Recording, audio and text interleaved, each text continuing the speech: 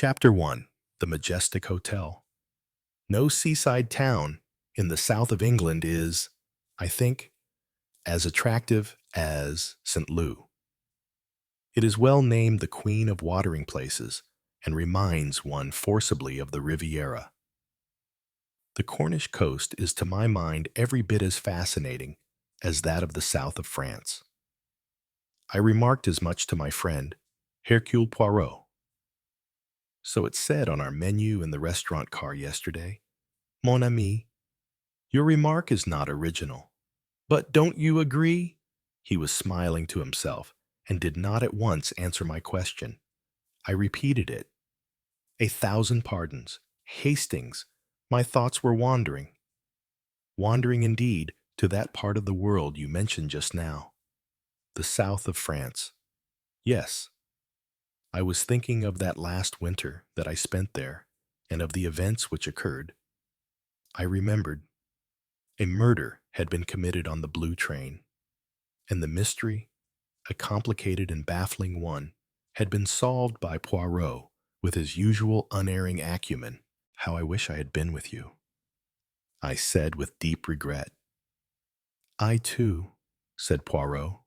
"Your experience would have been invaluable to me." I looked at him sideways. As a result of long habit, I distrust his compliments, but he appeared perfectly serious. And after all, why not I have a very long experience of the methods he employs? "What I particularly missed was your vivid imagination. Hastings," he went on dreamily, "one needs a certain amount of light relief. My valet, Georges, an admirable man with whom I sometimes permitted myself to discuss a point, has no imagination whatever." This remark seemed to me quite irrelevant. "Tell me, Poirot," I said, "are you never tempted to renew your activities? This passive life suits me admirably. My friend, to sit in the sun. What could be more charming? To step from your pedestal at the zenith of your fame. What could be a grander gesture? They say of me, that is Hercule Poirot, the great, the unique. Issa. There was never anyone like him. There never will be, eh bien. I am satisfied. I ask no more. I am modest." I should not myself have used the word modest. It seemed to me that my little friend's egotism had certainly not declined with his years. He leaned back in his chair, caressing his mustache and almost purring with self-satisfaction. We were sitting on one of the terraces of the Majestic Hotel. It is the biggest hotel in St. Lou and stands in its own grounds on a headland overlooking the sea. The gardens of the hotel lay below us freely interspersed with palm trees. The sea was of a deep and lovely blue, the sky clear, and the sun shining with all the single-hearted fervor an August sun should, but in England, so often does not have. There was a vigorous humming of bees, a pleasant sound, and altogether nothing could have been more ideal. We had only arrived last night, and this was the first morning of what we proposed should be a week's stay. If only these weather conditions continued, we should indeed have a perfect holiday. I picked up the morning paper, which had fallen from my hand, and resumed my perusal of the morning's news. The political situation seemed unsatisfactory, but uninteresting.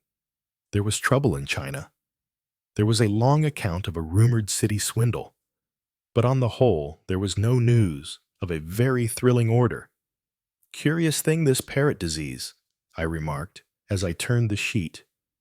"Very curious. 2 more deaths at Leeds, I see. Most regrettable." I turned a page. Still no news of that flying fellow. Seaton, in his round-the-world flight. Pretty plucky. These fellows, that amphibian machine of his, the albatross, must be a great invention. Too bad if he's gone west. Not that they've given up hope yet. He may have made one of the Pacific Islands. The Solomon Islanders are still cannibals, are they not? Inquired Poirot pleasantly. Must be a fine fellow. That sort of thing makes one feel it's a good thing to be an Englishman, after all. It consoles for the defeats at Wimbledon, said Poirot. I didn't mean, I began. My friend waved my attempted apology aside gracefully. Me, he announced, I am not amphibian, like the machine of the poor Captain Seaton. But I am cosmopolitan, and for the English I have always had, as you know, a great admiration. The thorough way, for instance, in which they read the daily paper. My attention had strayed to political news. They seem to be giving the Home Secretary a pretty bad time of it, I remarked with a chuckle. The poor man. He has his troubles. That one. Ah, yes. So much so that he seeks for help in the most improbable quarters. I stared at him with a slight smile. Poirot drew from his pocket his morning's correspondence, neatly secured by a rubber band. From this he selected one letter, which he tossed across to me. It must have missed us yesterday, he said. I read the letter with a pleasurable feeling of excitement. But, Poirot, I cried, this is most flattering. You think so, my friend? He speaks in the warmest terms of your ability. He is right, said Poirot, modestly averting his eyes. He begs you to investigate this matter for him, puts it as a personal favor. Quite so. It is unnecessary to repeat all this to me. You understand, my dear Hastings, I have read the letter myself. It is too bad, I cried. This will put an end to our holiday. No, no, calmez-vous. There is no question of that. But the Home Secretary says the matter is urgent. He may be right, or again he may not. These politicians. They are easily excited, I have seen myself. In the Chambre des Députés in Paris. Yes, but Poirot, surely we ought to be making arrangements. The express to London has gone. It leaves at 12 o'clock. The next... Calm yourself. Hastings, calm yourself. I pray of you always the excitement, the agitation. We are not going to London today, nor yet tomorrow. But this summons does not concern me. I do not belong to your police force. Hastings, I am asked to undertake a case as a private investigator. I refuse. You refuse. Certainly.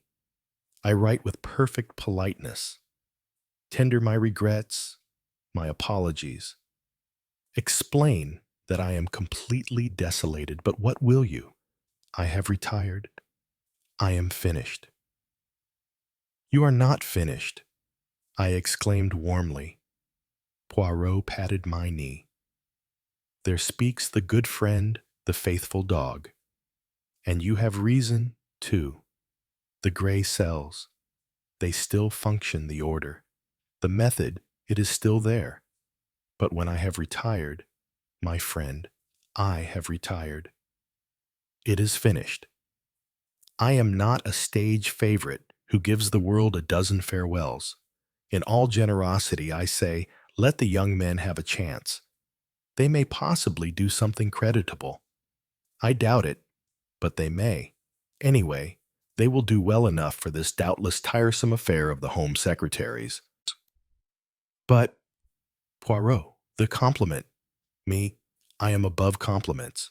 The Home Secretary, being a man of sense, realizes that if he can only obtain my services, all will be successful. What will you? He is unlucky. Hercule Poirot has solved his last case. I looked at him. In my heart of hearts, I deplored his obstinacy. The solving of such a case as was indicated might add still further luster to his already worldwide reputation. Nevertheless, I could not but admire his unyielding attitude. Suddenly, a thought struck me and I smiled. "I wonder," I said, "that you are not afraid. Such an emphatic pronouncement will surely tempt the gods." "Impossible," he replied, "that anyone should shake the decision of Hercule Poirot." "Impossible! Poirot! You are right, mon ami. One should not use such a word. Ma foi, I do not say that if a bullet should strike the wall by my head, I would not investigate the matter. One is human after all." I smiled. A little pebble had just struck the terrace beside us, and Poirot's fanciful analogy from it tickled my fancy. He stooped now and picked up the pebble as he went on. "Yes, one is human. One is the sleeping dog well and good, but the sleeping dog can be roused. There is a proverb in your language that says so. In fact," I said, "if you find a dagger planted by your pillow tomorrow morning, let the criminal who put it there beware." He nodded, but rather absently. Suddenly, to my surprise, he rose and descended the couple of steps that led from the terrace to the garden. As he did so, a girl came into sight hurrying up towards us. I had just registered the impression that she was a decidedly pretty girl when my attention was drawn to Poirot, who, not looking where he was going, had stumbled over a root and fallen heavily. He was just abreast of the girl at the time, and she and I between us helped him to his feet. My attention was naturally on my friend, but I was conscious of an impression of dark hair, an impish face, and big dark blue eyes. "A thousand pardons," stammered Poirot. "Mademoiselle, you are most kind. I regret exceedingly. Ouch! My foot, he pains me considerably." "No, no. It is nothing, really. The turned ankle. That is all. In a few minutes all will be well. But if you could help me, Hastings, you and Mademoiselle between you, if she will be so very kind. I am ashamed to ask it of her. With me on the one side and the girl on the other, we soon got Poirot on to a chair on the terrace. I then suggested fetching a doctor, but this my friend negatived sharply. "It is nothing, I tell you. The ankle turned. That is all. Painful for the moment, but soon over." He made a grimace. "See, in a little minute I shall have forgotten. Mademoiselle, I thank you 1,000 times. You were most kind. Sit down, I beg of you." The girl took a chair. "It's nothing," she said, "but I wish you would let it be seen to. Mademoiselle, I assure you, it is a bagatelle. In the pleasure of your society, the pain passes already." The girl laughed. "That's good. What about a cocktail?" I suggested. "It's just about the time." "Well," she hesitated. "Thanks very much. Martini." "Yes, please dry. Martini." I went off. On my return, after having ordered the drinks, I found Poirot and the girl engaged in animated conversation. "Imagine, Hastings," he said, "that house there, the one on the point that we have admired so much. It belongs to Mademoiselle here." "Indeed," I said, though I was unable to recall having expressed any admiration. In fact, I had hardly noticed the house. It looks rather eerie and imposing standing there by itself far from anything. "It's called End House," said the girl. "I love it, but it's a tumble-down old place, going to rack and ruin." "You are the last of an old family, Mademoiselle." "Oh, we're nothing important. But there have been Buckleys here for 200 or 300 years. My brother died 3 years ago. So, I'm the last of the family. That is sad. You live there alone, Mademoiselle? Oh, I'm away a good deal, and when I'm at home, there's usually a cheery crowd coming and going. That is so modern, me. I was picturing you in a dark, mysterious mansion, haunted by a family curse. How marvelous! What a picturesque imagination you must have. No, it's not haunted. Or, if so, the ghost is a beneficent one. I've had 3 escapes from sudden death in as many days, so I must bear a charmed life.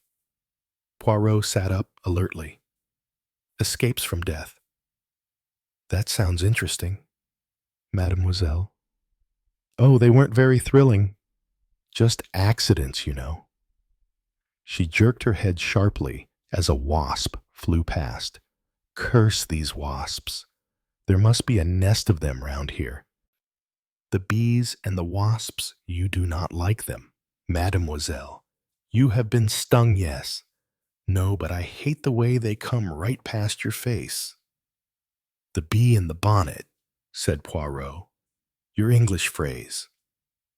At that moment, the cocktails arrived. We all held up our glasses and made the usual inane observations. I'm due in the hotel for cocktails. Really? Said Miss Buckley. I expect they're wondering what has become of me. Poirot cleared his throat and set down his glass.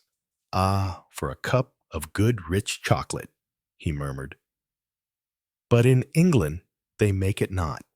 Still, in England, you have some very pleasing customs. The young girls, their hats come on and off so prettily, so easily. The girl stared at him. What do you mean, why shouldn't they, soy? You ask that because you are young, so young, mademoiselle. But to me, the natural thing seems to have a coiffure high and rigid so, and the hat attached with many hat pins, la la la la la et la. He executed 4 vicious jabs in the air. But how frightfully uncomfortable. Ah, I should think so, said Poirot. No martyred lady could have spoken with more feeling. When the wind blew, it was the agony. It gave you the migraine. Miss Buckley dragged off the simple wide-brimmed felt she was wearing and cast it down beside her. And now we do this, she laughed, which is sensible and charming, said Poirot, with a little bow. I looked at her with interest. Her dark hair was ruffled and gave her an elfin look. There was something elfin about her altogether. The small, vivid face, pansy-shaped, the enormous dark blue eyes, and something else, something haunting and arresting. Was it a hint of recklessness? There were dark shadows under the eyes. The terrace on which we were sitting was a little-used one.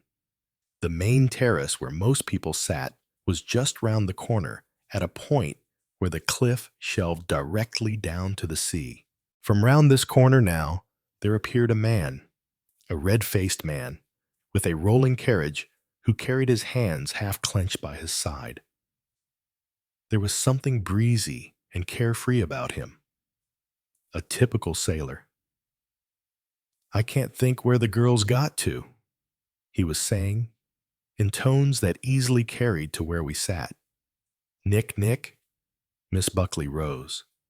I knew they'd be getting an estate. Attaboy George, here I am. Freddie's frantic for a drink. Come on, girl. He cast a glance of frank curiosity at Poirot, who must have differed considerably from most of Nick's friends. The girl performed a wave of introduction. This is Commander Challenger. But to my surprise, Poirot did not supply the name for which she was waiting. Instead, he rose, bowed very ceremoniously, and murmured, Of the English Navy. I have a great regard for the English Navy. This type of remark is not one that an Englishman acclaims most readily. Commander Challenger flushed, and Nick Buckley took command of the situation. Come on. George. Don't gape. Let's find Freddie and Jim. She smiled at Poirot. Thanks for the cocktail. I hope the ankle will be all right. With a nod to me, she slipped her hand through the sailor's arm, and they disappeared round the corner together. "So that is one of Mademoiselle's friends," murmured Poirot thoughtfully. "One of her cheery crowd. What about him? Give me your expert judgment. Hastings. Is he what you call a good fellow, yes?" Pausing for a moment to try and decide exactly what Poirot thought I should mean by a good fellow, I gave a doubtful assent. "He seems all right, yes," I said. "So far as one can tell by a cursory glance." "I wonder," said Poirot. The girl had left her hat behind. Poirot stooped to pick it up and twirled it round absent-mindedly on his finger. "Has he ate and dressed for her? What do you think, Hastings?" "My dear Poirot, how can I tell? Here, give me that hat. The lady will want it. I'll take it to her." Poirot paid no attention to my request. He continued to revolve the hat slowly on his finger. "Pas encore, comme m'amuse." "Really, Poirot?" "Yes, my friend, I grow old and childish. Do I not?" This was so exactly what I was feeling that I was somewhat disconcerted to have it put into words. Poirot gave a little chuckle. Then, leaning forward, he laid a finger against the side of his nose. "But no, I am not so completely imbecile as you think. We will return the hat, but assuredly, but later we will return it to End House, and thus we shall have the opportunity of seeing the charming Miss Nick again." "Poirot," I said, "I believe you have fallen in love." "She is a pretty girl, eh?" "Well, you saw for yourself. Why ask me?" "Because, alas, I cannot judge. To me, nowadays, anything young is beautiful. Jeunesse, jeunesse. It is the tragedy of my years. But you, I appeal to you. Your judgment is not up to date. Naturally, having lived in the Argentine so long, you admire the figure of 5 years ago. But you are at any rate more modern than I am. She is pretty, yes. She has the appeal to the sexes. One sex is sufficient. Poirot. The answer, I should say, is very much in the affirmative. Why are you so interested in the lady? Am I interested? Well, look at what you've just been saying. You are under a misapprehension. Mon ami, I may be interested in the lady, yes, but I am much more interested in her hat. I stared at him, but he appeared perfectly serious. He nodded his head at me. "Yes, Hastings. This very hat." He held it towards me. "You see the reason for my interest." "It's a nice hat," I said, bewildered. "But quite an ordinary hat. Lots of girls have hats like it. Not like this one." I looked at it more closely. You see, Hastings, a perfectly plain fawn, felt, good style. "I did not ask you to describe the hat. It is plain that you do not see. Almost incredible. My poor Hastings, how you hardly ever do see. It amazes me every time anew. But regard, my dear old imbecile. It is not necessary to employ the gray cells. The eyes will do. Regard, regard." And then, at last I saw to what he had been trying to draw my attention.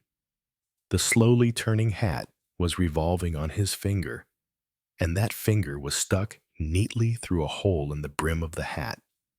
When he saw that I had realized his meaning, he drew his finger out and held the hat towards me. It was a small, neat hole, quite round, and I could not imagine its purpose. If purpose it had, did you observe the way Mademoiselle Nick flinched when a bee flew past? The bee in the bonnet, the hole in the hat. But a bee couldn't make a hole like that. Exactly. Hastings, what acumen it could not. But a bullet could. Mon cher, a bullet. My oui, a bullet like this. He held out his hand, with a small object in the palm of it. A spent bullet. Mon ami, it was that which hit the terrace just now when we were talking. A spent bullet. You mean... I mean that 1 inch of a difference, and that hole would not be through the hat, but through the head. Now, do you see why I'm interested? Hastings, you were right, my friend, when you told me not to use the word impossible. Yes, one is human. But he made a grave mistake, that would-be murderer, when he shot at his victim within a dozen yards of Hercule Poirot. For him, it is indeed la mauvaise chance. But you see now why we must make our entry into End House and get into touch with Mademoiselle 3 near escapes from death in 3 days. That is what she said. We must act quickly. Hastings, the peril is very close at hand. Chapter 2, End House. Poirot, I said, I have been thinking. An admirable exercise. My friend, continue it. We were sitting facing each other at lunch at a small table in the window. This shot must have been fired quite close to us, and yet we did not hear it. And you think that, in the peaceful stillness, with the rippling waves the only sound, we should have done so. Well, it's odd. No, it is not odd. Some sounds, you get used to them so soon that you hardly notice they are there. All this morning, my friend, speedboats have been making trips in the bay. You complained at first soon. You did not even notice. But, ma foi, you could fire a machine gun almost and not notice it when one of those boats is on the sea. Yes, that's true. Ah, voilà, murmured Poirot. Mademoiselle and her friends. They are to lunch here, it seems, and therefore I must return the hat. But no matter. The affair is sufficiently serious to warrant a visit all on its own. He leaped up nimbly from his seat, hurried across the room, and presented the hat with a bow, just as Miss Buckley and her companions were seating themselves at table. They were a party of 4. Nick Buckley, Commander Challenger, another man, and another girl. From where we sat, we had a very imperfect view of them. From time to time, the naval man's laugh boomed out. He seemed a simple, likable soul, and I had already taken a fancy to him. My friend was silent and distrait during our meal. He crumbled his bread, made strange little ejaculations to himself, and straightened everything on the table. I tried to talk, but meeting with no encouragement, soon gave up. He continued to sit on at the table, long after he had finished his cheese. As soon as the other party had left the room, however, he too rose to his feet.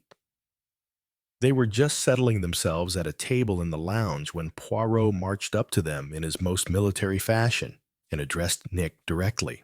Mademoiselle, may I crave one little word with you? The girl frowned.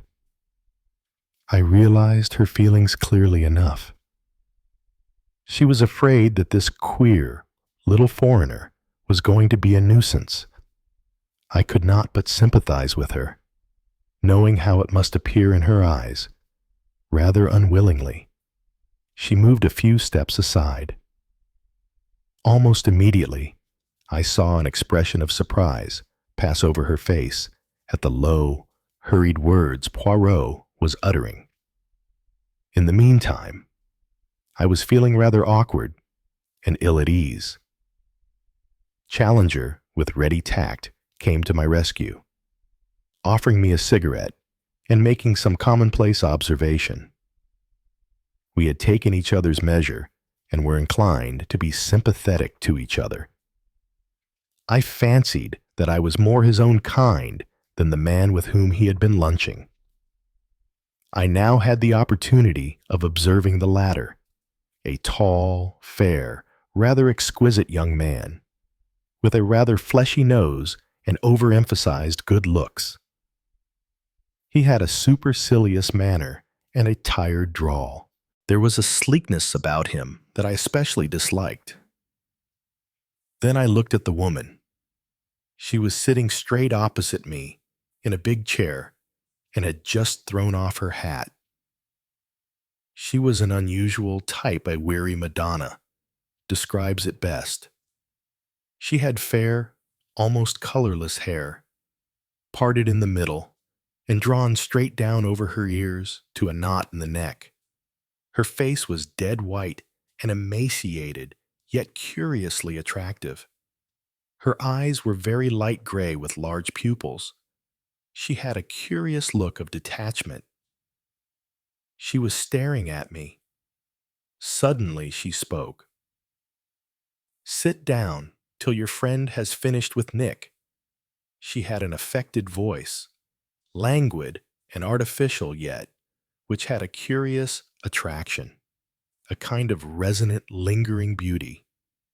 She impressed me, I think, as the most tired person I had ever met.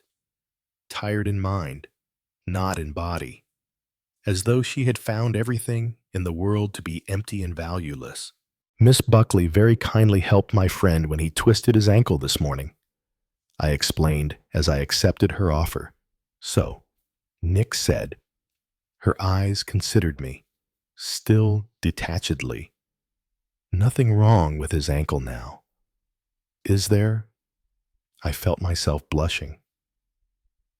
"Just a momentary sprain," I explained. "Oh well, I'm glad to hear Nick didn't invent the whole thing. She's the most heaven-sent little liar that ever existed. You know. Amazing.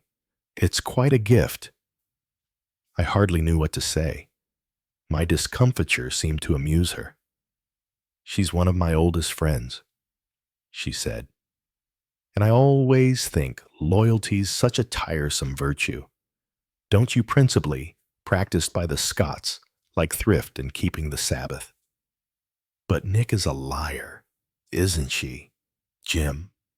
That marvelous story about the brakes of the car, and Jim says there was nothing in it at all," the fair man said in a soft, rich voice. "I know something about cars." He half turned his head. Outside, amongst other cars, was a long, red car. It seemed longer and redder than any car could be. It had a long, gleaming bonnet of polished metal, a supercar. "Is that your car?" I asked on a sudden impulse. He nodded. "Yes." I had an insane desire to say, "It would be." Poirot rejoined us at that moment. I rose. He took me by the arm, gave a quick bow to the party, and drew me rapidly away. "It is arranged. My friend, we are to call on Mademoiselle at End House at 6:30. She will be returned from the motoring by then." "Yes, yes.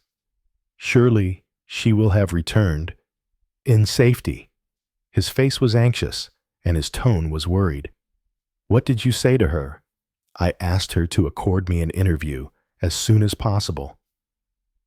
"She was a little unwilling naturally.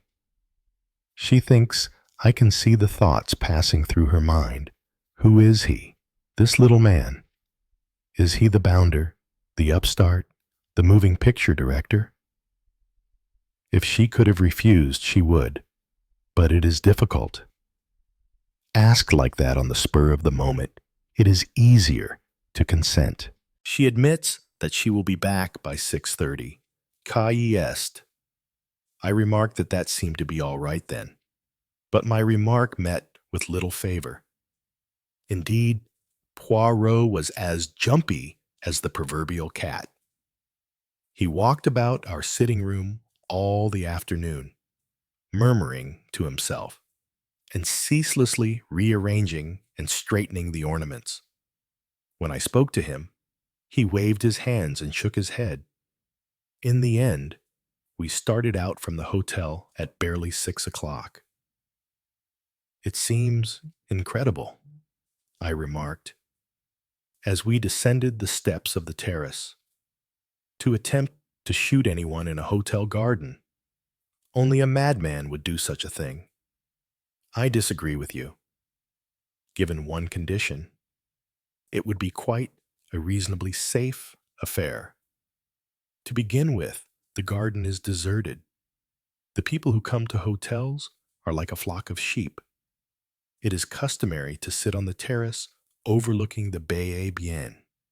So everyone sits on the terrace. Only, who am an original, sit overlooking the garden, and even then, I saw nothing. There is plenty of cover. You observe trees, groups of palms, flowering shrubs. Anyone could hide himself comfortably and be unobserved whilst he waited for Mademoiselle to pass this way. And she would come this way. To come round by the road from End House would be much longer. Mademoiselle Nick Buckley. She would be of those who are always late and taking the shortcut. All the same, the risk was enormous. He might have been seen, and you can't make shooting look like an accident. Not like an accident. No. What do you mean? Nothing a little idea. I may or may not be justified. Leaving it aside for a moment, there is what I mentioned just now, an essential condition, which is, surely you can tell me, Hastings, I wouldn't like to deprive you of the pleasure of being clever at my expense. Oh, the sarcasm, the irony. Well, what leaps to the eye is this: the motive cannot be obvious. If it were, why? Then, truly, the risk would indeed be too great to be taken. People would say, I wonder if it were so-and-so. Where was so-and-so? When the shot was fired, Nubba, the murderer, the would-be murderer, I should say, cannot be obvious. And that, Hastings, is why I am afraid. Yes, at this minute I am afraid. I reassure myself. I say, there are 4 of them. I say nothing can happen when they are all together. I say it would be madness. And all the time I am afraid. These accidents, I want to hear about them. He turned back abruptly. It is still early. We will go the other way by the road. The garden has nothing to tell us. Let us inspect the orthodox approach to End House. Our way led out of the front gate of the hotel and up a sharp hill to the right. At the top of it was a small lane with a notice on the wall, to End House only. We followed it, and after a few hundred yards, the lane gave an abrupt turn and ended in a pair of dilapidated entrance gates, which would have been the better for a coat of paint. Inside the gates, to the right, was a small lodge. This lodge presented a piquant contrast to the gates and to the condition of the grass-grown drive. The small garden round it was spick and span. The window frames and sashes had been lately painted, and there were clean, bright curtains at the windows. Bending over a flower bed was a man in a faded Norfolk jacket. He straightened up as the gate creaked and turned to look at us. He was a man of about 60, 6 foot at least, with a powerful frame and a weather-beaten face. His head was almost completely bald. His eyes were a vivid blue and twinkled. He seemed a genial soul.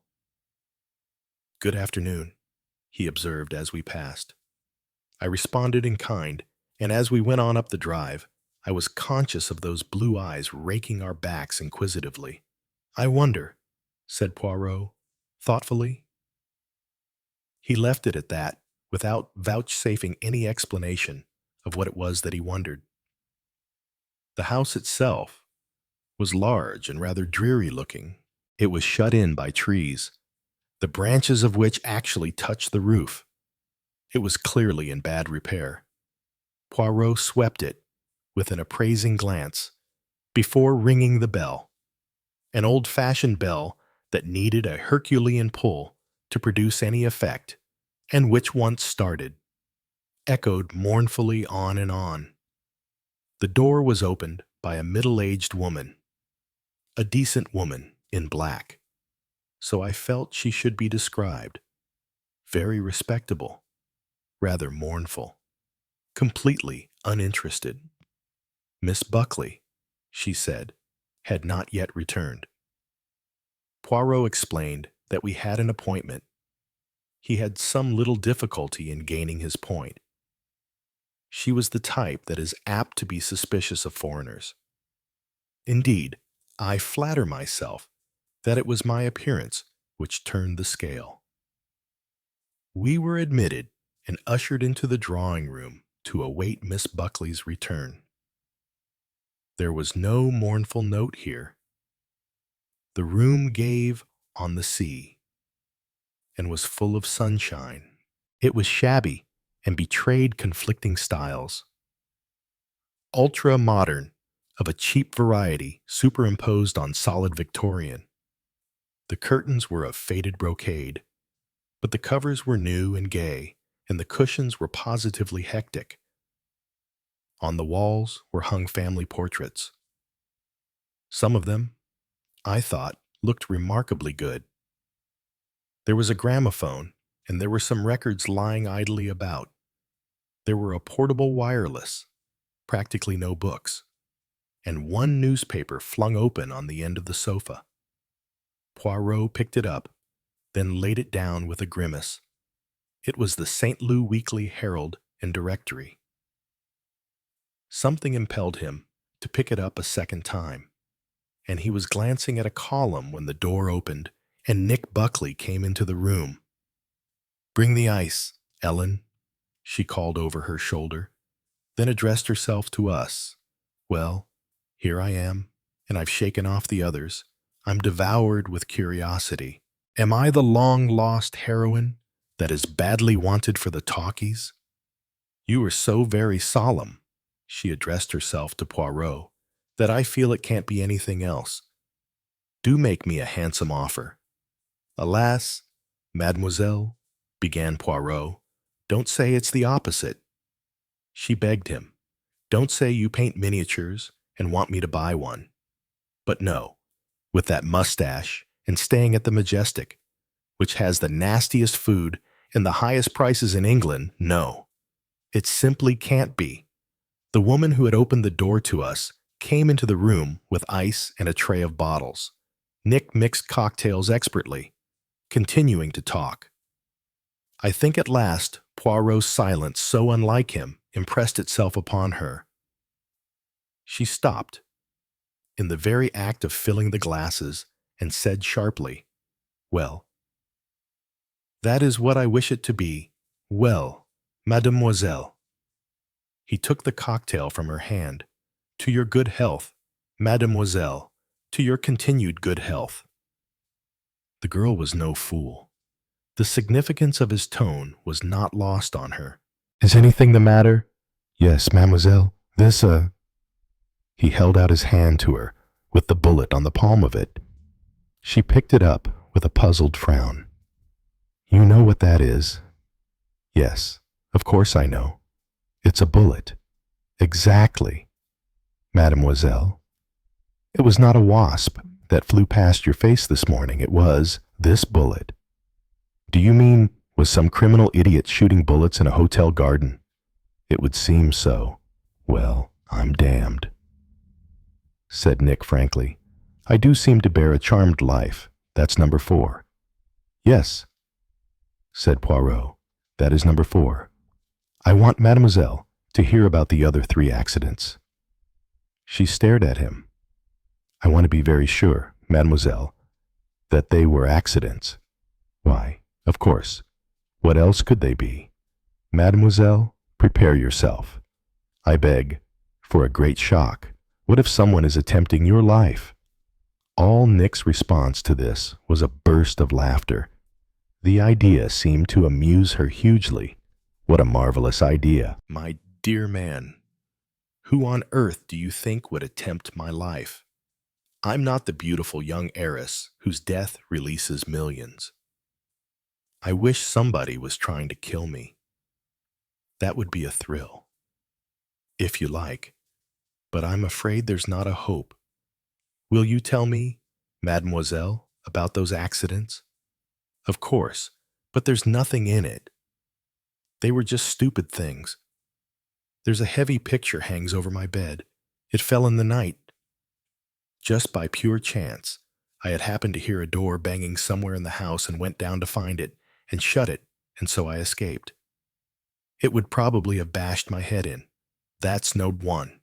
Poirot did not smile. Continue, mademoiselle. Let us pass to number two. Oh, that's weaker still.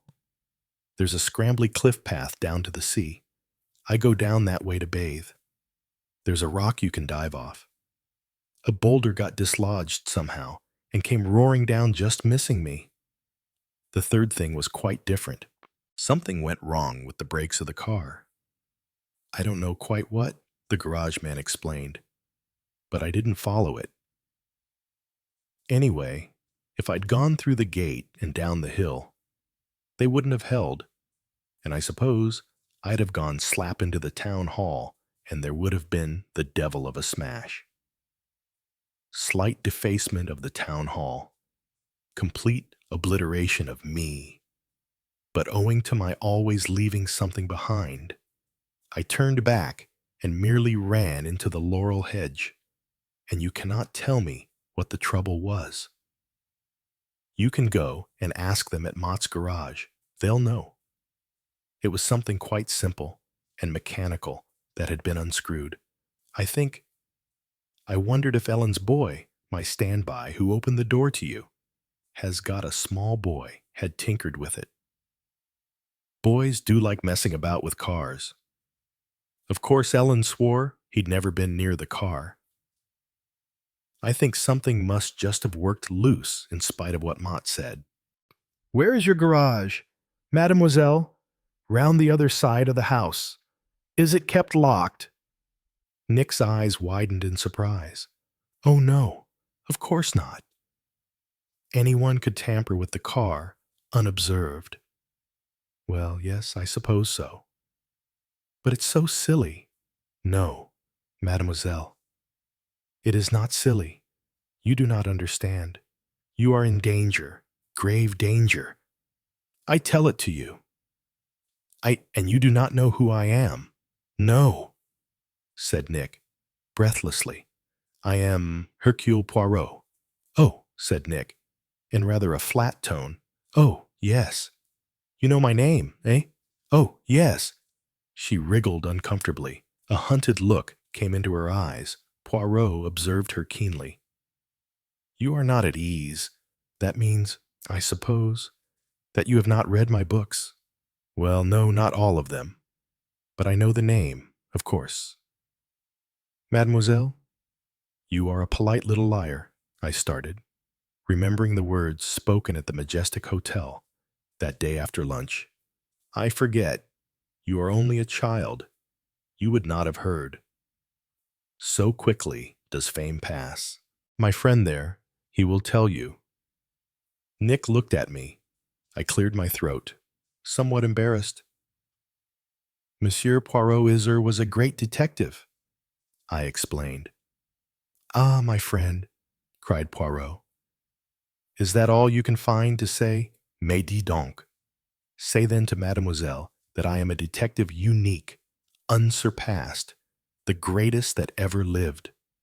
That is now unnecessary, I said coldly. You have told her yourself. Ah, yes. But it is more agreeable to have been able to preserve the modesty. One should not sing one's own praises. One should not keep a dog and have to bark oneself, agreed Nick, with mock sympathy. Who is the dog? by the way, Dr. Watson, I presume. My name is Hastings, I said coldly. Battle of 1066, said Nick. Who said I wasn't educated? Well, this is all too marvelous. Do you think someone really wants to do away with me? It would be thrilling. But, of course, that sort of thing doesn't really happen. Only in books. I expect Monsieur Poirot is like a surgeon who's invented an operation, or a doctor who's found an obscure disease and wants everyone to have it. Sacre tonnerre, thundered Poirot. Will you be serious? You young people of today, will nothing make you serious? It would not have been a joke, mademoiselle. If you had been lying in the hotel garden, a pretty little corpse, with a nice little hole through your head instead of your hat, you would not have laughed then, eh?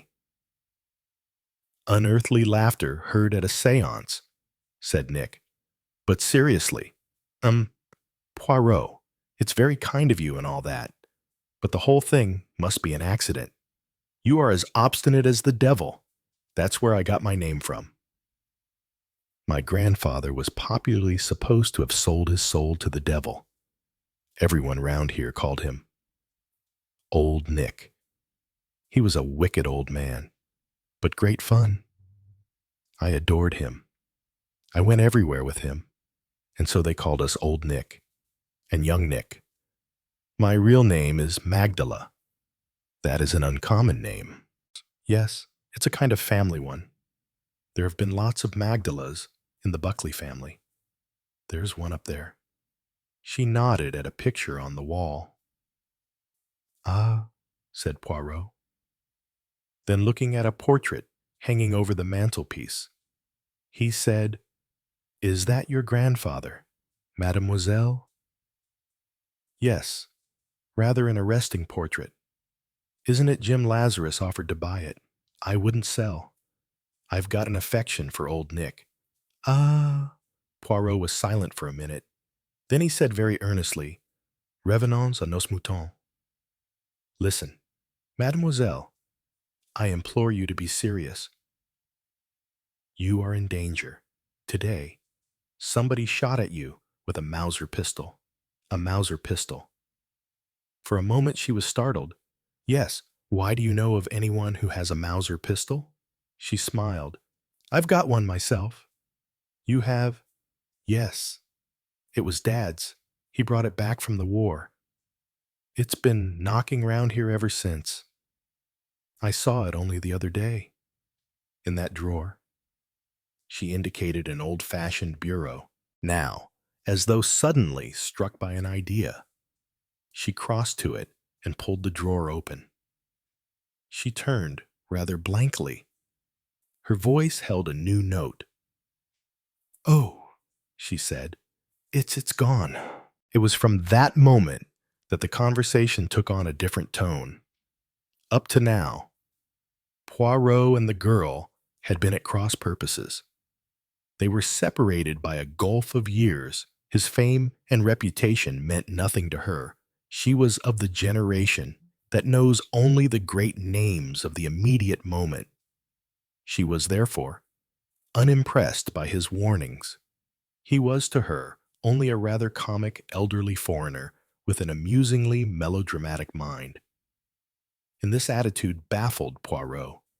To begin with, his vanity suffered.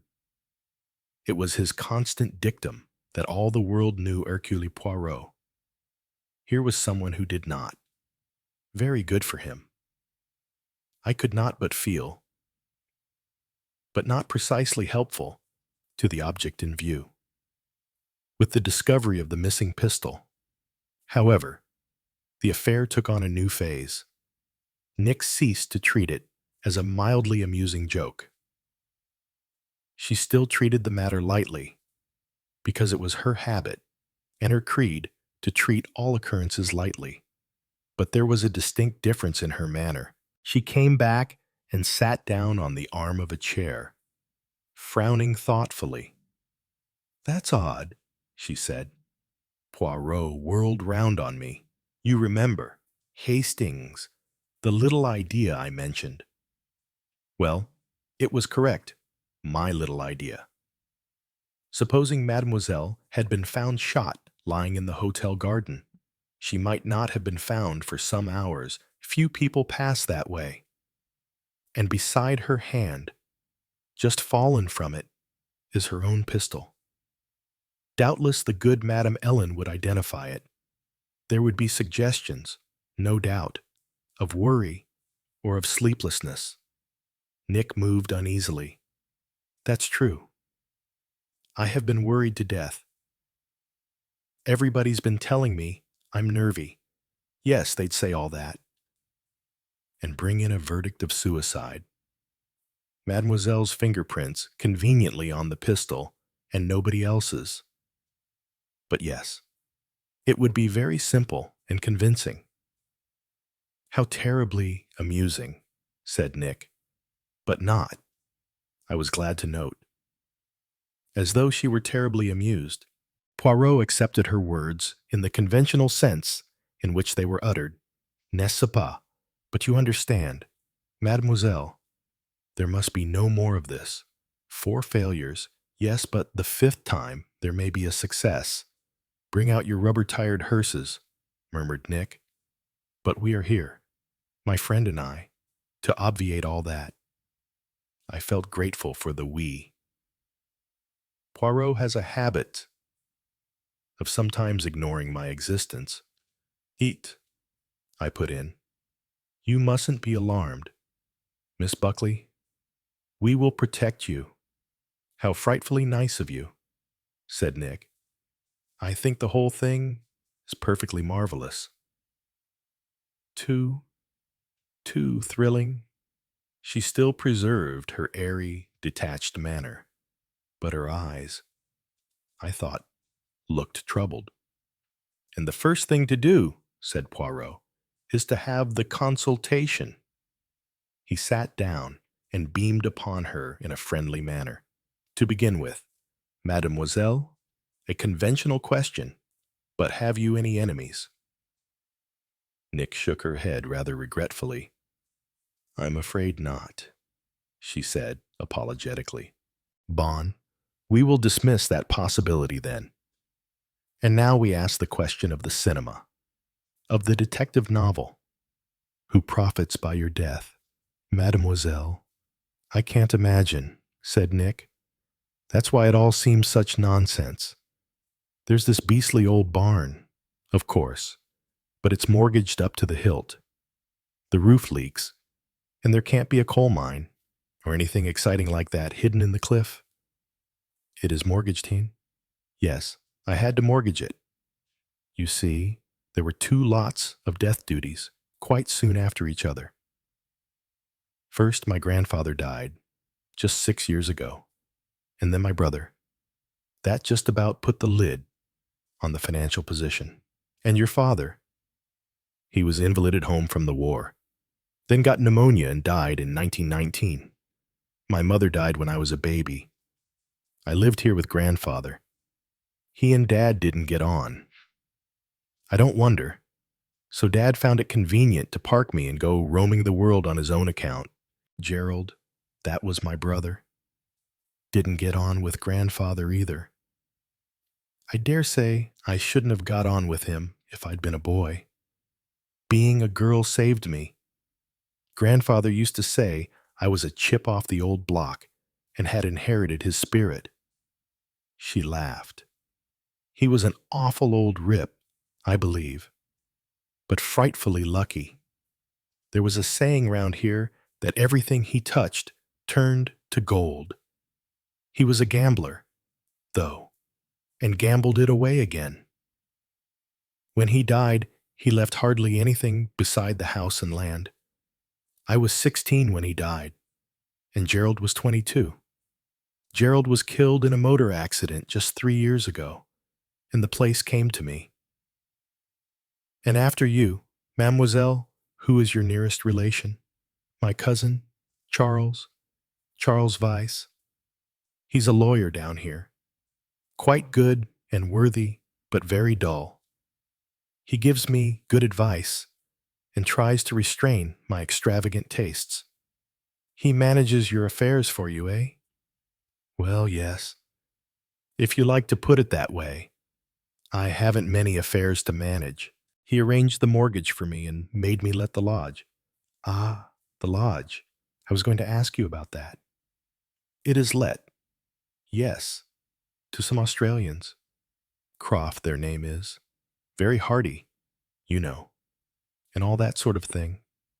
Simply oppressively kind. Always bringing up sticks of celery and early peas and things like that. They're shocked at the way I let the garden go. They're rather a nuisance. Really, at least he is. Too terribly friendly for words. She's a cripple, poor thing, and lies on a sofa all day. Anyway, they pay the rent, and that's the great thing.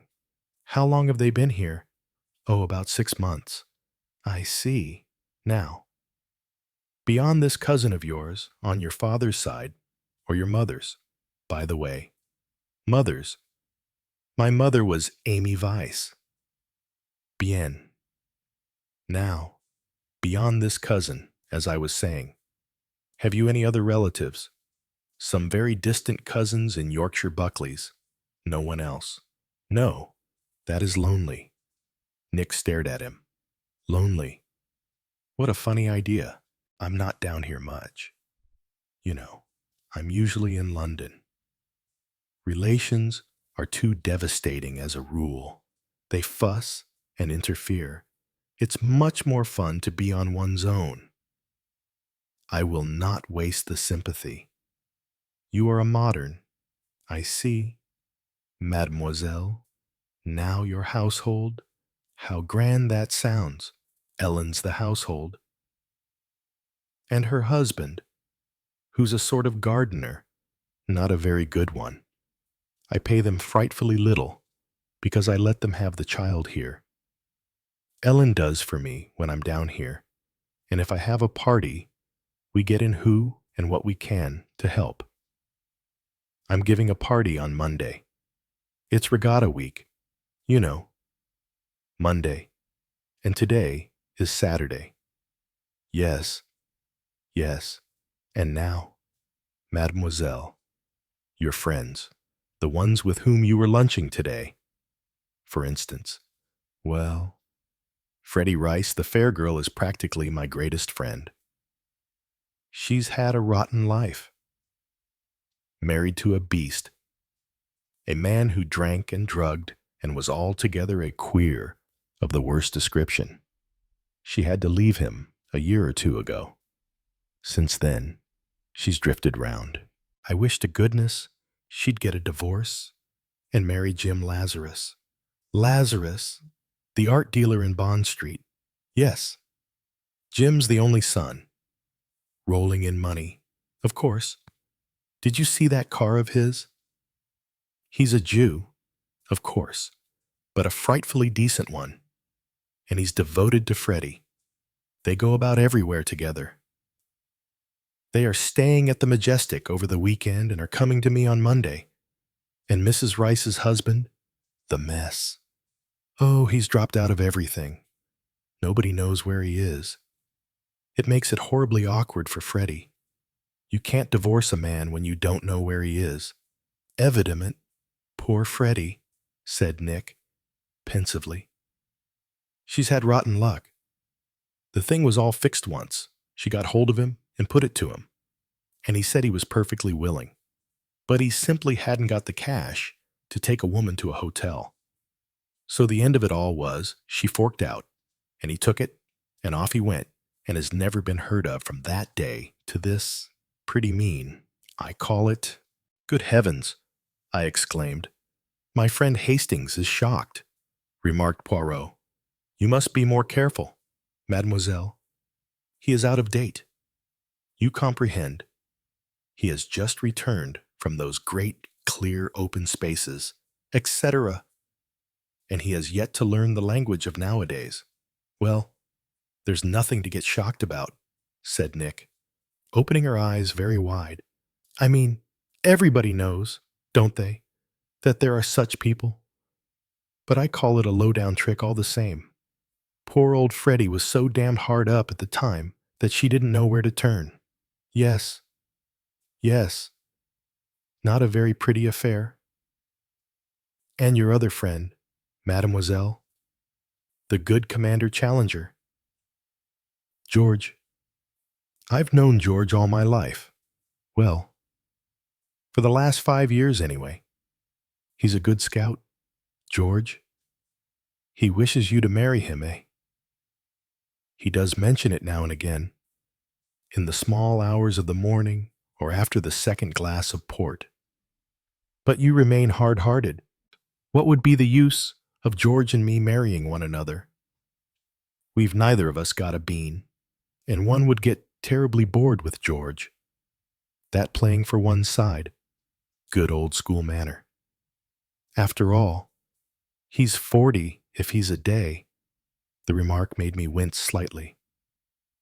In fact, he has one foot in the grave, said Poirot. Oh, do not mind me, mademoiselle. I am a grandpapa, a nobody. And now tell me more about these accidents. The picture, for instance. It's been hung up again, on a new cord. You can come and see it if you like. She led the way out of the room, and we followed her.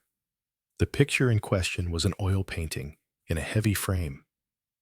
It hung directly over the bedhead with a murmured, "You permit, mademoiselle."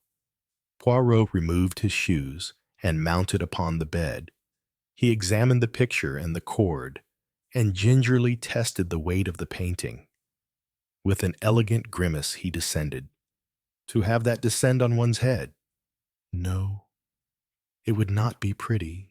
The cord by which it was hung. Mademoiselle, was it like this one? A wire cable? Yes, but not so thick. I got a thicker one this time. That is comprehensible, and you examined the break the edges were frayed. I think so, but I didn't notice particularly. Why should I?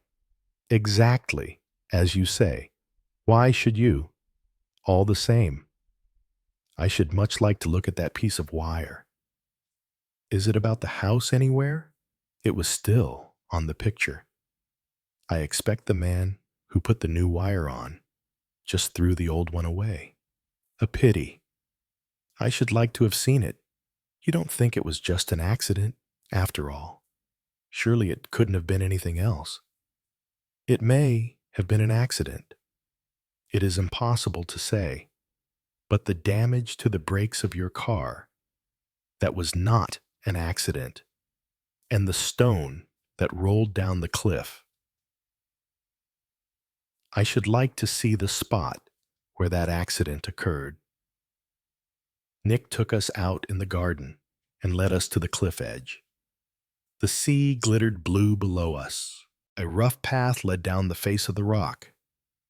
Nick described just where the accident occurred, and Poirot nodded thoughtfully. Then he asked, "How many ways are there into your garden, mademoiselle?" "There's the front, way past the lodge, and a tradesman's entrance.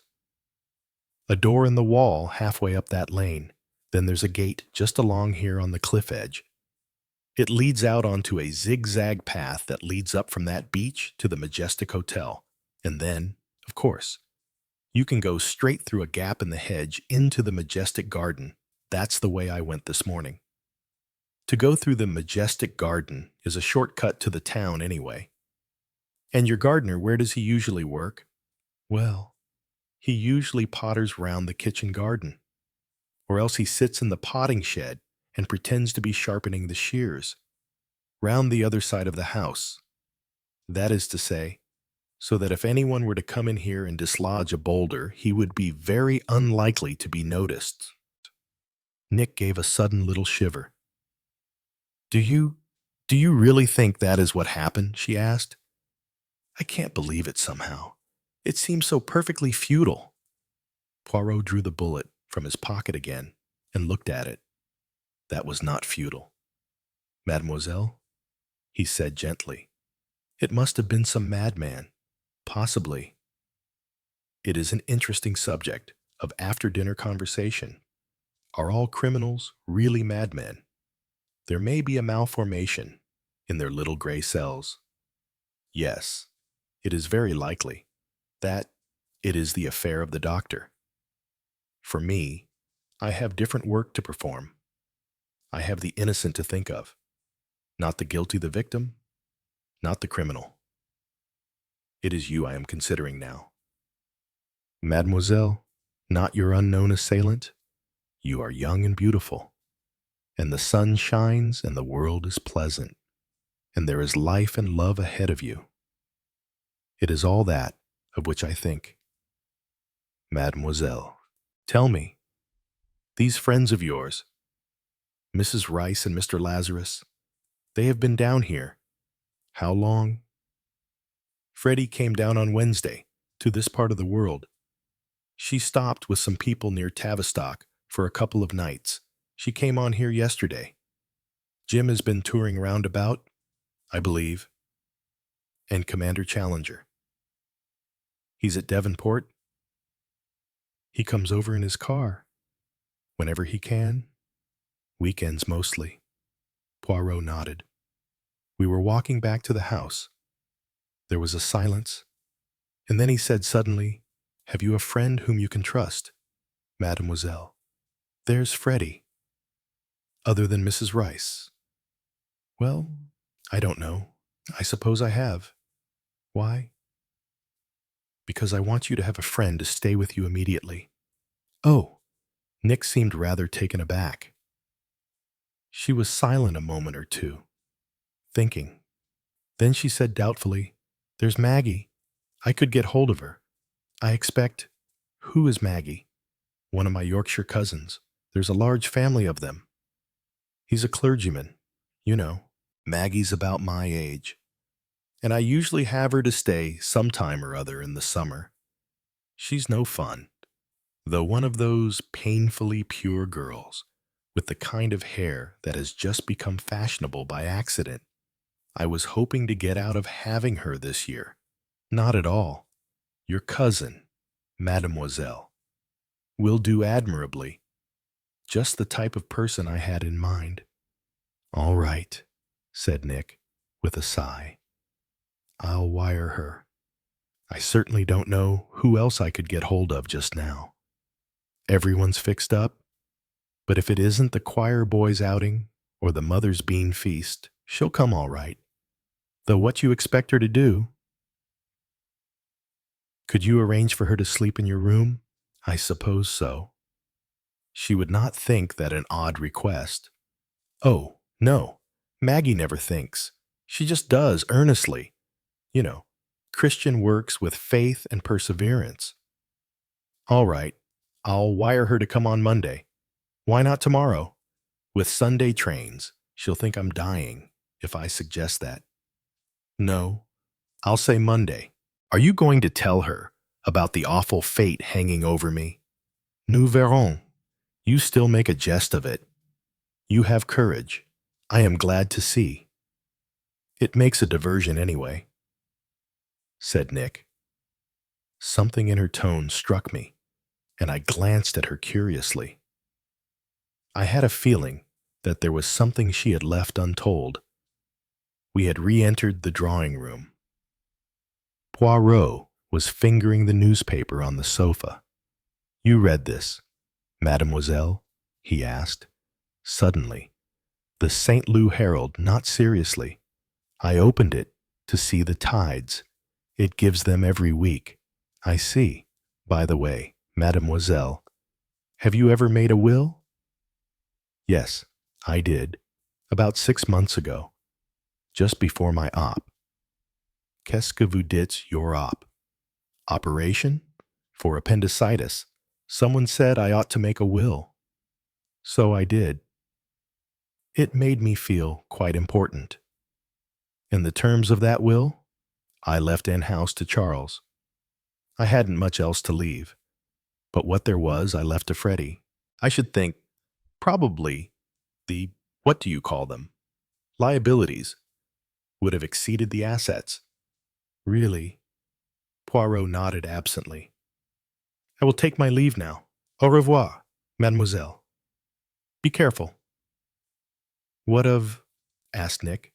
You are intelligent.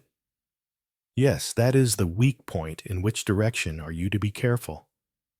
Who can say, but have confidence, mademoiselle. In a few days, I shall have discovered the truth. Until then, beware of poison, bombs, revolver shots, motor accidents, and arrows dipped in the secret poison of the South American Indians. Finished Nick glibly. Do not mock yourself, mademoiselle, said Poirot gravely. He paused as he reached the door. By the way, he said, what price did Miss Lazarus offer you for the portrait of your grandfather? 50 pounds? Ah, said Poirot. He looked earnestly back at the dark, saturnine face above the mantelpiece. But, as I told you, I don't want to sell the old boy. No, said Poirot, thoughtfully. No, I understand. Chapter 4. There must be something. Poirot, I said, as soon as we were out upon the road, there is one thing I think you ought to know. And what is that? Mon ami, I told him of Mrs. Rice's version of the trouble with the motor. Tiens, c'est intéressant, ce que there is, of course, a type, vain, hysterical, that seeks to make itself interesting by having marvelous escapes from death, and which will recount to you surprising histories that never happened. Yes, it is well known, that type there. Such people will even do themselves grave bodily injury to sustain the fiction. You don't think that Mademoiselle Nick is of that type, no? Indeed, you observed, Hastings, that we had great difficulty in convincing her of her danger, and right to the end, she kept up the farce of a half-mocking disbelief. She is of her generation, that little one. All the same, it is interesting what Madame Rice said. Why should she say it? Why say it even if it were true? It was unnecessary, almost gauche. Yes, I said, that's true. She dragged it into the conversation neck and crop for no earthly reason that I could see. That is curious. Yes, that is curious. The little facts that are curious. I like to see them appear. They are significant. They point the way. The way where? You put your finger on the weak spot. My excellent Hastings, where indeed, alas, we shall not know till we get there. Tell me, Poirot, I said, why did you insist on her getting this cousin to stay? Poirot stopped and waved an excited forefinger at me. Consider, he cried. Consider, for one little moment. Hastings, how we are handicapped. How are our hands tied? To hunt down a murderer after a crime has been committed. Que too simple. Or at least it is simple to one of my ability. The murderer has, so to speak, signed his name by committing the crime. But here there is no crime. And what is more, we do not want a crime. To detect a crime before it has been committed. That is indeed of a rare difficulty. What is our first aim? The safety of Mademoiselle. And that is not easy. No, it is not easy. Hastings, we cannot watch over her day and night. We cannot even send a policeman in big boots to watch over her. We cannot pass the night in a young lady's sleeping chamber. The affair bristles with difficulties. But we can do one thing. We can make it more difficult for our assassin. We can put Mademoiselle upon her guard, and we can introduce a perfectly impartial witness. It will take a very clever man to get round those two circumstances. He paused, and then said in an entirely different tone of voice, but what I am afraid of, Hastings, yes, what I am afraid of is that he is a very clever man, and I am not easy in my mind. No, I am not easy at all. Poirot, I said, you're making me feel quite nervous. So am I nervous. Listen, my friend, that paper, the St. Louis Weekly Herald, it was open and folded back. At, where do you think? A little paragraph which said, among the guests staying at the Majestic Hotel are Hercule Poirot and Captain Hastings. Supposing, just supposing, that someone had read that paragraph. They know my name. Everyone knows my name. Miss Buckley didn't, I said, with a grin. She is a scatterbrain. She does not count. A serious man, a criminal, would know my name. And he would be afraid. He would wonder. He would ask himself questions. 3 times he has attempted the life of Mademoiselle, and now Hercule Poirot arrives in the neighborhood. Is that coincidence? He would ask himself. And he would fear that it might not be coincidence. What would he do then? Lie low and hide his tracks. I suggested, yes, yes. Or else, if he had real audacity, he would strike quickly, without loss of time. Before I had time to make inquiries, poof, Mademoiselle is dead. That is what a man of audacity would do. But why do you think that somebody read that paragraph other than Miss Buckley? It was not Miss Buckley who read that paragraph. When I mentioned my name, it meant nothing to her. It was not even familiar. Her face did not change. Besides, she told us she opened the paper to look at the tides, nothing else. Well, there was no tide table on that page. You think someone in the house, or who has access to it. And that last is easy. The window stands open. Without doubt, Miss Buckley's friends pass in and out. Have you any idea? Any suspicion? Poirot flung out his hands. Nothing. Whatever the motive, it is, as I predicted, not an obvious one. That is the would-be murderer's security. That is why he could act so daringly this morning. On the face of it, no one seems to have any reason for desiring the little Nick's death, the property end house that passes to the cousin. But does he particularly want a heavily mortgaged and very dilapidated old house? It is not even a family place so far as he is concerned. He is not a Buckley. Remember, we must see this Charles Vyse. Certainly, but the idea seems fantastic. Then there is Madame the bosom friend, with her strange eyes and her air of a lost Madonna. You felt that too, I asked, startled. What is her concern in the business? She tells you that her friend is a liar. C'est gentil. Ka. Why does she tell you? Is she afraid of something that Nick may say? Is that something connected with the car? Or did she use that as an instance, and was her real fear of something else?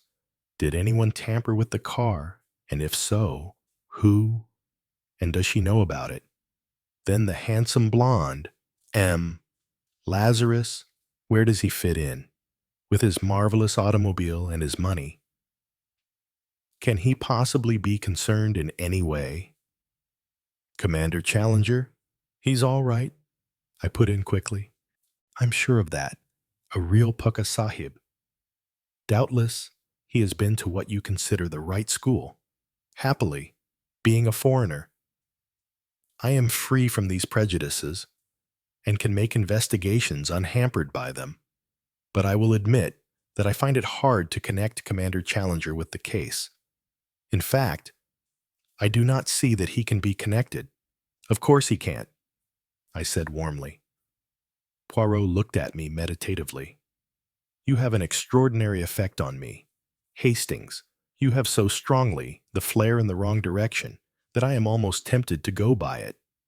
You are that wholly admirable type of man.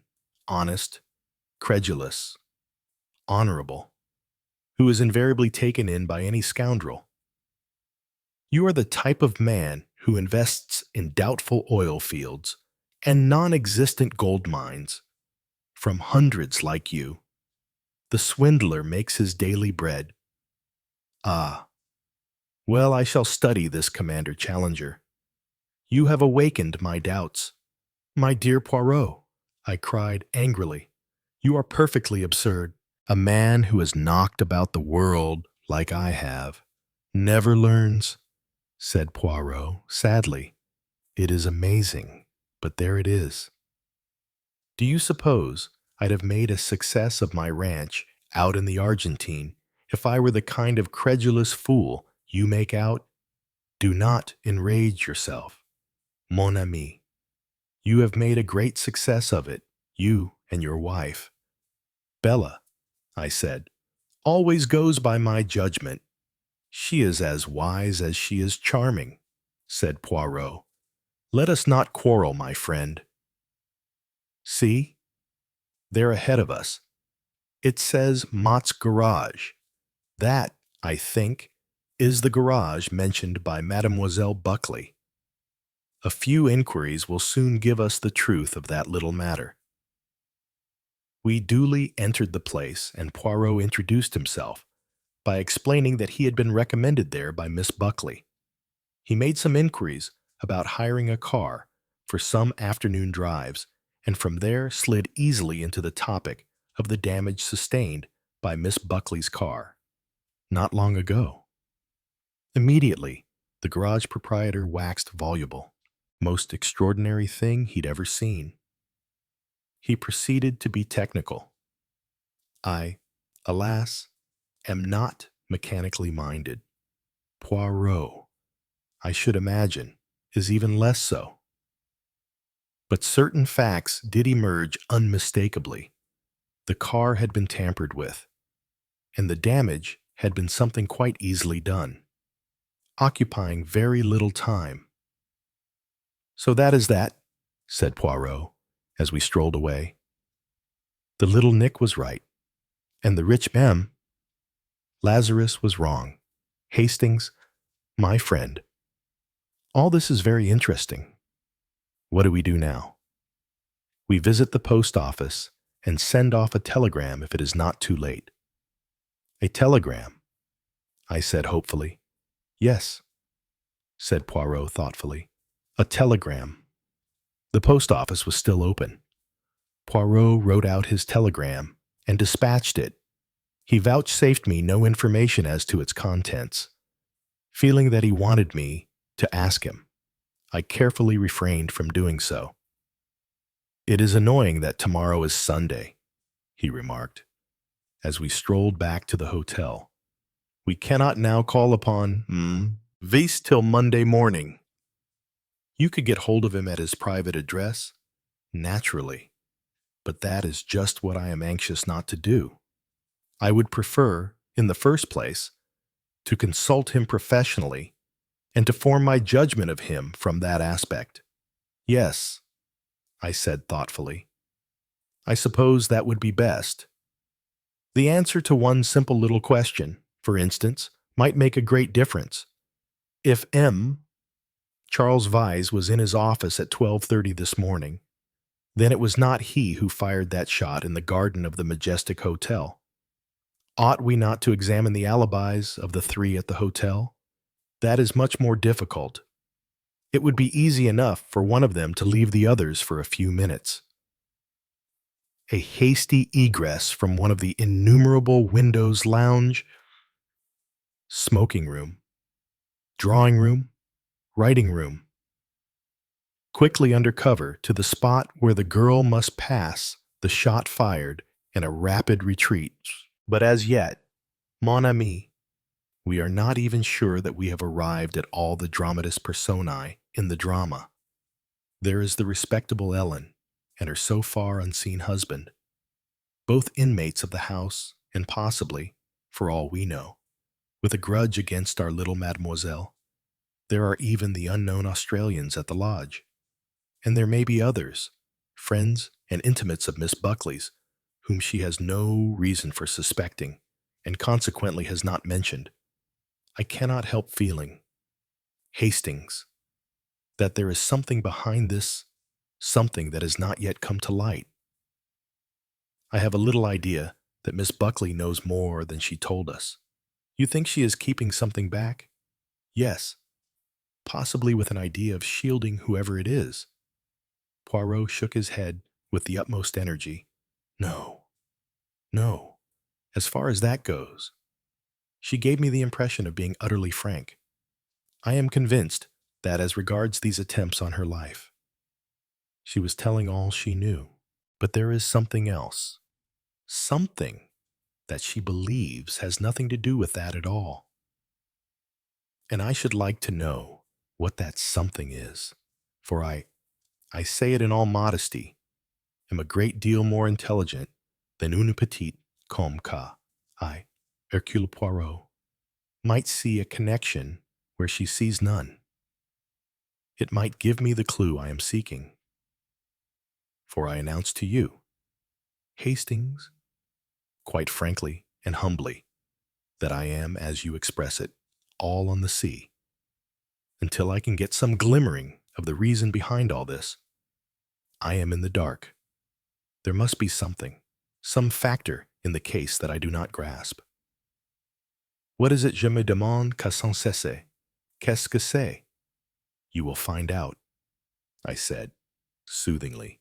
So long, he said somberly, as I do not find out too late. Chapter 5. Mr. and Mrs. Croft. There was dancing that evening at the hotel. Nick Buckley dined there with her friends and waved a gay greeting to us. She was dressed that evening in floating scarlet chiffon that dragged on the floor. Out of it rose her white neck and shoulders and her small, impudent, dark head. An engaging young devil, I remarked. A contrast to her friend, Frederica Rice, was in white. She danced with a languorous, weary grace that was as far removed from Nick's animation as anything could be. She is very beautiful, said Poirot suddenly. Who, our Nick? No, the other. Is she evil? Is she good? Is she merely unhappy? One cannot tell. She is a mystery. She is, perhaps, nothing at all. But I tell you, my friend, she is an allumus. What do you mean? I asked curiously. He shook his head, smiling. You will feel it sooner or later. Remember my words. Presently, to my surprise, he rose. Nick was dancing with George Challenger. Frederica and Lazarus had just stopped and had sat down at their table. Then Lazarus got up and went away. Mrs. Rice was alone. Poirot went straight to her table. I followed him.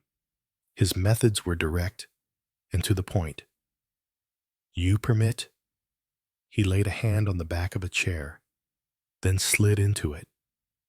I am anxious to have a word with you while your friend is dancing. Yes. Her voice sounded cool, uninterested. Madam, I do not know whether your friend has told you. If not, I will. Today, her life has been attempted. Her great gray eyes widened in horror and surprise. The pupils, dilated black pupils, widened too. What do you mean? Mademoiselle Buckley was shot at in the garden of this hotel.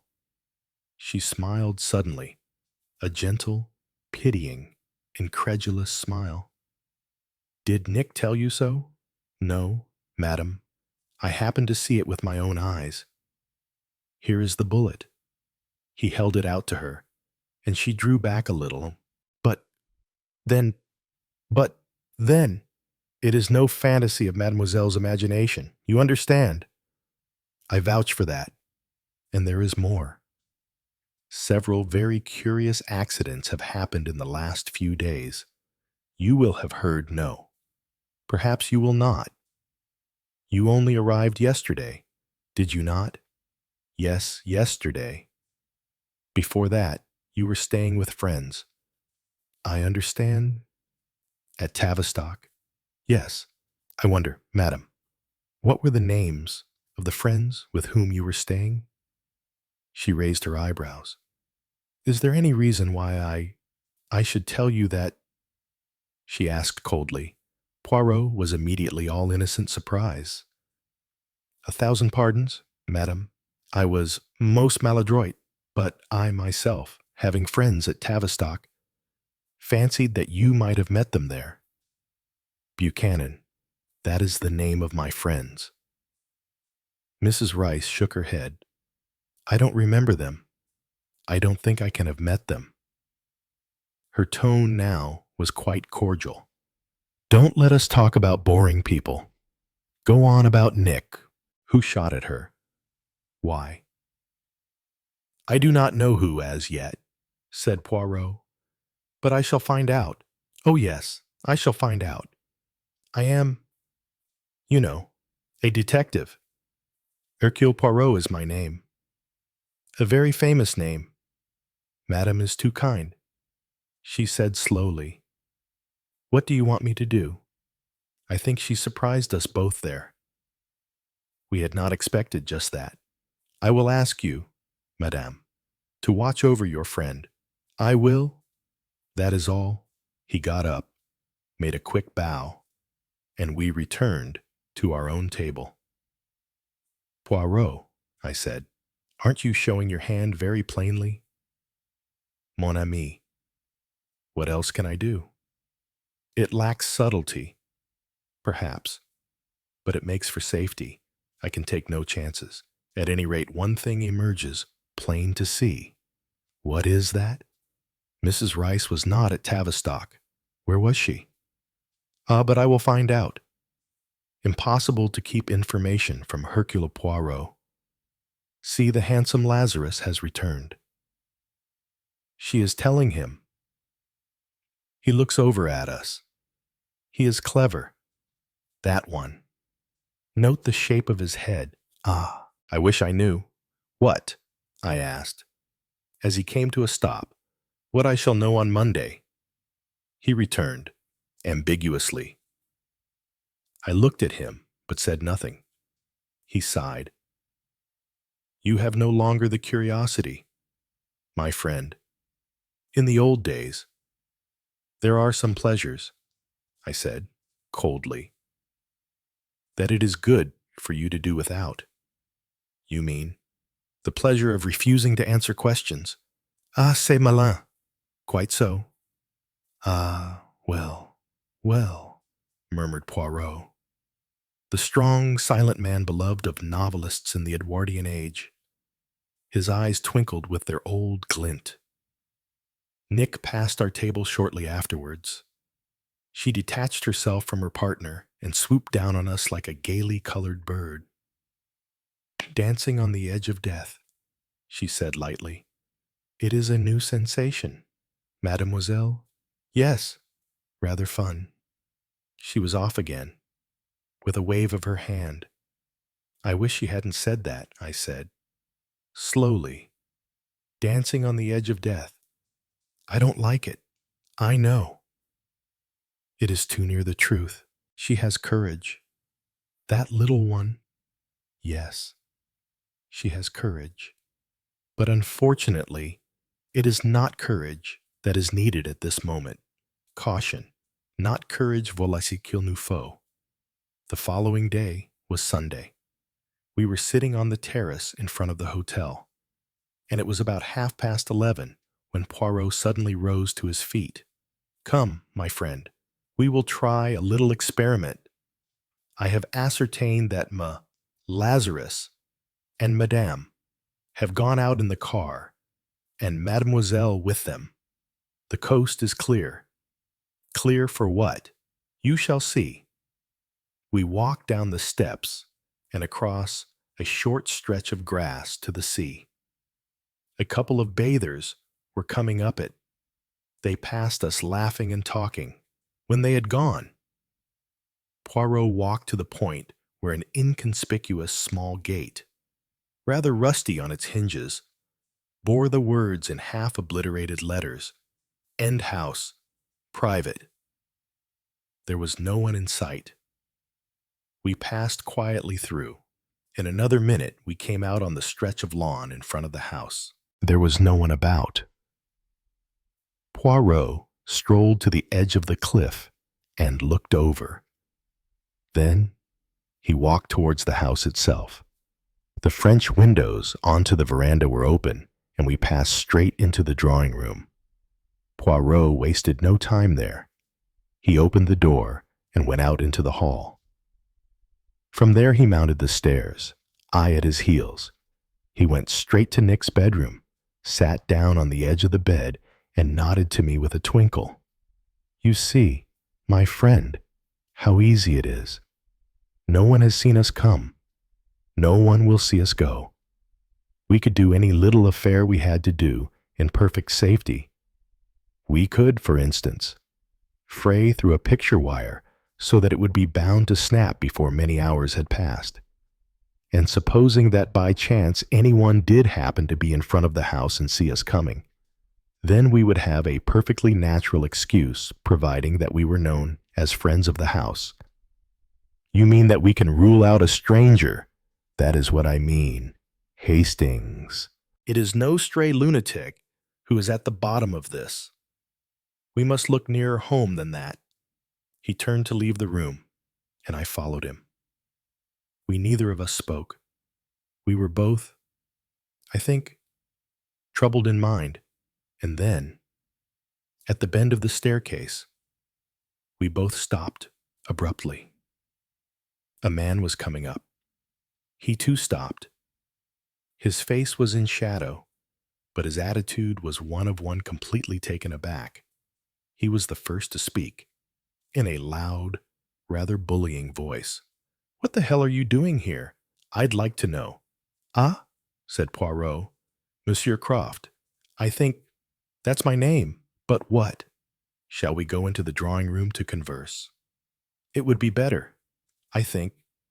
The other gave way, turned abruptly, and descended, we following close on his heels. In the drawing room, with the door shut, Poirot made a little bow. "I will introduce myself. Hercule Poirot at your service." The other's face cleared a little. "Oh," he said slowly. "You're the detective chap. I've read about you." "Nem, in the St. Louis Herald." "Hey, I've read about you way back in Australia. French, aren't you?" "Belgian. It makes no matter. This is my friend, Captain Hastings. Glad to meet you. But look, what's the big idea? What are you doing here? Anything wrong?" "It depends what you call wrong." The Australian nodded. He was a fine-looking man. In spite of his bald head and advancing years, his physique was magnificent. He had a heavy, rather underhung face, a crude face. I called it to myself. The piercing blue of his eyes was the most noticeable thing about him. "See here," he said. "I came round to bring little Miss Buckley a handful of tomatoes and a cucumber. That man of hers is no good bone idle, doesn't grow a thing.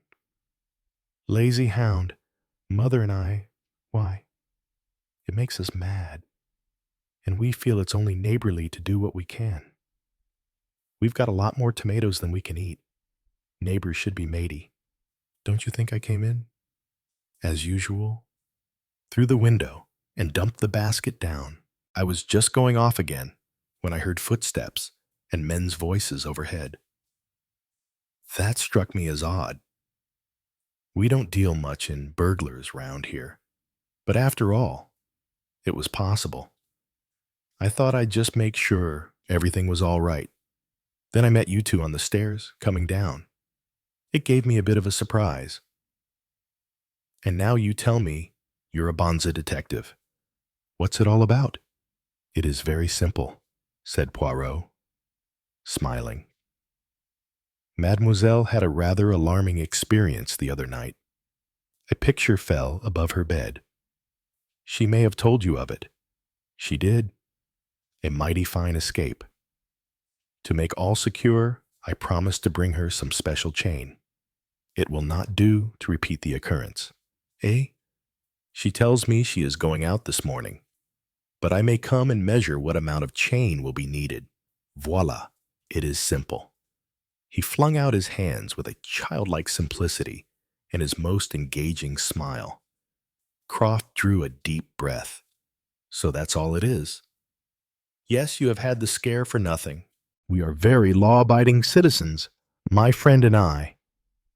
Didn't I see you yesterday? Said Croft, slowly. Yesterday evening, it was. You passed our little place. Ah, yes, you were working in the garden, and were so polite as to say good afternoon when we passed. That's right. Well, well. And you're the Monsieur Hercule Poirot I've heard so much about. Tell me, are you busy? Mr. Poirot? Because if not, I wish you'd come back with me now. Have a cup of morning tea, Australian fashion, and meet my old lady. She's read all about you in the newspapers. You are too kind. Croft. We have nothing to do, and shall be delighted. That's fine. You have the measurements correctly. Hastings? Asked Poirot. Turning to me, I assured him that I had the measurements correctly, and we accompanied our new friend. Croft was a talker. We soon realized that he told us of his home near Melbourne, of his early struggles, of his meeting with his wife, of their combined efforts, and of his final good fortune and success. Right away, we made up our minds to travel, he said. We'd always wanted to come to the old country. Well, we did. We came down to this part of the world, tried to look up some of my wife's people. They came from round about here, but we couldn't trace any of them. Then we took a trip on the continent Paris, Rome, the Italian lakes, Florence, all those places. It was while we were in Italy that we had the train accident. My poor wife was badly smashed up. Cruel, wasn't it? I've taken her to the best doctors, and they all say the same. There's nothing for it but time, and lying up. It's an injury to the spine. What a misfortune. Hard luck, isn't it? Well, there it was. And she'd only got one kind of fancy to come down here. She kind of felt if we had a little place of our own, something small, it would make all the difference. We saw a lot of messy looking shacks. And then by good luck, we found this, nice and quiet, and tucked away, no cars passing, or gramophones next door. I took it right away. With the last words, we had come to the lodge itself. He sent his voice echoing forth in a loud cooey, to which came an answering cooey. Come in, said Mr. Croft. He passed through the open door and up the short flight of stairs to a pleasant bedroom. There, on a sofa, was a stout, middle-aged woman with pretty gray hair and a very sweet smile. Who do you think this is? Mother, said Mr. Croft, the extra special, world-celebrated detective, Mr. Hercule Poirot. I brought him right along to have a chat with you. If that isn't too exciting for words, cried Mrs. Croft, shaking Poirot warmly by the hand. Read about that blue train business. I did. And you just happening to be on it. And a lot about your other cases. Since this trouble with my back, I've read all the detective stories that ever were. I should think nothing else seems to pass the time away so quick. Bert, dear, call out to Edith to bring the tea along. Right you are, Mother, She's a kind of nurse attendant. Edith is, Mrs. Croft explained. She comes along each morning to fix me up. We're not bothering with servants. Bert's as good a cook and a house parlor man as you'd find anywhere, and it gives him occupation, that and the garden. Here we are, cried Mr. Croft, reappearing with a tray. Here's the tea. This is a great day in our lives, Mother. I suppose you're staying down here, Mr. Poirot? Mrs. Croft asked, as she leaned over a little and wielded the teapot. Why, yes, Madame, I take the holiday. But surely, I read that you had retired, that you'd taken a holiday for good and all. Ah, Madame, you must not believe everything you read in the papers. Well, that's true enough. So you still carry on business. When I find a case that interests me. Sure you're not down here on work? Inquired Mr. Croft. Shrewdly, calling it a holiday might be all part of the game. You mustn't ask him embarrassing questions. Bert, said Mrs. Croft, or he won't come again. We're simple people, Mr. Poirot. And you're giving us a great treat coming here today, you and your friend. You really don't know the pleasure you're giving us.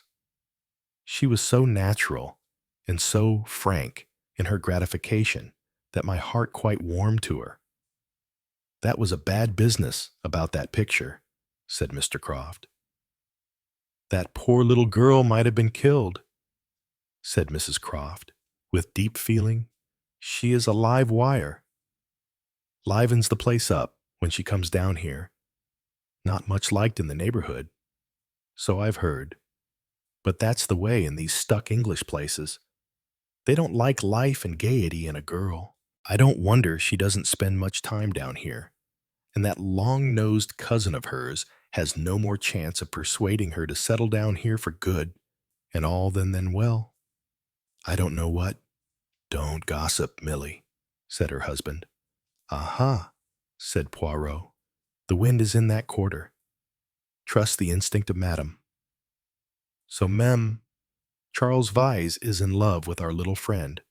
He's silly about her, said Mrs. Croft, but she won't marry a country lawyer. And I don't blame her. He's a poor stick. Anyway, I'd like her to marry that nice sailor. What's his name? Challenger. Many a smart marriage might be worse than that. He's older than she is. But what of that steadying? That's what she needs. Flying about all over the place. The continent even. All alone, or with that queer-looking Mrs. Rice. She's a sweet girl. Mr. Poirot. I know that well enough. But I'm worried about her. She's looked none too happy lately. She's had what I call a haunted kind of look. And that worries me. I've got my reasons for being interested in that girl, haven't I? Bert. Mr. Croft got up from his chair rather suddenly. No need to go into that, Milly, he said. I wonder, Mr. Poirot, if you'd care to see some snapshots of Australia. The rest of our visit passed uneventfully. 10 minutes later, we took our leave. Nice people, I said. So simple and unassuming. Typical Australians. You liked them, didn't you? They were very pleasant, very friendly. Well, what is it? Then, there's something I can see? They were, perhaps, just a shade too typical, said Poirot thoughtfully. That cry of cooey, that insistence on showing us snapshots, was it not playing a part just a little too thoroughly? What a suspicious old devil you are. You are right, mon ami. I am suspicious of everyone, of everything. I am afraid. Hastings afraid. Chapter 6. A call upon Mr. Vyse. Poirot clung firmly to the continental breakfast. To see me consuming eggs and bacon upset and distressed him. So he always said. Consequently, He breakfasted in bed upon coffee and rolls, and I was free to start the day with the traditional Englishman's breakfast of bacon and eggs and marmalade. I looked into his room on Monday morning as I went downstairs. He was sitting up in bed, arrayed in a very marvelous dressing gown. Bonjour! Hastings! I was just about to ring. This note that I have written. Will you be so good as to get it taken over to End House and delivered to Mademoiselle at once? I held out my hand for it. Poirot looked at me and sighed. If only, if only. Hastings, you would part your hair in the middle instead of at the side. What a difference it would make to the symmetry of your appearance. And your mustache. If you must have a mustache, let it be a real mustache. A thing of beauty, such as mine, repressing a shudder at the thought. I took the note firmly from Poirot's hand and left the room. I had rejoined him in our sitting room when word was sent up to say Miss Buckley had called. Poirot gave the order for her to be shown up. She came in gaily enough, but I fancied that the circles under her eyes were darker than usual. In her hand, she held a telegram, which she handed to Poirot. There, she said. I hope that will please you. Poirot read it aloud. Arrive 5:30 today. Maggie. My nurse and guardian, said Nick. But you're wrong. You know, Maggie's got no kind of brains. Good works is about all she's fit for. That and never seeing the point of jokes. Freddie would be 10 times better at spotting hidden assassins, and Jim Lazarus would be better still. I never feel one has got to the bottom of Jim. And the Commander Challenger, oh George, he'd never see anything till it was under his nose. But he'd let them have it when he did see.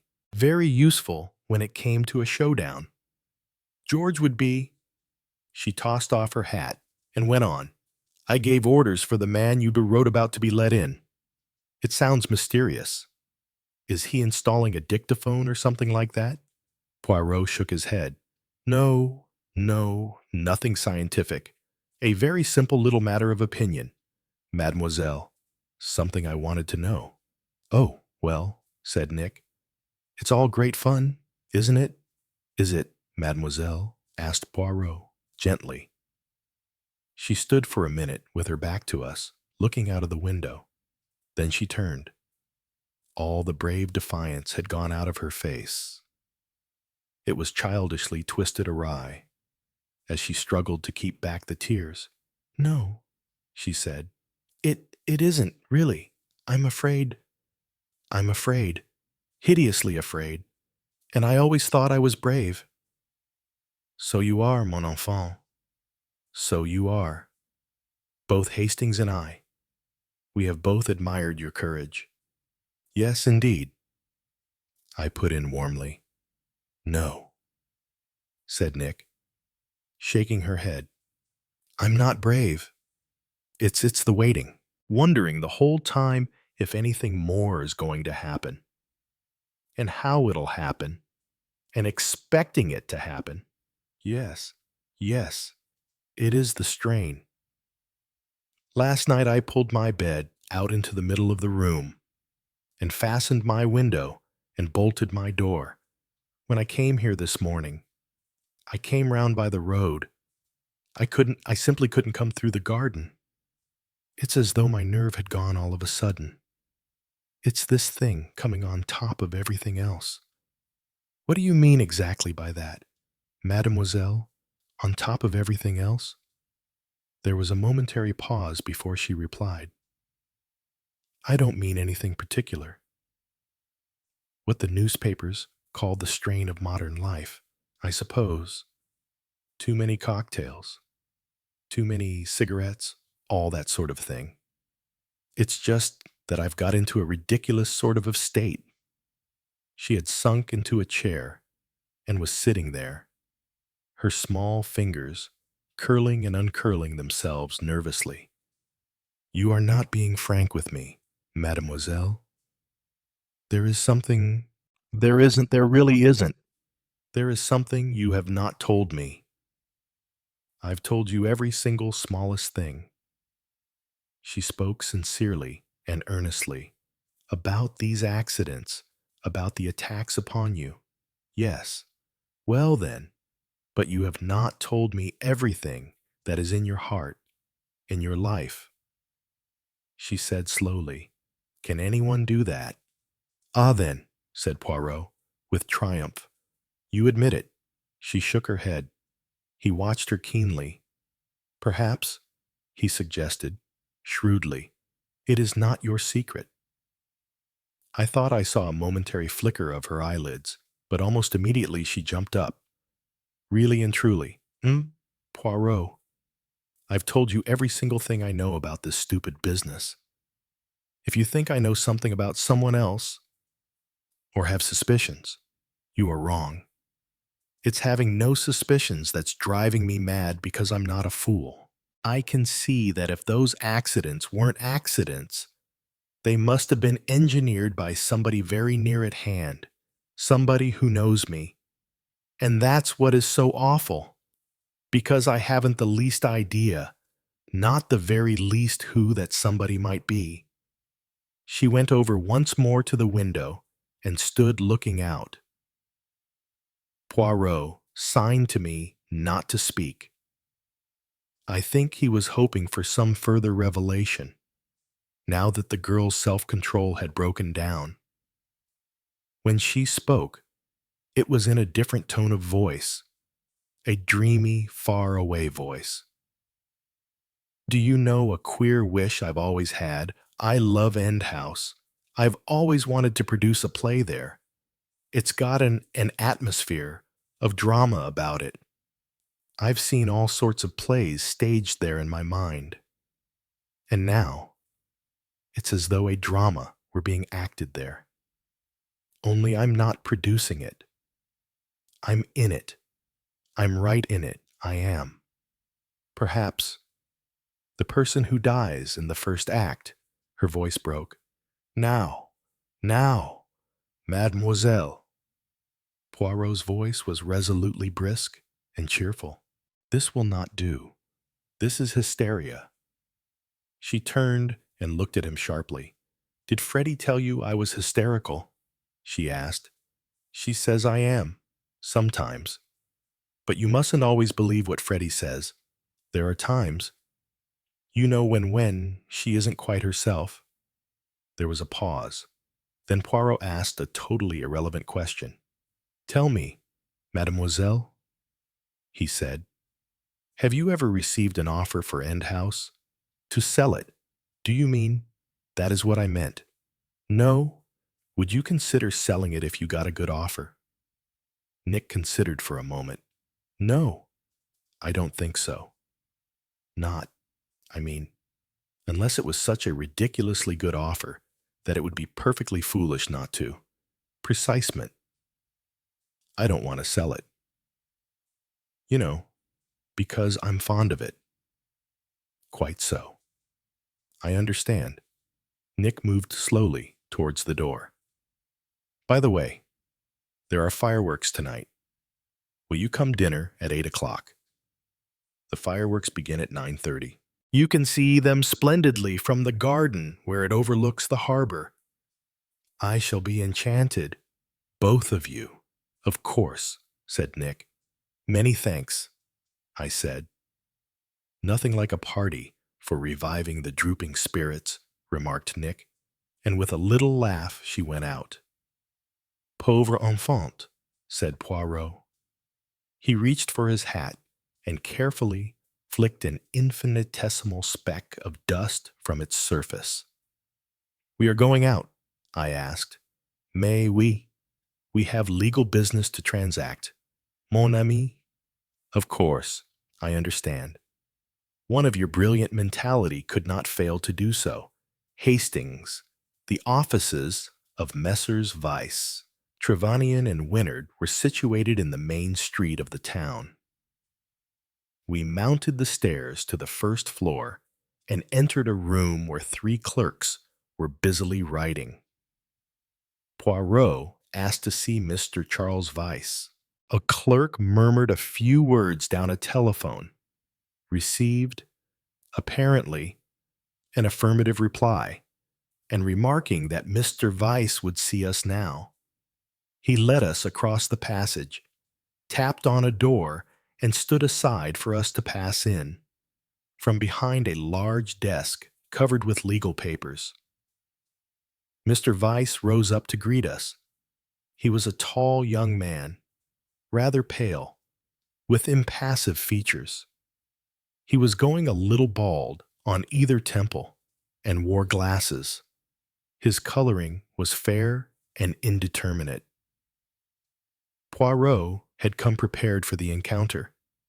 Fortunately, he had with him an agreement, as yet unsigned, and so on some technical points in connection with this, he wanted Mr. Vyse's advice. Mr. Vyse, speaking carefully and correctly, was soon able to allay Poirot's alleged doubts and to clear up some obscure points of the wording.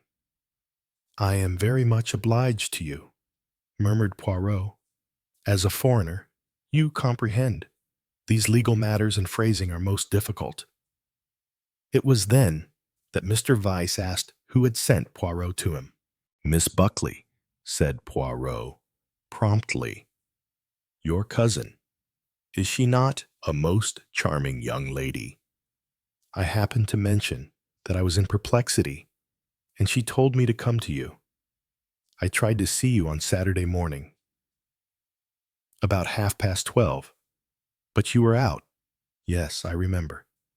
I left early on Saturday.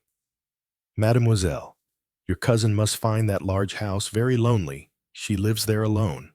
I understand. Quite so.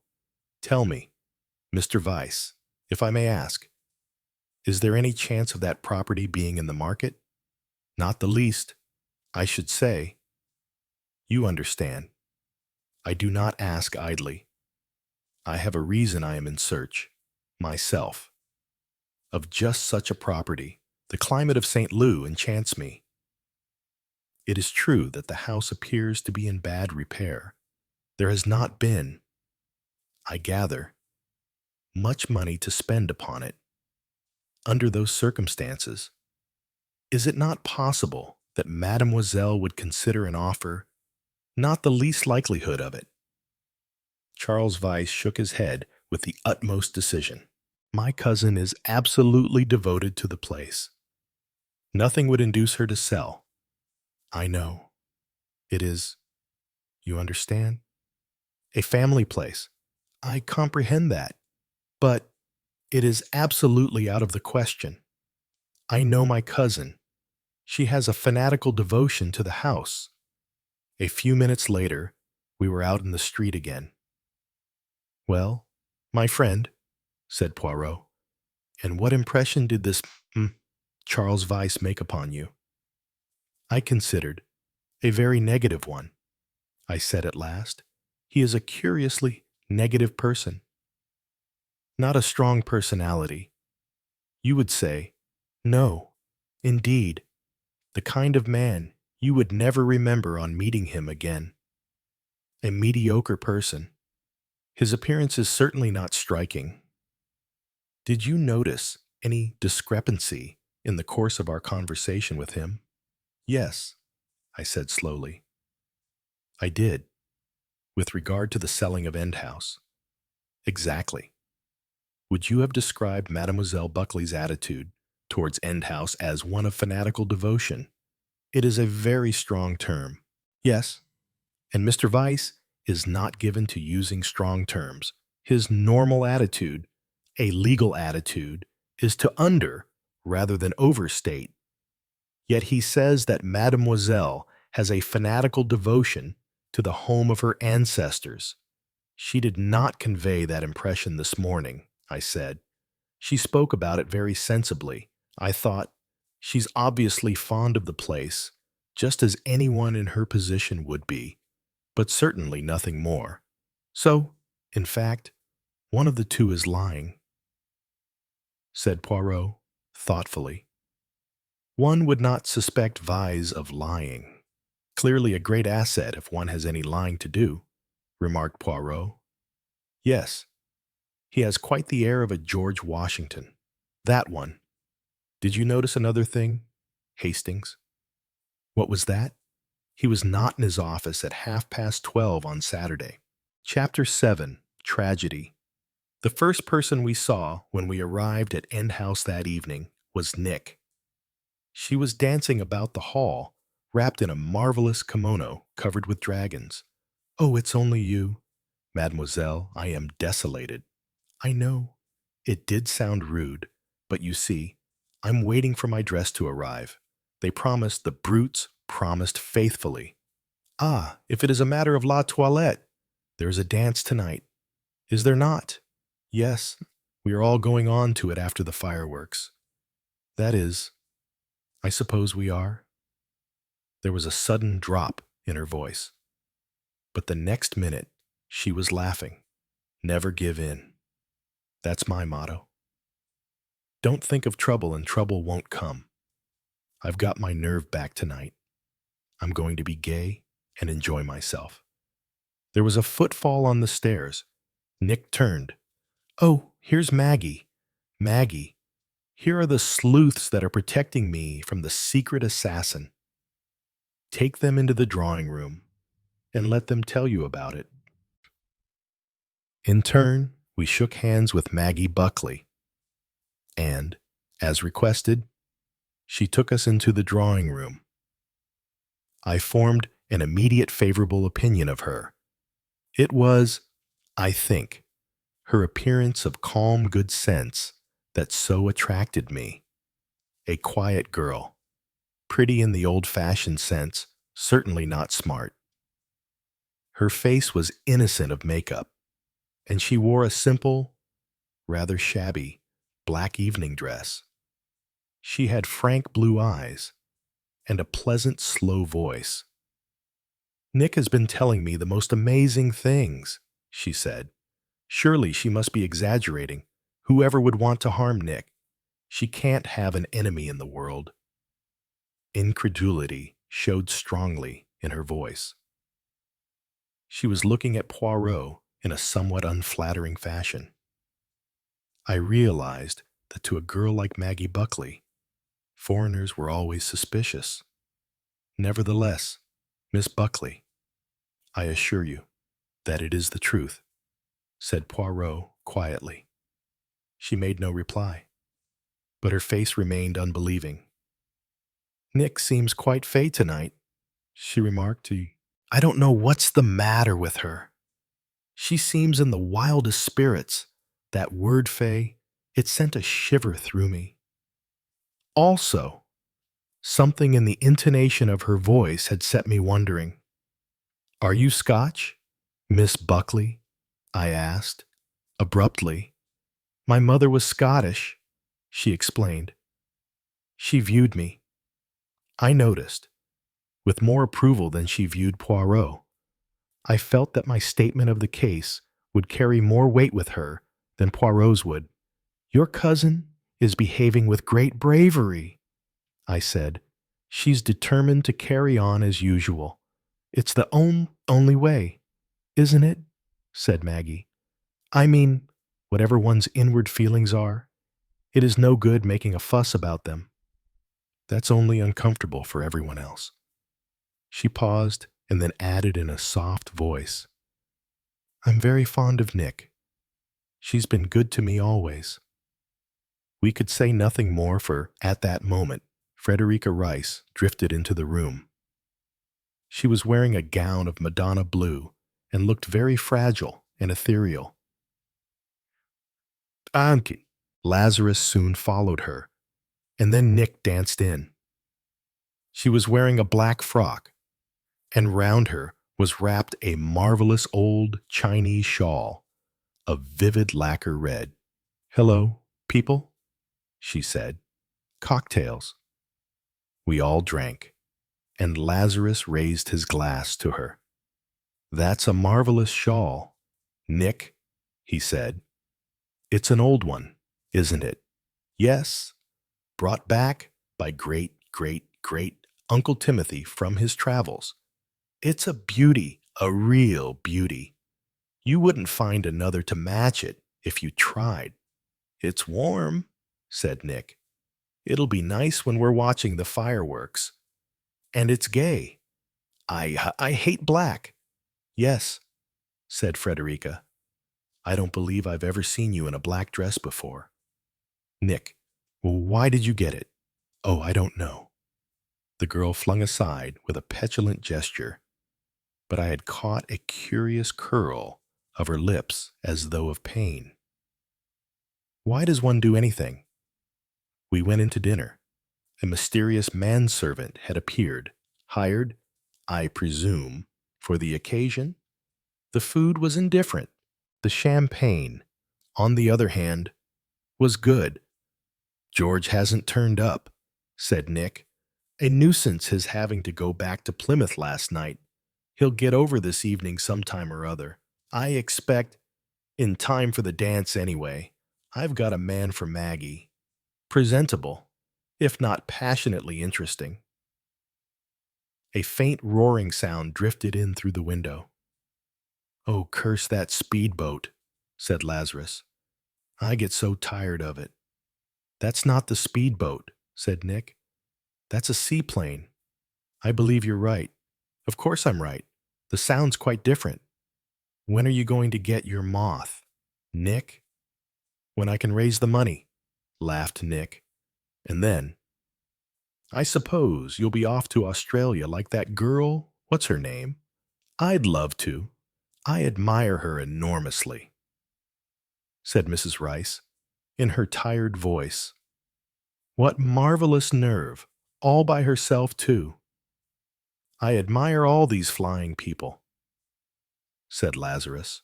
If Michael Seton had succeeded in his flight round the world, he'd have been the hero of the day, and rightly so. 1,000 pities he's come to grief. He's the kind of man England can't afford to lose. He may still be all right, said Nick. Hardly. It's 1,000 to 1 against by now. Poor Mad Seton. They always called him Mad Seton, didn't they? Asked Frederica. Lazarus nodded. He comes of rather a mad family, he said. His uncle, Sir Matthew Seton, who died about a week ago, he was as mad as a hatter. He was the mad millionaire who ran bird sanctuaries, wasn't he? Asked Frederica. Yes, used to buy up islands. He was a great woman-hater.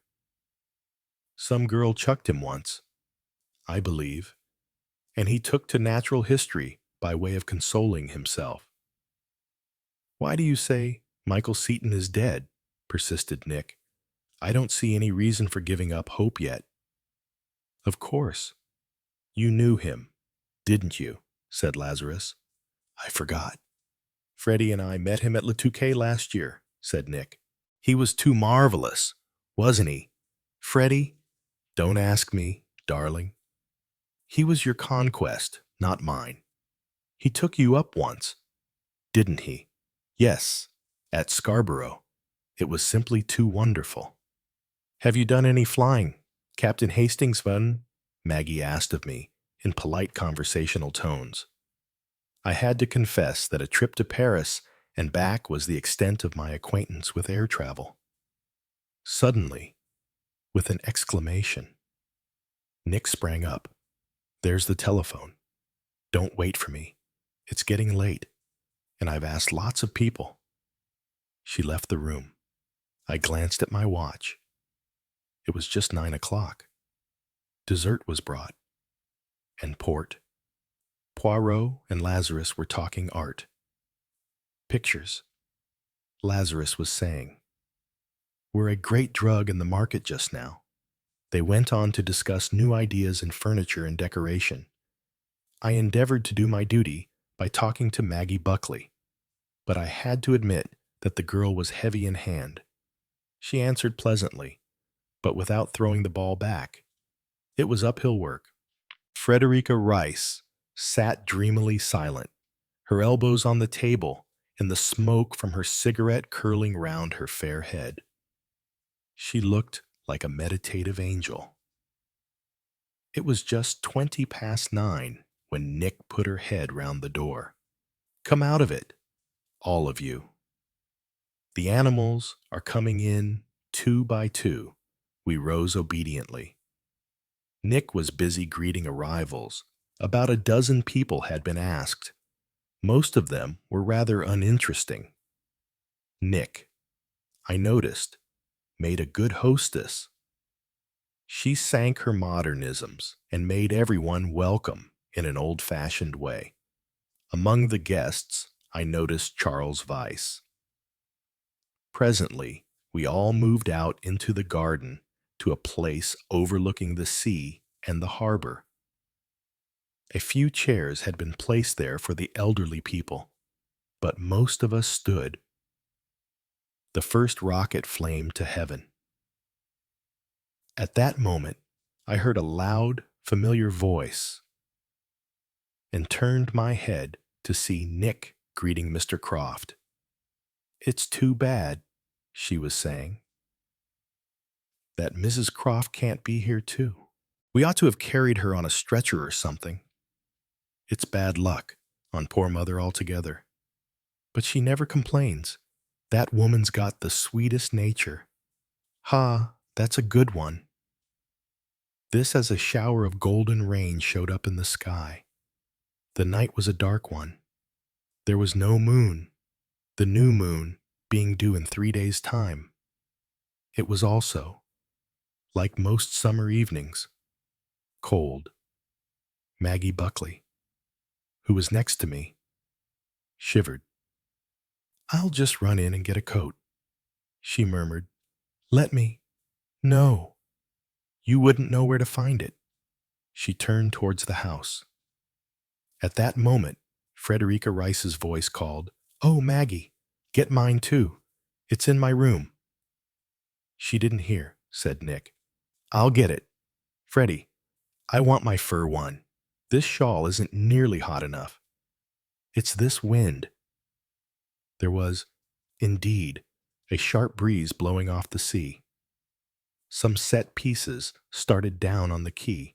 I fell into conversation with an elderly lady standing next to me who put me through a rigorous catechism as to life, career, taste, and probable length of stay. Bang. A shower of green stars filled the sky. They changed to blue, then red, then silver, another, and yet another.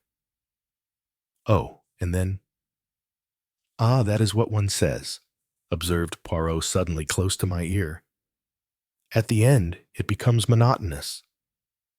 Do you not find the grass? It is damp to the feet. I shall suffer for this a chill, and no possibility of obtaining a proper tisane. A chill. On a lovely night like this, a lovely night, you say that. Because the rain, it does not pour down in sheets always when the rain does not fall. It is a lovely night. But I tell you, my friend, if there were a little thermometer to consult, you would see." "Well," I admitted, "I wouldn't mind putting on a coat myself." "You are very sensible. You have come from a hot climate. I'll bring yours." Poirot lifted first one, then the other foot from the ground with a cat-like motion. "It is the dampness of the feet, I fear. Would it, think you, be possible to lay hands on a pair of galoshes?" I repressed a smile. "Not a hope," I said. "You understand, Poirot, that it is no longer done." "Then I shall sit in the house," he declared. "Just for the Guy Fawkes show. Shall I want only in rumor myself? And catch, perhaps, a fluxion de poitrine." Poirot still murmuring indignantly. We bent our footsteps towards the house. Loud clapping drifted up to us from the quay below, where another set piece was being shown. A ship, I believe, with "Welcome to our visitors" displayed across it. "We are all children at heart," said Poirot thoughtfully. "Les feux d'artifice, the party, the games with balls, yes, and even the conjurer, the man who deceives the eye, however carefully it watches. Mais qu'est-ce que vous avez?" I had caught him by the arm, and was clutching him with one hand, while with the other I pointed. We were within 100 yards of the house, and just in front of us, between us and the open French window, there lay a huddled figure wrapped in a scarlet Chinese shawl. "Mon Dieu," whispered Poirot. "Mon Dieu." Chapter 8. The Fatal Shawl. I suppose it was not more than 40 seconds that we stood there, frozen with horror, unable to move, but it seemed like an hour. Then Poirot moved forward, shaking off my hand. He moved stiffly, like an automaton. "It has happened," he murmured, and I can hardly describe the anguished bitterness of his voice. "In spite of everything, in spite of my precautions, it has happened. A miserable criminal that I am. Why did I not guard her better? I should have foreseen. Not for one instant should I have left her side. You mustn't blame yourself," I said. My tongue stuck to the roof of my mouth, and I could hardly articulate. Poirot only responded with a sorrowful shake of his head. He knelt down by the body, and at that moment we received a second shock, for Nick's voice rang out, clear and gay. And a moment later, Nick appeared in the square of the window, silhouetted against the lighted room behind. "Sorry, I've been so long, Maggie," she said. But then she broke off, staring at the scene before her, with a sharp exclamation. Poirot turned over the body on the lawn, and I pressed forward to see. I looked down into the dead face of Maggie Buckley. In another minute, Nick was beside us. She gave a sharp cry.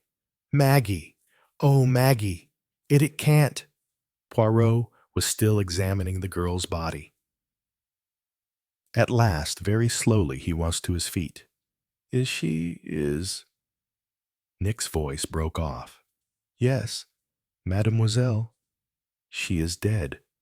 But why? But why? Who could have wanted to kill her?" Poirot's reply came quickly and firmly.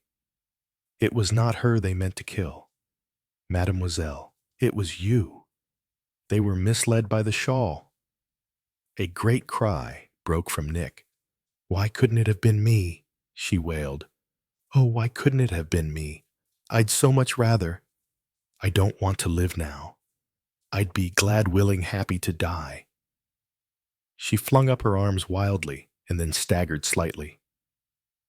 I passed an arm round her quickly to support her. "Take her into the house." "Hastings," said Poirot. "Then ring up the police." "The police? Mais oui. Tell them someone has been shot. And afterwards, stay with Mademoiselle Nick. On no account leave her." I nodded comprehension of these instructions, and supporting the half-fainting girl, made my way through the drawing-room window.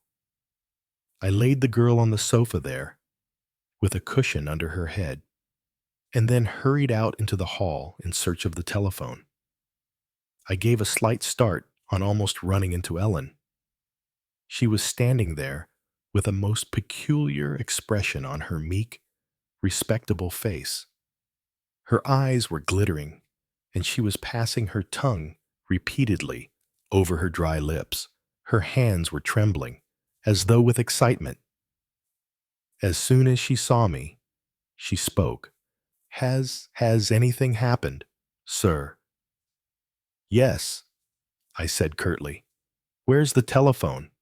Nothing wrong, sir. There's been an accident," I said evasively. "Somebody hurt. I must telephone." "Who has been hurt, sir?" There was a positive eagerness in her face. Miss Buckley? Miss Maggie Buckley. Miss Maggie. Miss Maggie? Are you sure, sir? Are you sure that it's Miss Maggie? I'm quite sure, I said. Why? Oh, nothing. I thought it might be one of the other ladies. I thought perhaps it might be Mrs. Rice. Look here, I said. Where's the telephone? It's in the little room here, sir. She opened the door for me and indicated the instrument. Thanks, I said. And, as she seemed disposed to linger, I added, That's all I want. Thank you. If you want Dr. Graham, no, I said. That's all. Go, please. She withdrew reluctantly, as slowly as she dared. In all probability, she would listen outside the door, but I could not help that. After all, she would soon know all there was to be known. I got the police station and made my report. Then, on my own initiative, I rang up the Dr. Graham Ellen had mentioned. I found his number in the book. Nick, at any rate, should have medical attention. I felt even though a doctor could do nothing for that poor girl lying out there. He promised to come at once, and I hung up the receiver and came out into the hall again. If Ellen had been listening outside the door, she had managed to disappear very swiftly. There was no one in sight when I came out. I went back into the drawing room. Nick was trying to sit up. Do you think... Could you get me some brandy? Of course. I hurried into the dining room, found what I wanted, and came back. A few sips of the spirit revived the girl. The color began to come back into her cheeks. I rearranged the cushion for her head. It's all so awful. She shivered. Everything, everywhere. I know, my dear. I know. No, you don't, you can't. And it's all such a waste. If it were only me, it would be all over. You mustn't, I said. Be morbid. She only shook her head, reiterating, You don't know. You don't know. Then, suddenly, she began to cry. A quiet, hopeless sobbing like a child. That, I thought, was probably the best thing for her. So I made no effort to stem her tears. When their first violence had died down a little, I stole across to the window and looked out. I had heard an outcry of voices a few minutes before. They were all there by now, a semicircle round the scene of the tragedy, with Poirot like a fantastical sentinel, keeping them back. As I watched, two uniformed figures came striding across the grass. The police had arrived. I went quietly back to my place by the sofa. Nick lifted her tear-stained face. Oughtn't I to be doing something? No, my dear.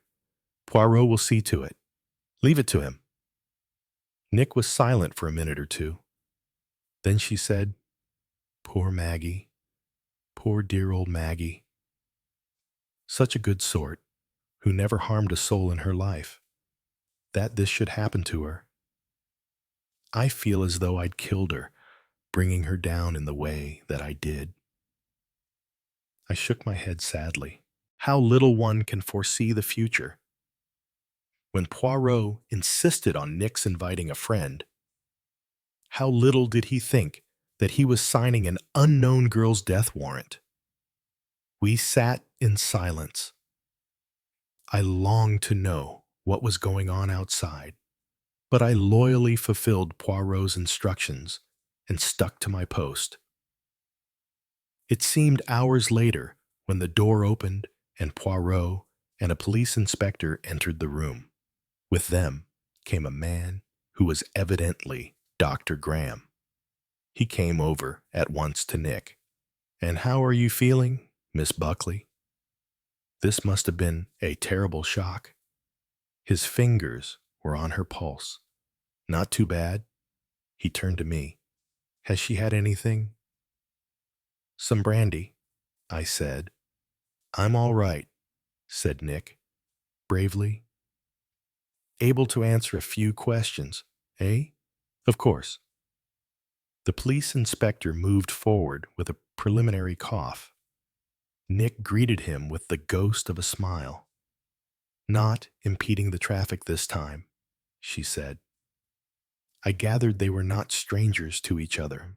This is a terrible business, Miss Buckley, said the inspector. I'm very sorry about it. Now, Mr. Poirot here, whose name I'm very familiar with and proud we are to have him with us, I'm sure, tells me that to the best of his belief you were shot at in the grounds of the Majestic Hotel the other morning. Nick nodded. I thought it was just a wasp, she explained. But it wasn't. And you'd had some rather peculiar accidents before that. Yes, at least it was odd, their happening so close together. She gave a brief account of the various circumstances. Just so. Now, how came it that your cousin was wearing your shawl tonight? We came in to fetch her coat. It was rather cold watching the fireworks. I flung off the shawl on the sofa here. Then I went upstairs and put on the coat I'm wearing now, a light nutria one. I also got a wrap for my friend Mrs. Rice out of her room. There it is on the floor by the window. Then Maggie called out that she couldn't find her coat. I said it must be downstairs. She went down and called up. She still couldn't find it. I said, it must have been left in the car. It was a tweed coat she was looking for. She hasn't got an evening furry one. And I said I'd bring her down something of mine. But she said it didn't matter. She'd take my shawl if I didn't want it. And I said, of course. But would that be enough? And she said, oh, yes, because she really didn't feel it particularly cold after Yorkshire. She just wanted something. And I said, all right, I'd be out in a minute. And when I did come out. She stopped, her voice breaking. Now, don't distress yourself, Miss Buckley. Just tell me this. Did you hear a shot? Or 2 shots? Nick shook her head. No, only just the fireworks popping and the squibs going off. That's just it, said the inspector. You'd never notice a shot with all that going on. It's no good asking you.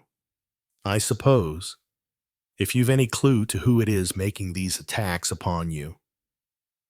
I haven't the least idea, said Nick. I can't imagine.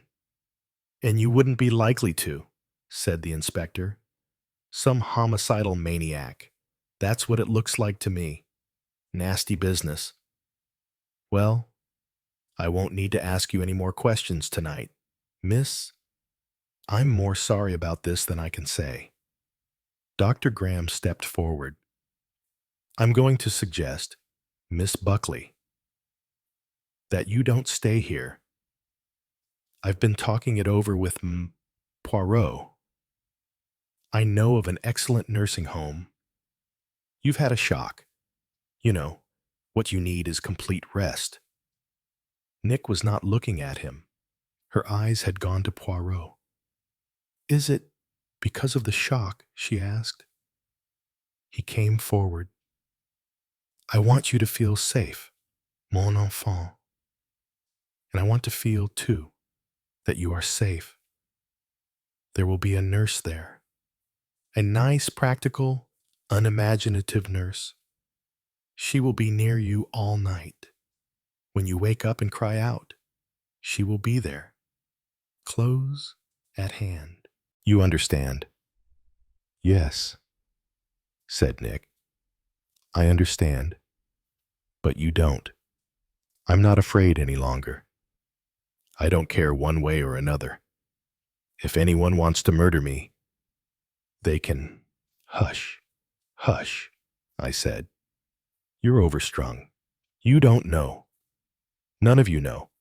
I really think, Mum, Poirot's plan is a good one. The doctor broke in soothingly. I will take you in my car, and we will give you a little something to ensure a good night's rest. Now, what do you say? I don't mind, said Nick. Anything you like? It doesn't matter. Poirot laid his hand on hers. I know, mademoiselle, I know what you must feel. I stand before you, ashamed and stricken to the heart. I, who promised protection, have not been able to protect. I have failed. I am a miserable. But believe me, mademoiselle, my heart is in agony because of that failure. If you know what I am suffering, you would forgive. I am sure. That's all right, said Nick, still in the same dull voice. You mustn't blame yourself. I'm sure you did the best you could. Nobody could have helped it or done more. I'm sure. Please don't be unhappy. You are very generous. Mademoiselle? No, There was an interruption. The door flew open, and George Challenger rushed into the room. What's all this? He cried. I've just arrived. To find a policeman at the gate and a rumor that somebody's dead. What is it all about, for God's sake? Tell me. Is it Nick? The anguish in his tone was dreadful to hear.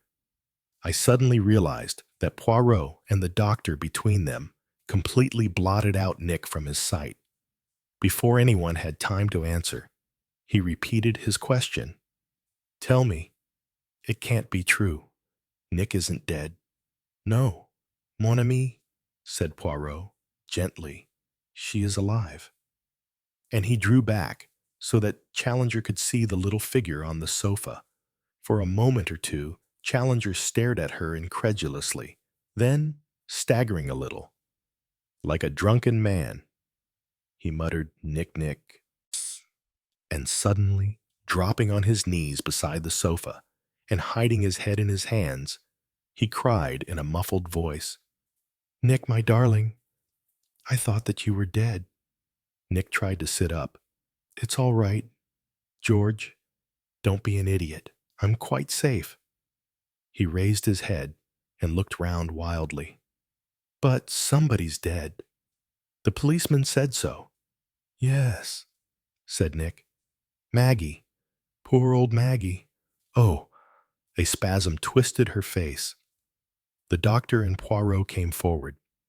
Graham helped her to her feet. He and Poirot, one on each side, helped her from the room. The sooner you get to your bed, the better, remarked the doctor. I'll take you along at once in my car. I've asked Mrs. Rice to pack a few things, ready for you to take. They disappeared through the door. Challenger caught my arm. I don't understand. Where are they taking her? I explained. Oh, I see. Now, then, Hastings, for God's sake, give me the hang of this thing. What a ghastly tragedy. That poor girl. Come and have a drink, I said. You're all to pieces. I don't mind if I do. We adjourned to the dining room. You see, he explained, as he put away a stiff whiskey and soda, I thought it was Nick.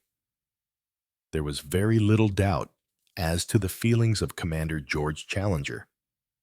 A more transparent lover never lived. Chapter 9. A. to J. I doubt if I shall ever forget the night that followed. Poirot was a prey to such an agony of self-reproach that I was really alarmed. Ceaselessly, he strode up and down the room, heaping anathemas on his own head, and deaf to my well-meant remonstrances. What it is to have too good an opinion of oneself. I am punished. Yes, I am punished. I, Hercule Poirot, I was too sure of myself.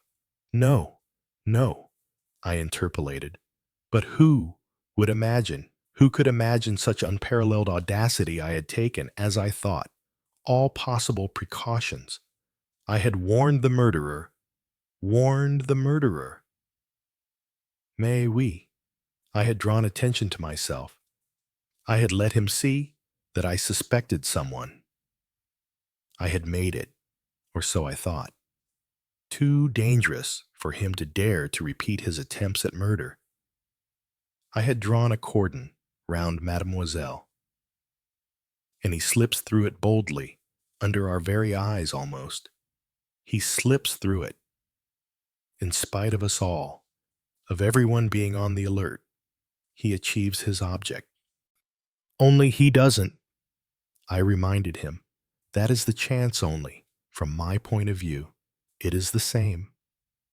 A human life has been taken. Hastings, whose life is non-essential. Of course, I said. I didn't mean that. But on the other hand, what you say is true. And that makes it worse, 10 times worse. For the murderer is still, as far as ever, from achieving his object. Do you understand? My friend, the position is changed for the worse.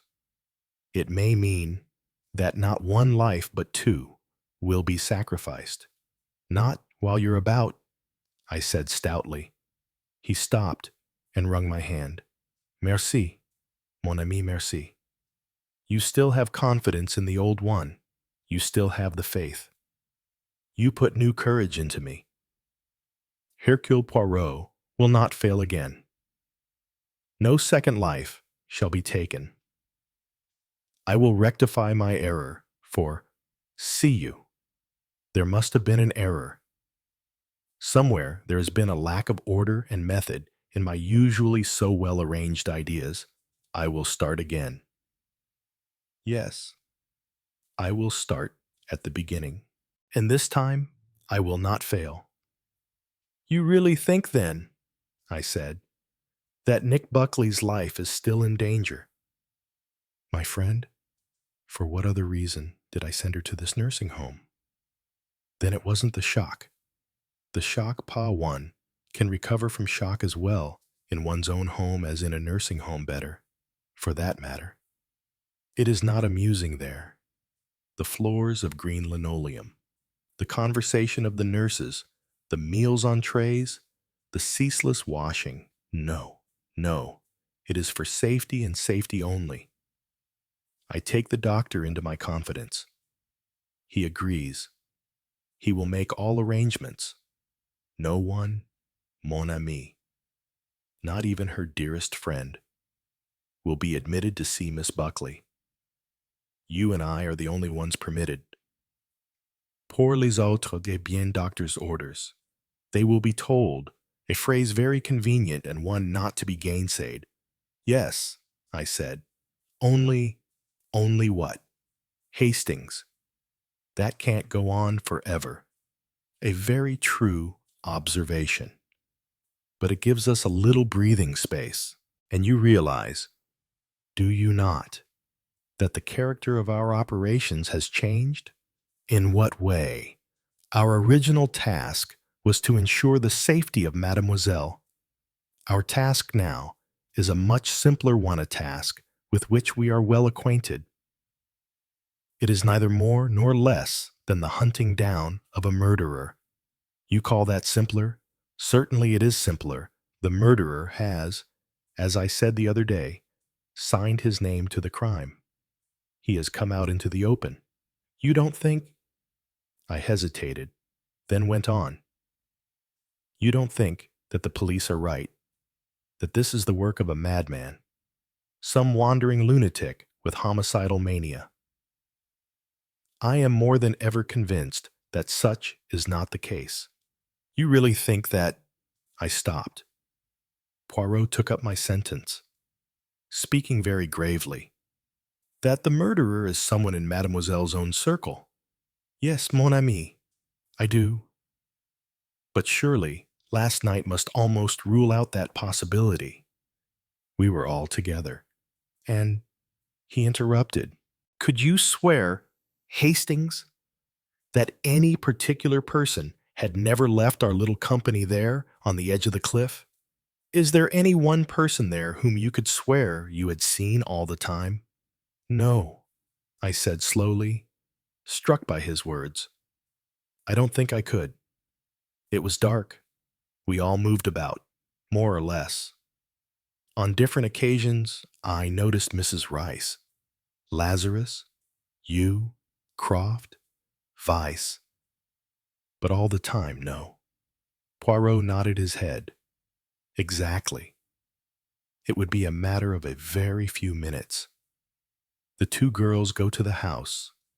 The murderer slips away unnoticed, hides behind that sycamore tree in the middle of the lawn. Nick Buckley, or so he thinks, comes out of the window, passes within a foot of him. He fires 3 shots in rapid succession. 3, I interjected. Yes, he was taking no chances this time. We found 3 bullets in the body. That was risky, wasn't it? Less risky, in all probability, than 1 shot would have been. A Mauser pistol does not make a great deal of noise. It would resemble more or less the popping of the fireworks and blend in very well with the noise of them. Did you find the pistol? I asked. No, and there, Hastings. Lies to my mind, the indisputable proof that no stranger is responsible for this. We agree, do we not, that Miss Buckley's own pistol was taken in the first place for one reason only, to give her death the appearance of suicide? Yes, that is the only possible reason. Is it not? But now, you observe, there is no pretense of suicide. The murderer knows that we should not any longer be deceived by it. He knows, in fact, what we know. I reflected, admitting to myself the logic of Poirot's deduction. What did he do with the pistol, do you think? Poirot shrugged his shoulders. For that, it is difficult to say, but the sea was exceedingly handy, a good toss of the arm, and the pistol sinks, never to be recovered. We cannot, of course, be absolutely sure, but that is what I should have done. His matter-of-fact tone made me shiver a little. Do you think he realized that he'd killed the wrong person? I am quite sure he did not, said Poirot, grimly. Yes, that must have been an unpleasant little surprise for him when he learnt the truth. To keep his face and betray nothing, it cannot have been easy. At that moment, I bethought me of the strange attitude of the maid, Ellen. I gave Poirot an account of her peculiar demeanor. He seemed very interested. She betrayed surprise. Did she? That it was Maggie who was dead? Great surprise. That is curious. And yet, the fact of a tragedy was clearly not a surprise to her. Yes, there is something there that must be looked into. Who is she?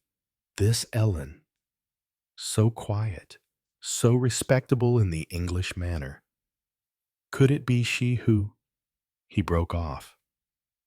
If you're going to include the accidents, I said, surely it would take a man to have rolled that heavy boulder down the cliff. Not necessarily. It is very largely a question of leverage. Oh, yes, it could be done.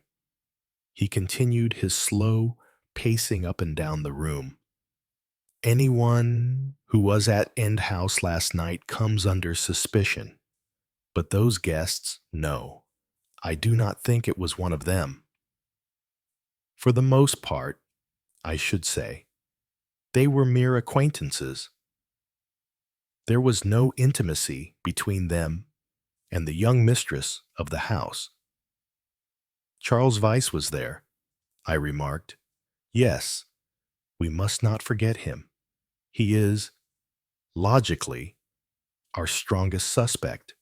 He made a gesture of despair and threw himself into a chair opposite mine. Voila! It is always that we come back to motive. We must find the motive if we are to understand this crime. And it is there, Hastings, that I am continually baffled. Who can possibly have a motive for doing away with Mademoiselle Nick? I have let myself go to the most absurd suppositions. I, Hercule Poirot, have descended to the most ignominious flights of fancy. I have adopted the mentality of the cheap thriller. The grandfather, the old Nick, he who is supposed to have gambled his money away. Did he really do so? I have asked myself, did he, on the contrary, hide it away? Is it hidden somewhere in End House, buried somewhere in the grounds, with that end in view? I am ashamed to say it. I inquired of Mademoiselle Nick whether there had ever been any offers to buy the house. Do you know, Poirot? I said. I call that rather a bright idea. There may be something in it. Poirot groaned. You would say that it would appeal, I knew, to your romantic but slightly mediocre mind. Buried treasure, yes. You would enjoy that idea. Well, I don't see why not. Because, my friend, the more prosaic explanation is nearly always more probable. Then Mademoiselle's father. I have played with even more degrading ideas concerning him. He was a traveler. Supposing, I say to myself, that he has stolen a jewel, the eye of a god. Jealous priests are on his tracks. Yes, I, Hercule Poirot, have descended to depths such as these.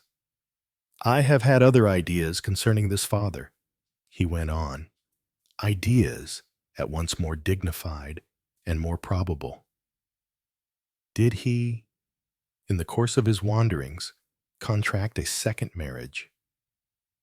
Is there a nearer heir than Charles Weiss? But again, that leads nowhere. For we are up against the same difficulty, that there is really nothing of value to inherit.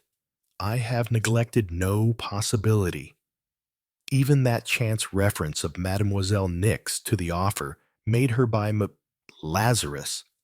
You remember the offer to purchase her grandfather's portrait.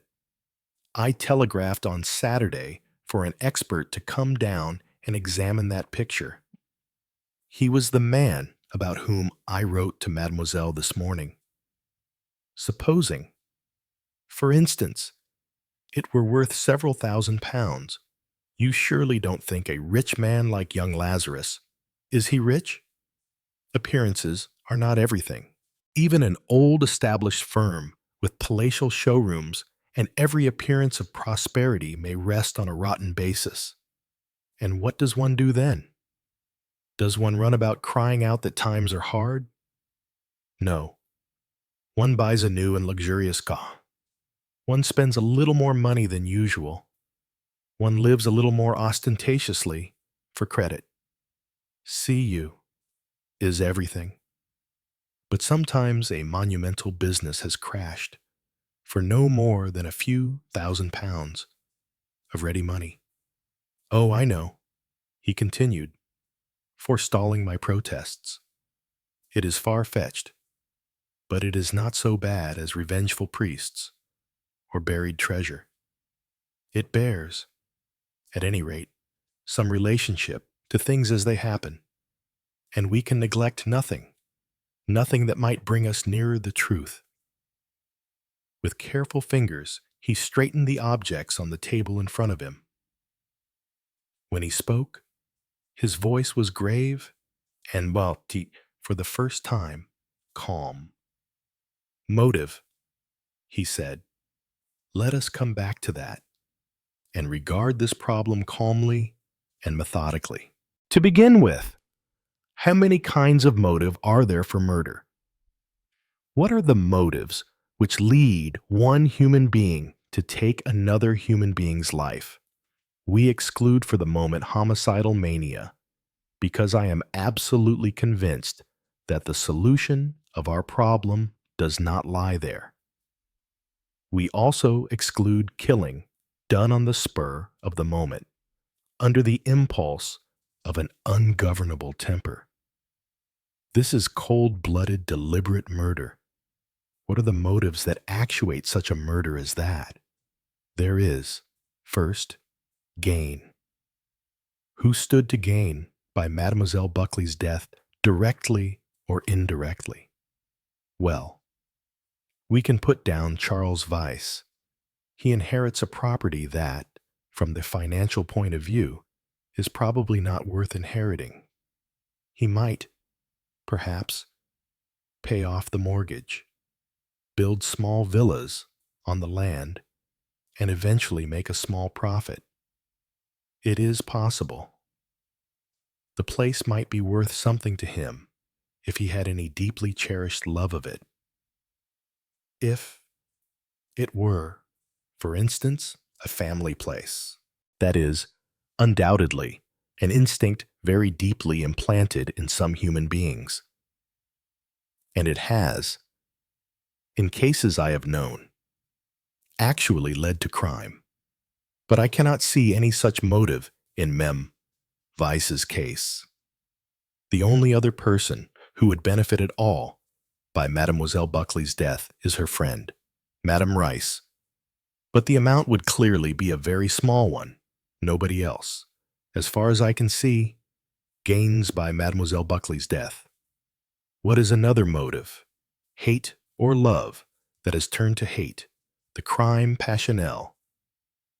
Well, there again, we have the word of the observant Madame Croft, that both Charles Weiss and Commander Challenger are in love with the young lady. I think we can say that we have observed the latter phenomenon for ourselves, I remarked, with a smile. Yes, he tends to wear his heart on his sleeve. The honest sailor. For the other, we rely on the word of Madame Croft. Now, if Charles Weiss felt that he were supplanted, would he be so powerfully affected that he would kill his cousin rather than let her become the wife of another man? It sounds very melodramatic, I said, doubtfully. It sounds, you would say, un-English? I agree. But even the English have emotions, and a type such as Charles Weiss is the most likely to have them. He is a repressed young man, one who does not show his feelings easily. Such often have the most violent feelings. I would never suspect the Commander Challenger of murder for emotional reasons. No, no. He is not the type. But with Charles Weiss, yes, it is possible. But it does not entirely satisfy me. Another motive for crime jealousy. I separate it from the last, because jealousy may not necessarily be a sexual emotion.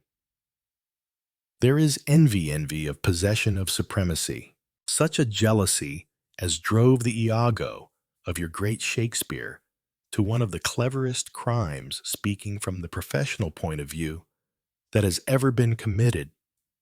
Why was it so clever? I asked, momentarily diverted. Parbleu, because he got others to execute it. Imagine a criminal nowadays, on whom one was unable to put the handcuffs because he had never done anything himself. But this is not the subject we were discussing. Can jealousy, of any kind, be responsible for this crime? Who has reason to envy Mademoiselle?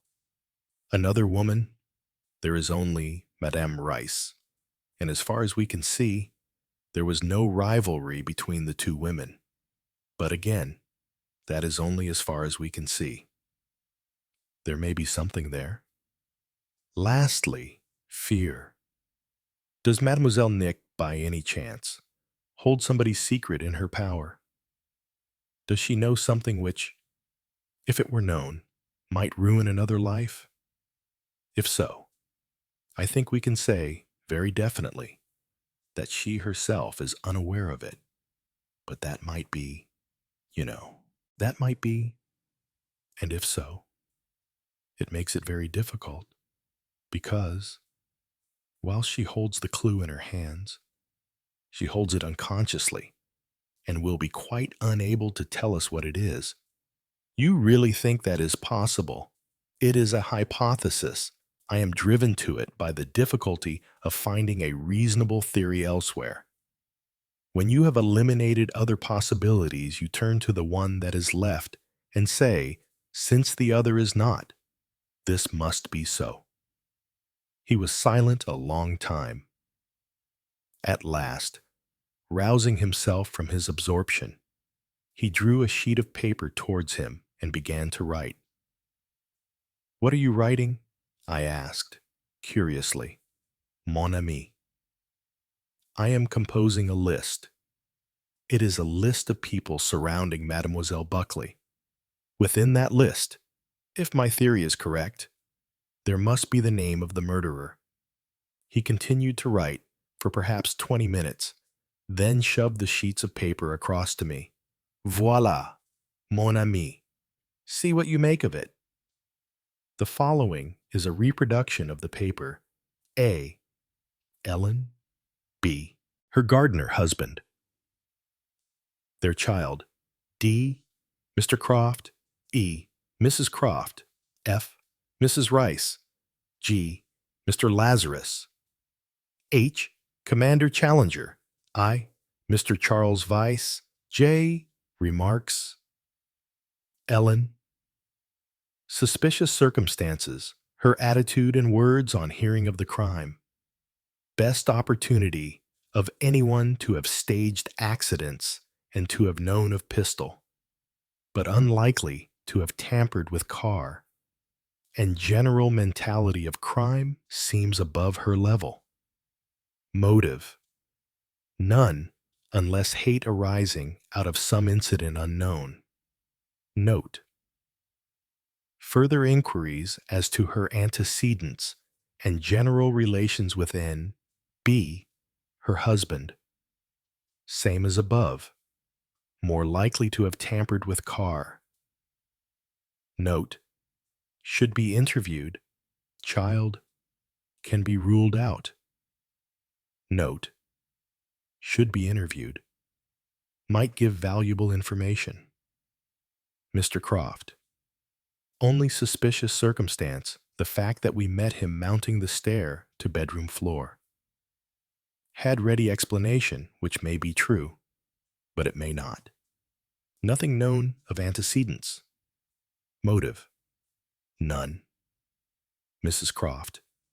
Suspicious circumstances. None. Motive. None. Mrs. Rice. Suspicious circumstances. Full opportunity. Asked N. B. to fetch rap. Has deliberately tried to create impression that N. B. is a liar, and her account of accidents not to be relied on. Was not at Tavistock when accidents occurred. Where was she? Motive. Gain. Very slight. Jealousy possible, but nothing known. Fear also possible, but nothing known. Note. Converse with N. B. on subject. See if any light is thrown upon matter, possibly something to do with F. R.'s marriage. Mr. Lazarus. Suspicious circumstances. General opportunity. Offer to buy picture. Said brakes of car were quite all right according to F. R. May have been in neighborhood prior to Friday. Motive. None unless profit on picture. Fear. Unlikely. Note. Find out where J. L. was, before arriving at St. Louis. Find out financial position of Aaron Lazarus and Son. Commander Challenger. Suspicious circumstances, none. Was in neighborhood all last week, so opportunity for accidents good. Arrived half an hour after murder. Motive? None. Mr. Weiss. Suspicious circumstances. Was absent from office at time when shot was fired in Garden of Hotel. Opportunity good. Statement about selling of end house open to doubt. Of a repressed temperament. Would probably know about pistol. Motive. Gain slight love or hate possible with one of his temperament. Fear unlikely. Note. Find out who held mortgage. Find out position of Weiss's firm. There could be a J, E, G, an outsider, but with a link in the form of one of the foregoing. If so, probably connected with A, D, and E, or F. The existence of J would explain 1. Ellen's lack of surprise at crime and her pleasurable satisfaction, but that might be due to natural, pleasurable excitement of her class over deaths. 2. The reason for Croft and his wife coming to live in lodge. 3. Might supply motive for F.R. Barr's fear of secret being revealed, or for jealousy. Poirot watched me as I read. It is very English. Is it not? He remarked, with pride. I am more English when I write than when I speak. It's an excellent piece of work, I said, warmly. It sets all the possibilities out most clearly. Yes, he said, thoughtfully, as he took it back from me. And one name leaps to the eye. My friend, Charles Weiss. He has the best opportunities. We have given him the choice of 2 motives. Ma foi, if that was a list of racehorses, he would start favorite, n'est-ce pas? He is certainly the most likely suspect. You have a tendency, Hastings, to prefer the least likely. That, no doubt, is from reading too many detective stories. In real life, 9 times out of 10, it is the most likely and the most obvious person who commits the crime. But you don't really think that is so. This time, there is only one thing that is against it. The boldness of the crime that has stood out from the first.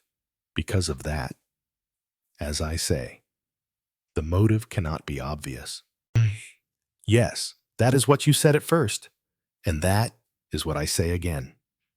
With a sudden brusque gesture, he crumpled the sheets of paper and threw them on the floor. No, he said, as I uttered an exclamation of protest. That list has been in vain. Still, it has cleared my mind. Order and method. That is the first stage. To arrange the facts with neatness and precision. The next stage, yes, the next stage is that of the psychology, the correct employment of the little gray cells I advise you. Hastings, to go to bed. No, I said, not unless you do. I'm not going to leave you, most faithful of dogs. But see you.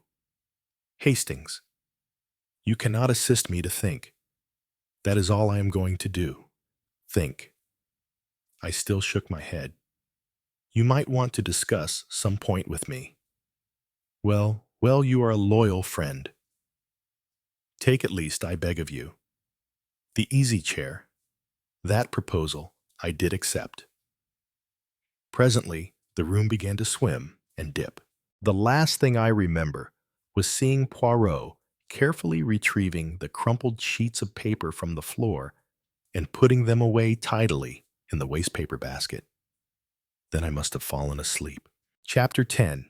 Nick's Secret. It was daylight when I awoke. Poirot was still sitting where he had been the night before. His attitude was the same, but in his face was a difference. His eyes were shining with that queer, cat-like green light that I knew so well. I struggled to an upright position, feeling very stiff and uncomfortable. Sleeping in a chair is a proceeding not to be recommended at my time of life. Yet one thing at least resulted from it. I awoke not in that pleasant state of lazy somnolence, but with a mind and brain as active as when I fell asleep. "Poirot," I cried, "you have thought of something." He nodded. He leaned forward, tapping the table in front of him. "Tell me, Hastings, the answer to these 3 questions. Why has Mademoiselle Nick been sleeping badly lately? Why did she buy a black evening dress? She never wears black. Why did she say last night, 'I have nothing to live for now'?" I stared. The questions seemed beside the point. Answer those questions.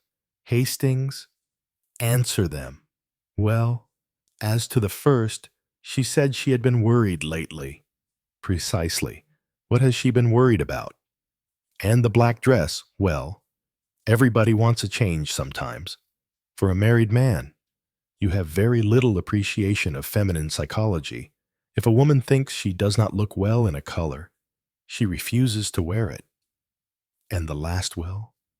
It was a natural thing to say after that awful shock. No, mon ami. It was not a natural thing to say, to be horror-struck by her cousin's death, to reproach herself for it. Yes, all that is natural enough. But the other, no. She spoke of life with weariness, as of a thing no longer dear to her.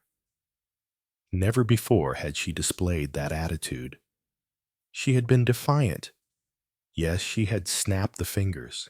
Yes. And then, when that broke down, she was afraid. Afraid.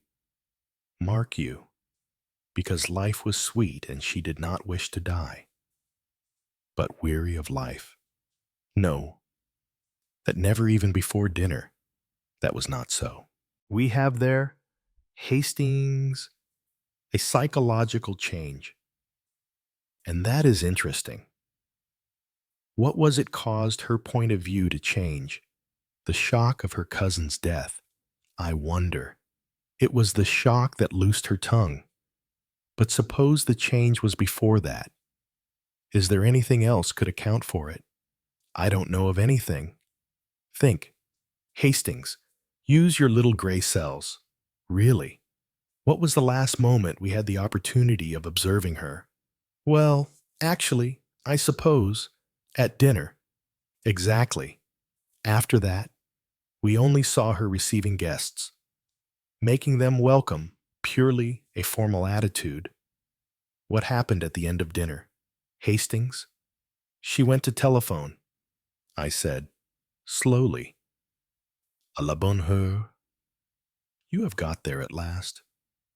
She went to telephone, and she was absent a long time. 20 minutes at least. That is a long time for a telephone call.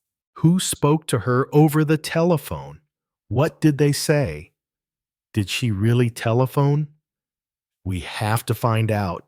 Hastings, what happened in that 20 minutes? For there, or so I fully believe, we shall find the clue we seek. You really think so? May we, all along.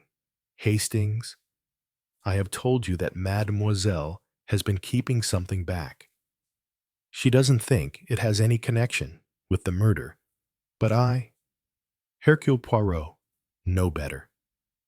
It must have a connection, for, all along, I have been conscious that there is a factor lacking.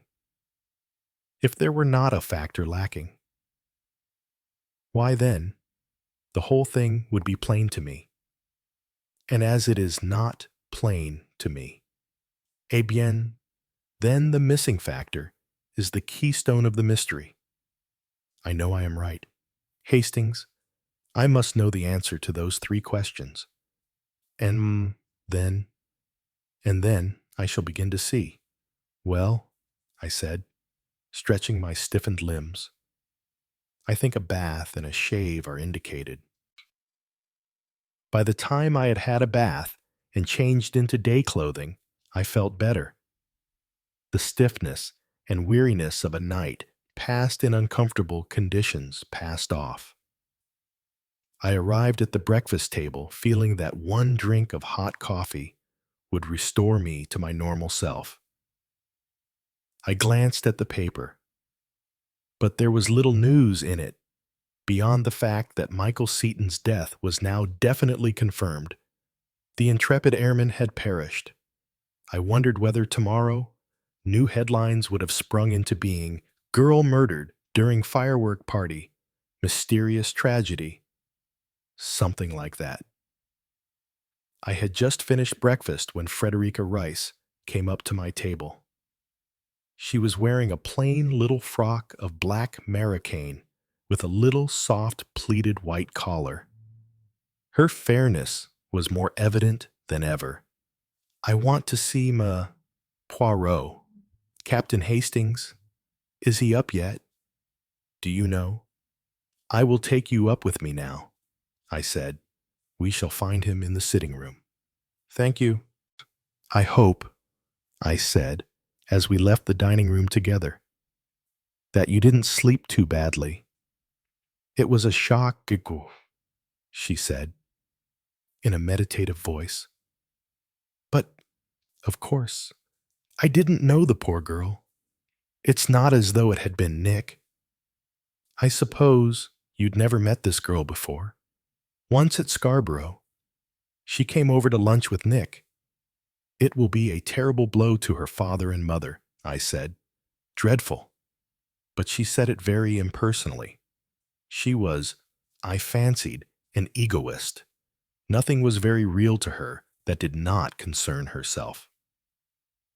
Poirot had finished his breakfast and was sitting reading the morning paper. He rose and greeted Frederica with all his customary Gallic politeness. Madam, he said, enchanté. He drew forward a chair. She thanked him with a very faint smile and sat down. Her 2 hands rested on the arms of the chair. She sat there very upright, looking straight in front of her. She did not rush into speech. There was something a little frightening about her stillness and aloofness. Poirot, she said at last. I suppose there is no doubt that this sad business last night was all part and parcel of the same thing. I mean, that the intended victim was really Nick. I should say, Madame, that there was no doubt at all. Frederica frowned a little. Nick bears a charmed life, she said. There was some curious undercurrent in her voice that I could not understand. Luck, they say, goes in cycles, remarked Poirot. Perhaps. It is certainly useless to fight against it. Now, there was only weariness in her tone. After a moment or two, she went on. I must beg your pardon. Poirot? Nick's pardon, too. Up till last night, I did not believe. I never dreamed that the danger was serious. Is that so, Madame? I see now that everything will have to be gone into carefully, and I imagine that Nick's immediate circle of friends will not be immune from suspicion. Ridiculous, of course. But there it is. Am I right? M. Poirot. You are very intelligent, Madame. You asked me some questions about Tavistock the other day. M. Poirot. As you will find out sooner or later, I might as well tell you the truth now. I was not at Tavistock. No, Madame. I motored down to this part of the world with Mr. Lazarus early last week. We did not wish to arouse more comment than necessary. We stayed at a little place called Shellicombe. That is, I think, about 7 miles from here. Madam, about that, yes. Still that quiet, far-away weariness. May I be impertinent, Madame? Is there such a thing in these days? Perhaps you are right, Madame. How long have you and Lazarus been friends? I met him 6 months ago. And you've cared for him, Madame? Frederica shrugged her shoulders. He is rich. Oh, la la, cried Poirot. That is an ugly thing to say. She seemed faintly amused. Isn't it better to say it myself than to have you say it for me? Well, there is always that, of course.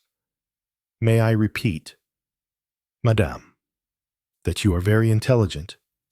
You will give me a diploma soon, said Frederica, and rose. There is nothing more you wish to tell me, Madame. I do not think so. No. I am going to take some flowers round to Nick and see how she is. Ah, that is very amiable of you. Thank you, Madame, for your frankness.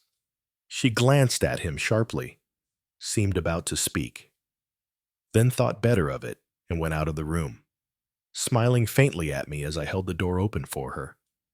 She is intelligent, said Poirot. Yes, but so is Hercule Poirot. What do you mean? That it is all very well and very pretty to force the richness of Lazarus down my throat. I must say that rather disgusted me. Mon cher, always you have the right reaction in the wrong place. It is not, for the moment, a question of good taste or otherwise. If Madame Rice has a devoted friend who is rich and can give her all she needs, why then obviously Madame Rice would not need to murder her dearest friend for a mere pittance. Oh, I said, precisement, oh. Why didn't you stop her going to the nursing home? Why should I show my hand? Is it Hercule Poirot who prevents Mademoiselle Nick from seeing her friends quelle-idée? It is the doctors and the nurses, those tiresome nurses so full of rules and regulations and doctors' orders. You're not afraid that they may let her in after all. Nick may insist. Nobody will be let in, my dear Hastings. But you and me. And for that matter, the sooner we make our way there, the better. The sitting-room door flew open, and George Challenger barged in. His tanned face was alive with indignation. Look here, Poirot, he said. What's the meaning of this? I rang up that damned nursing home where Nick is, asked how she was and what time I could come round and see her. And they say the doctor won't allow any visitors. I want to know the meaning of that. To put it plainly, is this your work? Or is Nick really ill from shock? I assure you, monsieur, that I do not lay down rules for nursing homes. I would not dare. Why not ring up the good doctor? What was his name now? Yes, Graham. He says she's going on as well as could be expected, usual stuff. But I know all the tricks. My uncle's a doctor, Harley Street, nerve specialist, psychoanalysis, all the rest of it. Putting relations and friends off with soothing words. I've heard about it all. I don't believe Nick isn't up to seeing anyone. I believe you're at the bottom of this. M. Poirot. Poirot smiled at him in a very kindly fashion. Indeed, I have always observed that Poirot has a kindly feeling for a lover. Now listen to me, mon ami, he said. If one guest is admitted, others cannot be kept out. You comprehend. It must be all or none. We want Mademoiselle's safety, you and I. Do we not? Exactly. Then, you understand. It must be none. I get you, said Challenger. Slowly. But then, shoot, we will say no more. We will forget even what we have said. The prudence, the extreme prudence, is what is needed at present. I can hold my tongue, said the sailor quietly. He turned away to the door, pausing as he went out to say, "No embargo on flowers, is there, so long as they are not white ones?" Poirot smiled. "And now," he said, as the door shut behind the impetuous challenger, "whilst Monsieur Challenger and Madame and perhaps Lazarus all encounter each other in the flower shop, you and I will drive quietly to our destination and ask for the answer to the 3 questions." I said, "Yes, we will ask. Though, as a matter of fact, I know the answer." "What?" I exclaimed. "Yes. But when did you find out?" "Whilst I was eating my breakfast. Hastings?" It stared me in the face. "Tell me." "No, I will leave you to hear it from Mademoiselle." Then, as if to distract my mind, he pushed an open letter across to me. It was a report by the expert Poirot had sent to examine the picture of old Nicholas Buckley. It stated definitely that the picture was worth at most £20. "So that is one matter cleared up," said Poirot. "No mouse in that mouse hole," I said, remembering a metaphor of Poirot's on one past occasion. "Ah, you remember that? No, as you say, no mouse in that mouse hole. £20 in M. Lazarus offered 50. What an error of judgment for a seemingly astute young man. But there, we must start on our errand." The nursing home was set high on a hill overlooking the bay.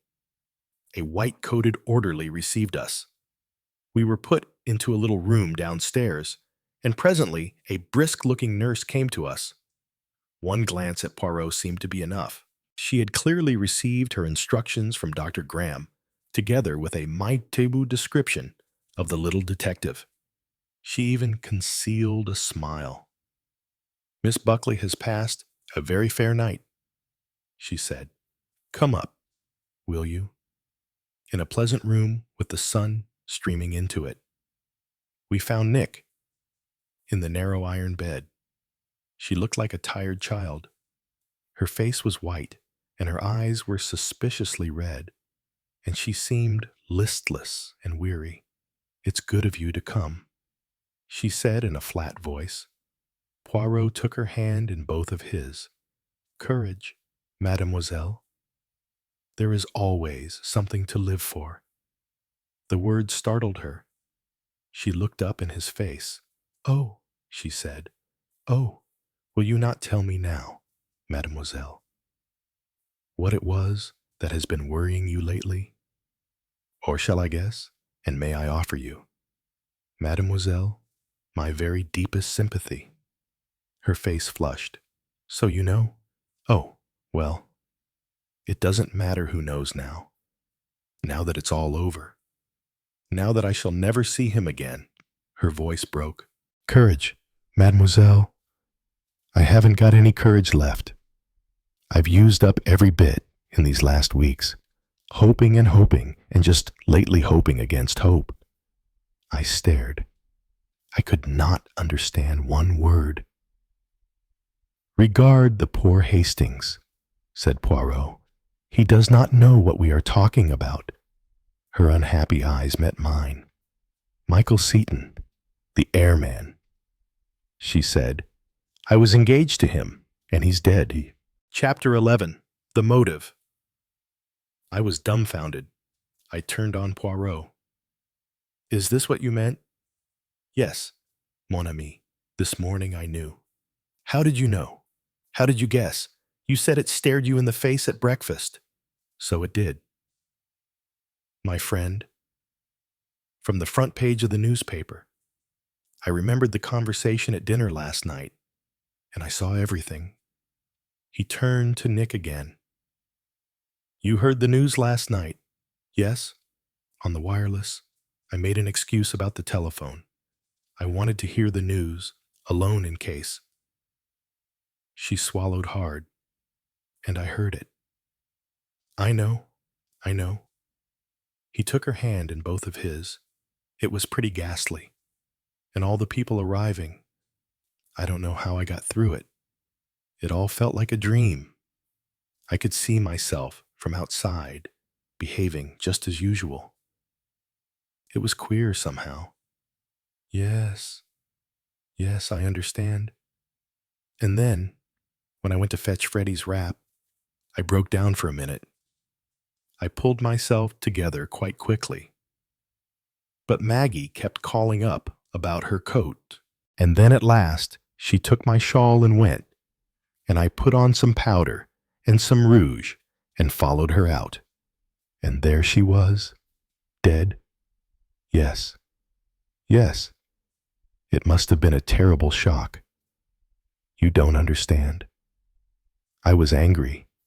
I wished it had been me. I wanted to be dead, and there I was, alive and perhaps to live for years, and Michael dead, drowned far away in the Pacific. Pauvre enfant, I don't want to be alive. I don't want to live. I tell you, she cried, rebelliously. I know, to all of us. Mademoiselle, there comes a time when death is preferable to life. But it passes, sorrow passes, and grief. You cannot believe that now. I know. It is useless for an old man like me to talk. Idle words. That is what you think, idle words. You think I'll forget and marry someone else? Never. She looked rather lovely as she sat up in bed, her two hands clenched and her cheeks burning. Poirot said gently, No, I am not thinking anything of the kind. You are very lucky, mademoiselle. You have been loved by a brave man, a hero. How did you come to meet him? It was at Le Touquet last September, nearly a year ago. And you became engaged when, just after Christmas. But it had to be a secret. Why was that? Michael's uncle, old Sir Matthew Seton. He loved birds and hated women. Ah, ce n'est pas raisonnable. Well, I don't mean quite that. He was a complete crank. Thought women ruined a man's life, and Michael was absolutely dependent on him. He was frightfully proud of Michael, and it was he who financed the building of the Albatross and the expenses of the round-the-world flight. It was the dearest dream of his life, as well as of Michael's. If Michael had pulled it off well, then he could have asked his uncle anything. And even if old Sir Matthew had still cut up rough, well, it wouldn't have really mattered. Michael would have been made a kind of world hero. His uncle would have come round in the end. Yes, I see. But Michael said it would be fatal if anything leaked out. We must keep it a dead secret. And I did. I never told anyone, not even Freddie. Poirot groaned.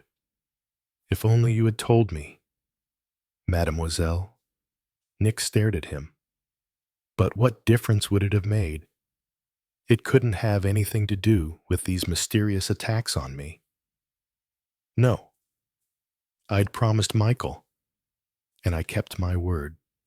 But it was awful, the anxiety, wondering and getting in a state the whole time, and everyone saying one was so nervy, and being unable to explain.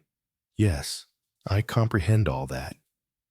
He was missing once before, you know. Crossing the desert on the way to India. That was pretty awful. And then after all, it was all right. His machine was damaged, but it was put right. And he went on, and I kept saying to myself that it would be the same this time.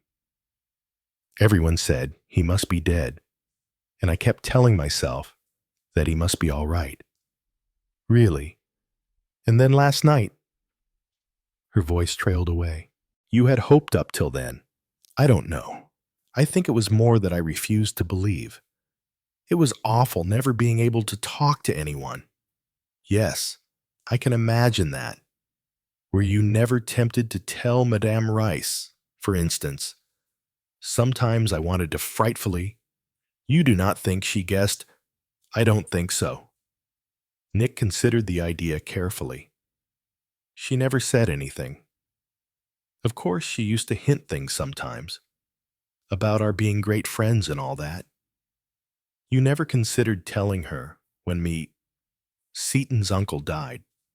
You know that he died about a week ago. I know. He had an operation or something. I suppose I might have told anybody then, but it wouldn't have been a nice way of doing it. Would it, I mean?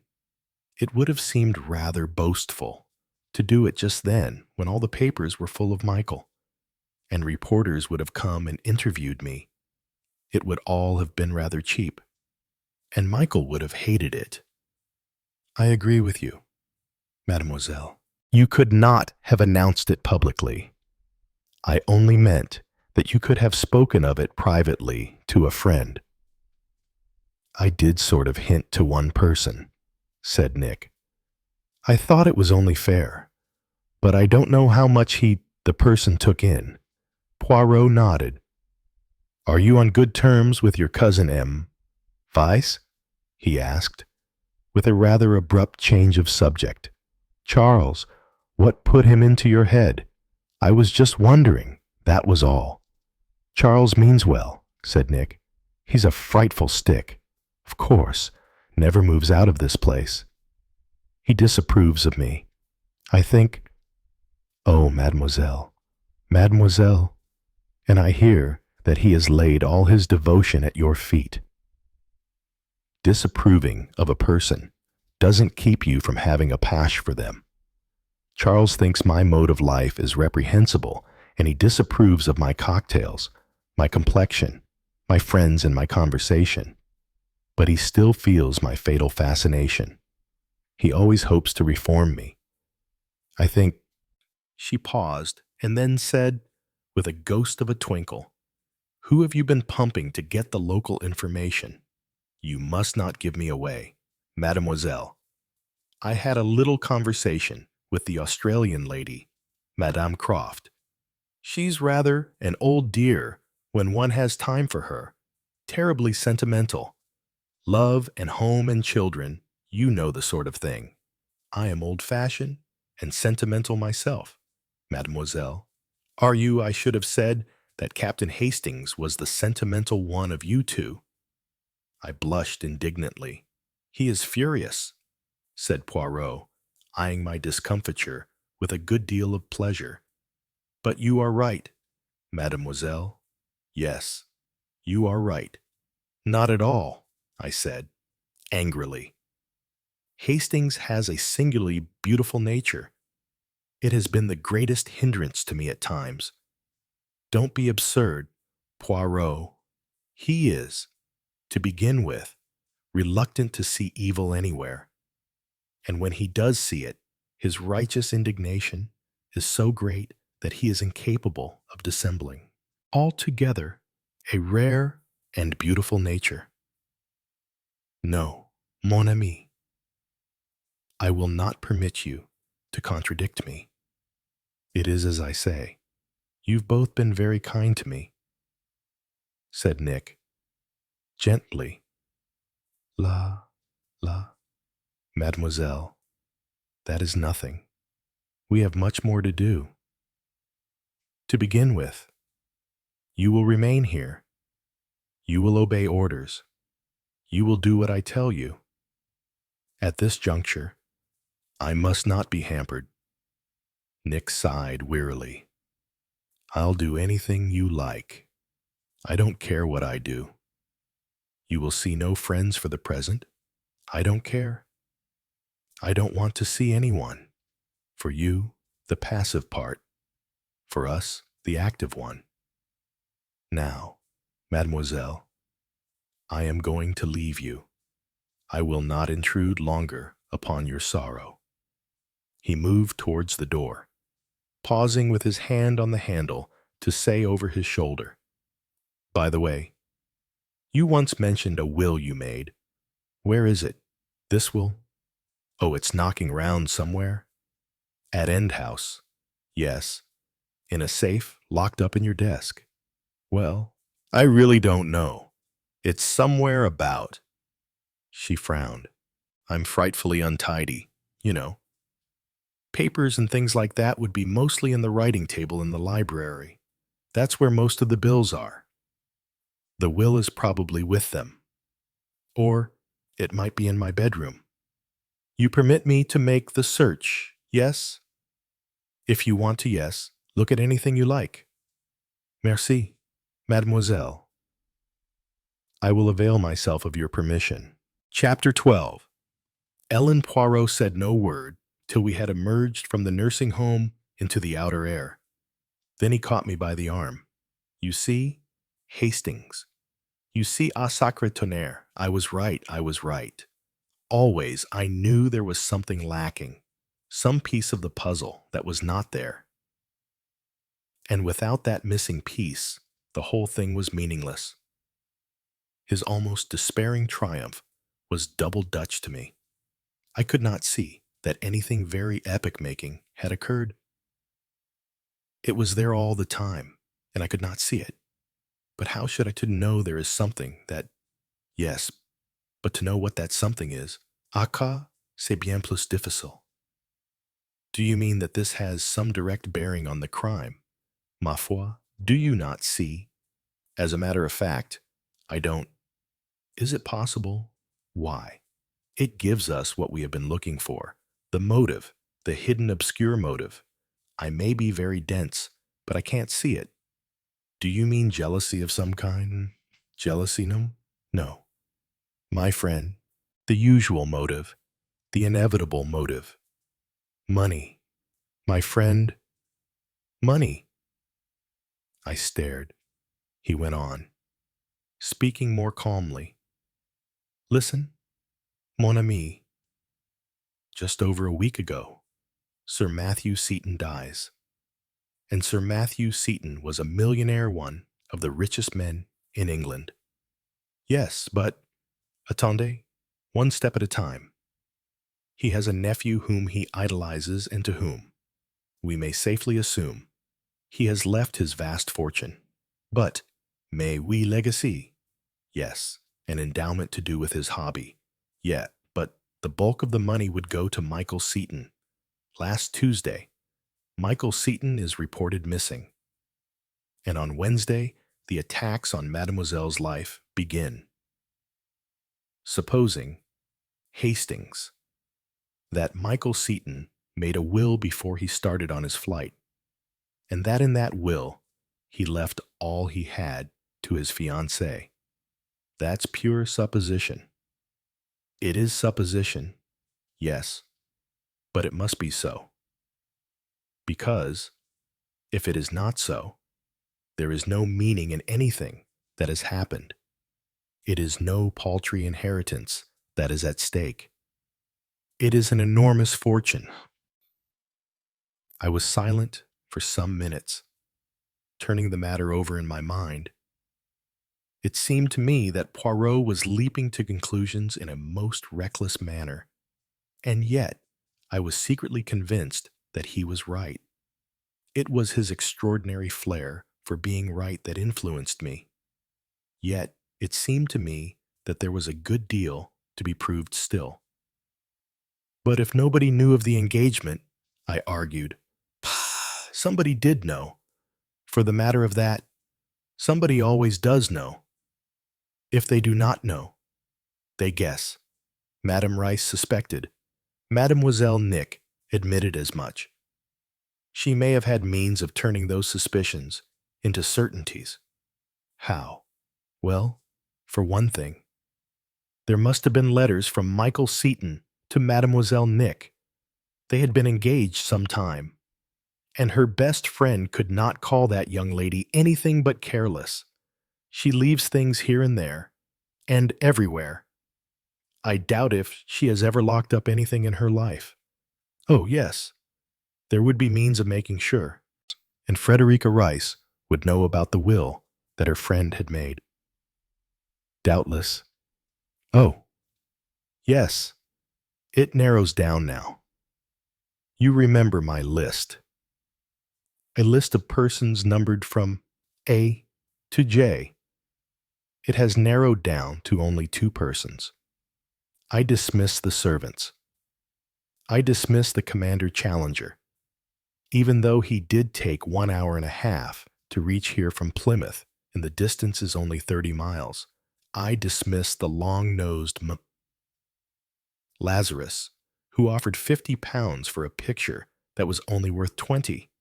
It is odd that, when you come to think of it, most uncharacteristic of his race, I dismiss the Australian so hearty and so pleasant. I keep 2 people on my list still. One is Frederica Rice, I said slowly. I had a vision of her face, the golden hair, the white fragility of the features. Yes, she is indicated very clearly.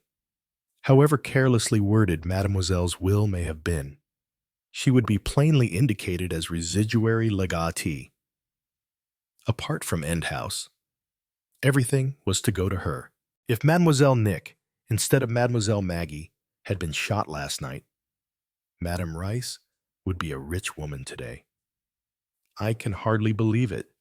You mean that you can hardly believe that a beautiful woman can be a murderess? One often has a little difficulty with members of a jury on that account. But you may be right. There is still another suspect. Who? Charles Vyse. But he only inherits the house. Yes, but he may not know that. Did he make Mademoiselle's will for her? I think not. If so, it would be in his keeping, not knocking around somewhere, or whatever the phrase was that Mademoiselle used. So, you see, Hastings, it is quite probable that he knows nothing about that will. He may believe that she has never made a will, and that, in that case, he will inherit as next of kin. You know, I said, that really seems to me much more probable. That is your romantic mind, Hastings, the wicked solicitor, a familiar figure in fiction. If as well as being a solicitor, he has an impassive face, it makes the matter almost certain. It is true that, in some ways, he is more in the picture than Madame. He would be more likely to know about the pistol, and more likely to use one, and to send the boulder crashing down, perhaps, though, as I have told you, much can be done by leverage. And the fact that the boulder was dislodged at the wrong minute, and consequently missed Mademoiselle, is more suggestive of feminine agency. The idea of tampering with the interior of a car seems masculine in conception, though many women are as good mechanics as men nowadays. On the other hand, there are 1 or 2 gaps in the theory against him. Vice, such as he is less likely to have known of the engagement than Madame. And there is another point. His action was rather precipitate. What do you mean? Well, until last night, there was no certitude that Seaton was dead. To act rashly, without due assurance, seems very uncharacteristic of the legal mind. Yes, I said, a woman would jump to conclusions. Exactly. Ce que femme veut, Dieu veut. That is the attitude. It's really amazing the way Nick has escaped. It seems almost incredible. And suddenly, I remembered the tone in Frederica's voice, as she had said, Nick bears a charmed life. I shivered a little. Yes, said Poirot, thoughtfully, and I can take no credit to myself, which is humiliating. Providence, I murmured. Ah, mon ami. I would not put on the shoulders of the good God the burden of men's wrongdoing.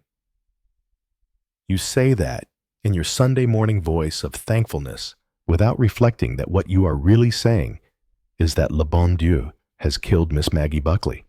Really, Poirot, really, my friend. But I will not sit back and say, le bon Dieu has arranged everything. I will not interfere, because I am convinced that le bon Dieu created Hercule Poirot for the express purpose of interfering. It is my métier. We had been slowly ascending the zigzag path up the cliff. It was at this juncture that we passed through the little gate into the grounds of End House. "Poof," said Poirot. "That ascent is a steep one. I am hot. My mustaches are limp. Yes, as I was saying just now, I am on the side of the innocent. I am on the side of Mademoiselle Nick because she was attacked. I am on the side of Mademoiselle Maggie because she has been killed. And you are against Frederica Rice and Charles Vyse. No, no. Hastings, I keep an open mind. I say only that at the moment one of those two is indicated. Shoot, we had come out on the strip of lawn by the house, and a man was driving a mowing machine. He had a long, stupid face and lackluster eyes. Beside him was a small boy of about 10, ugly but intelligent looking. It crossed my mind that we had not heard the mowing machine in action, but I presumed that the gardener was not overworking himself. He had probably been resting from his labors and had sprung into action on hearing our voices approaching. "Good morning," said Poirot. "Good morning, sir. You are the gardener, I suppose, the husband of Madame who works in the house." "He's my dad," said the small boy. "That's right, sir," said the man. "You'll be the foreign gentleman, I take it? That's really a detective. Is there any news of the young mistress, sir?" "I come from seeing her at the immediate moment. She has passed a satisfactory night. We've had policemen here," said the small boy. "That's where the lady was killed, here by the steps. I seen a pig killed once, haven't I? Dad!" "Ah," said his father, unemotionally. "Dad used to kill pigs when he worked on a farm. Didn't you?" "Dad, I seen a pig killed. I liked it." "Young'uns like to see pigs killed," said the man, as though stating one of the unalterable facts of nature. "Shot with a pistol. The lady was," continued the boy. "She didn't have her throat cut. No, we passed on to the house, and I felt thankful to get away from the ghoulish child." Poirot entered the drawing room, the windows of which were open, and rang the bell. Ellen, neatly attired in black, came in answer to the bell. She showed no surprise at seeing us. Poirot explained that we were here by permission of Miss Buckley to make a search of the house. "Very good, sir." "The police have finished. They said they had seen everything they wanted, sir. They've been about the garden since very early in the morning. I don't know whether they've found anything." She was about to leave the room when Poirot stopped her with a question. "Were you very surprised last night when you heard Miss Buckley had been shot?" "Yes, sir. Very surprised. Miss Maggie was a nice young lady." "Sir, I can't imagine anyone being so wicked as to want to harm her." "If it had been anyone else, you would not have been so surprised." "Eh?" "I don't know what you mean, sir." "When I came into the hall last night," he said, "you asked at once whether anyone had been hurt. Were you expecting anything of the kind?" She was silent. Her fingers pleated a corner of her apron. She shook her head and murmured, "You gentlemen wouldn't understand." "Yes, yes," said Poirot. I would understand. However fantastic what you may say, I would understand. She looked at him doubtfully, then seemed to make up her mind to trust him. You see, sir, she said, this isn't a good house. I was surprised and a little contemptuous. Poirot, however, seemed to find the remark not in the least unusual. You mean it is an old house? Yes, sir, not a good house. You have been here long. 6 years, sir, but I was here as a girl, in the kitchen as kitchen maid. That was in the time of old Sir Nicholas. It was the same then. Poirot looked at her attentively. In an old house, she said, there is sometimes an atmosphere of evil. That's it, sir, said Ellen, eagerly. Evil, bad thoughts and bad deeds too. It's like dry rot in a house. Sir, you can't get it out. It's a sort of feeling in the air. I always knew something bad would happen in this house. Some day. Well, you have been proved right. Yes, sir. There was a very slight underlying satisfaction in her tone. The satisfaction of one whose gloomy prognostications have been shown to be correct. But you didn't think it would be Miss Maggie? No, indeed, I didn't. Sir, nobody hated her, I'm sure of it. It seemed to me that in those words was a clue. I expected Poirot to follow it up, but to my surprise, he shifted to quite a different subject. You didn't hear the shots fired. I couldn't have told, with the fireworks going on. Very noisy they were. You weren't out watching them. No, I hadn't finished clearing up dinner. Was the waiter helping you? No, sir. He'd gone out into the garden to have a look at the fireworks. But you didn't go. No, sir. Why was that? I wanted to get finished. You don't care for fireworks? Oh, yes, sir. It wasn't that. But you see, there's 2 nights of them, and William and I get the evening off tomorrow and go down into the town and see them from there. I comprehend. And you heard Mademoiselle Maggie asking for her coat and unable to find it. I heard Miss Nick run upstairs, sir, and Miss Buckley call up from the front hall saying she couldn't find something, and I heard her say, all right, I'll take the shawl. Pardon, Poirot interrupted. You did not endeavor to search for the coat for her, or get it from the car where it had been left. I had my work to do, sir. Quite so. And doubtless neither of the 2 young ladies asked you because they thought you were out looking at the fireworks.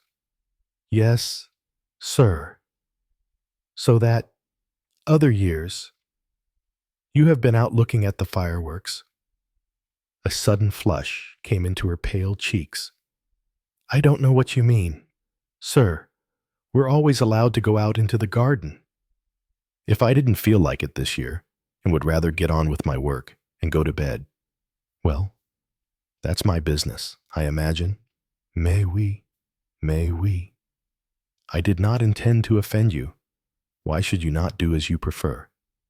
To make a change. It is pleasant. He paused and then added, now another little matter in which I wonder whether you can help me. This is an old house. Are there, do you know, any secret chambers in it? Well, there's a kind of sliding panel in this very room. I remember being shown it as a girl, only I can't remember just now where it is. Or was it in the library? I can't say. I'm sure. Big enough for a person to hide in? Oh, no indeed, sir. A little cupboard place, a kind of niche. About a foot square, sir. Not more than that. Oh, that is not what I mean at all. The blush rose to her face again. If you think I was hiding anywhere, I wasn't. I heard Miss Nick run down the stairs and out, and I heard her cry out, and I came into the hall to see if anything was the matter. And that's the gospel truth, sir. That's the gospel truth. Chapter 13. Letters. Having successfully got rid of Ellen. Poirot turns a somewhat thoughtful face towards me. I wonder now, did she hear those shots? I think she did. She heard them. She opened the kitchen door. She heard Nick rush down the stairs and out. And she herself came into the hall to find out what had happened. That is natural enough. But why did she not go out and watch the fireworks that evening? That is what I should like to know. Hastings, what was your idea in asking about a secret hiding place? A mere fanciful idea that, after all, we might not have disposed of Jake, yes? The last person on my list, the problematical outsider. Supposing for some reason connected with Ellen, that Jay had come to the house last night. I assume he conceals himself in a secret chamber in this room. A girl passes through whom he takes to be Nick. He follows her out and shoots her. Non cestillo. And anyway, we know that there is no hiding place. Ellen's decision to remain in the kitchen last night was a pure hazard. Come, let us search for the will of Mademoiselle Nick. There were no papers in the drawing room. We adjourned to the library, a rather dark room looking out on the drive. Here, there was a large, old-fashioned walnut bureau writing table. It took us some time to go through it. Everything was in complete confusion. Bills and receipts were mixed up together. Letters of invitation. Letters pressing for payment of accounts. Letters from friends. We will arrange these papers, said Poirot, sternly, with order and method. He was as good as his word. Half an hour later, he sat back with a pleased expression on his face. Everything was neatly sorted, docketed, and filed. C'est bien, c'est cas. One thing is at least to the good. We have had to go through everything so thoroughly that there is no possibility of our having missed anything.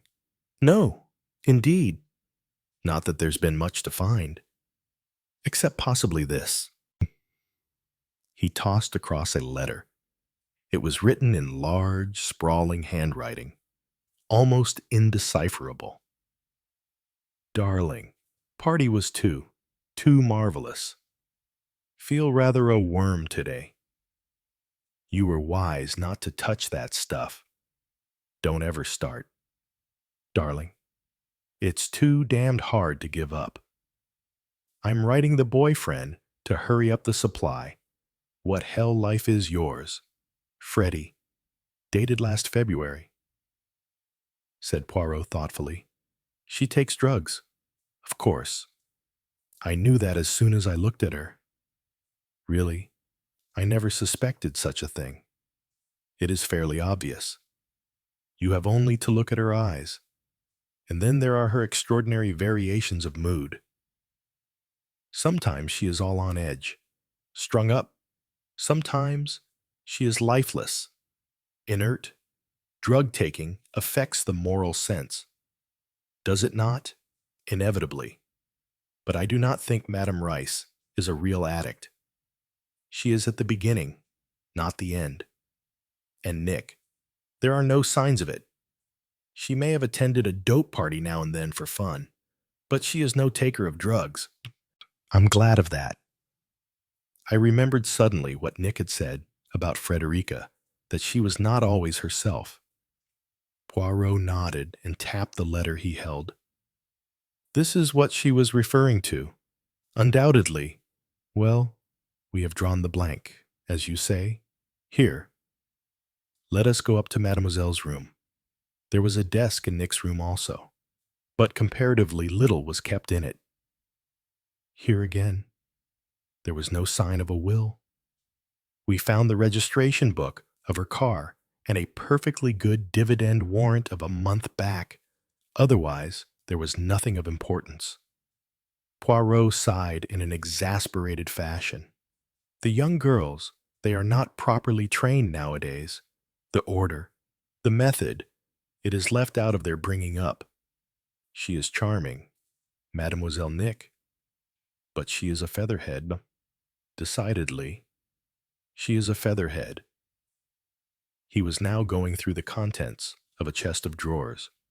Surely, Poirot, I said, with some embarrassment, those are underclothes. He paused in surprise. And why not? My friend, don't you think? I mean, we can hardly... He broke into a roar of laughter. Decidedly, my poor Hastings, you belong to the Victorian era. Mademoiselle Nick would tell you so if she were here. In all probability, she would say that you had the mind like the sink.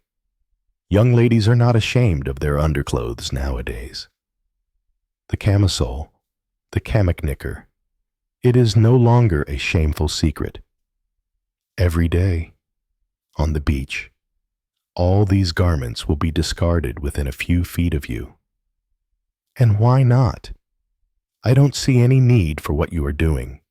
Écoutez, my friend, clearly, she does not lock up her treasures, Mademoiselle Nick. If she wished to hide anything from sight, where would she hide it? Underneath the stockings and the petticoats. Ah, what have we here? He held up a packet of letters tied with a faded pink ribbon. The love letters of Michael Seton, if I mistake not. Quite calmly, he untied the ribbon and began to open out the letters. Poirot, I cried, scandalized. You really can't do that. It isn't playing the game. I'm not playing a game. Mon ami. His voice rang out suddenly harsh and stern. I am hunting down a murderer. Yes, but private letters may have nothing to tell me on the other hand. They may. I must take every chance. My friend, come. You might as well read them with me. 2 pairs of eyes are no worse than 1 pair. Console yourself with the thought that the staunch Ellen probably knows them by heart. I did not like it. Still, I realized that in Poirot's position, he could not afford to be squeamish, and I consoled myself by the quibble that Nick's last word had been, "Look at anything you like." The letters spread over several dates, beginning last winter, New Year's Day. Darling, the new year is in, and I'm making good resolutions. It seems too wonderful to be true that you should actually love me. You've made all the difference to my life. I believe we both knew from the very first moment we met. Happy New Year, my lovely girl. Yours forever, Michael. February 8th. Dearest love, how I wish I could see you more often. This is pretty rotten, isn't it? I hate all this beastly concealment, but I explain to you how things are.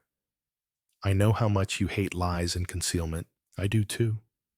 But honestly, it might upset the whole apple cart. Uncle Matthew has got an absolute B in his bonnet about early marriages and the way they wreck a man's career. As though you could wreck mine, you dear angel. Cheer up, darling. Everything will come right. Yours, Michael, March 2nd. I oughtn't to write to you 2 days running. I know, but I must. When I was up yesterday, I thought of you. I flew over Scarborough. Blessed, blessed, blessed Scarborough, the most wonderful place in the world.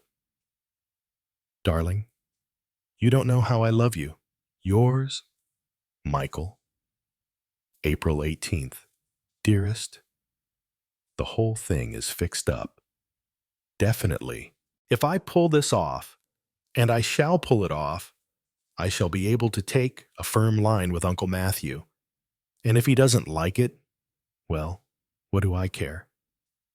It's adorable of you to be so interested in my long technical descriptions of the albatross. How I long to take you up in her. Someday. Don't. For goodness sake, worry about me. The thing isn't half so risky as it sounds.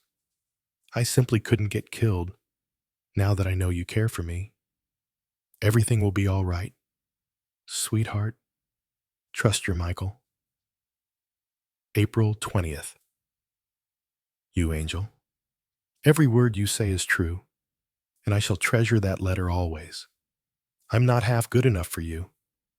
You are so different from everybody else. I adore you. Your Michael. The last was undated. Dearest, well, I'm off tomorrow, feeling tremendously keen and excited and absolutely certain of success. The old albatross is all tuned up. She won't let me down. Cheer up, sweetheart. And don't worry. There's a risk, of course. But all life's a risk, really. By the way, somebody said I ought to make a will. Tactful fellow. But he meant well. So I have on a half sheet of notepaper and sent it to old Whitfield. I'd no time to go round there. Somebody once told me that a man made a will of 3 words, all to mother, and it was legal all right. My will was rather like that. I remembered your name was really Magdala, which was clever of me. A couple of the fellows witnessed it. Don't take all this solemn talk about wills to heart. Will you? I didn't mean that pun. An accident? I shall be as right as rain. I'll send you telegrams from India and Australia and so on. And keep up heart. It's going to be all right. See? Good night, and God bless you. Michael. Poirot folded the letters together again. You see, Hastings. I had to read them to make sure. It is as I told you. Surely you could have found out some other way. No, mon cher. That is just what I could not do. It had to be this way. We have now some very valuable evidence. In what way? We now know that the fact of Michael's having made a will in favor of Mademoiselle Nick is actually recorded in writing. Anyone who had read those letters would know the fact, and with letters carelessly hidden like that, anyone could read them. Ellen, almost certainly, I should say, we will try a little experiment on her before passing out. There is no sign of the will. No, that is curious, but in all probability it is thrown on top of a bookcase or inside a china jar. We must try to awaken Mademoiselle's memory on that point. At any rate, there is nothing more to be found here. Ellen was dusting the hall as we descended. Poirot wished her good morning very pleasantly as we passed. He turned back from the front door to say, "You knew, I suppose, that Miss Buckley was engaged to the airman, Michael Seton." She stared. "What, the one there's all the fuss in the papers about?" "Yes." "Well, I never... To think of that! Engaged to Miss Nick." Complete and absolute surprise, registered very convincingly, I remarked, as we got outside. Yes, it really seemed genuine. Perhaps it was, I suggested, and that packet of letters reclining for months under the lingerie numbered Mon Ami. All very well, I thought to myself, but we are not all Hercule Poirots. We do not all go nosing into what does not concern us. But I said nothing. "This Ellen, she is an enigma," said Poirot. "I do not like it. There is something here that I do not understand." Chapter 14. The Mystery of the Missing Will. We went straight back to the nursing home. Nick looked rather surprised to see us. "Yes, mademoiselle." said Poirot, answering her look. "I am like the jack in the case. I pop up again. To begin with, I will tell you that I have put the order in your affairs. Everything is now neatly arranged." "Well, I expect it was about time," said Nick, unable to help smiling. "Are you very tidy, Poirot?" "Ask my friend Hastings here." The girl turned an inquiring gaze on me.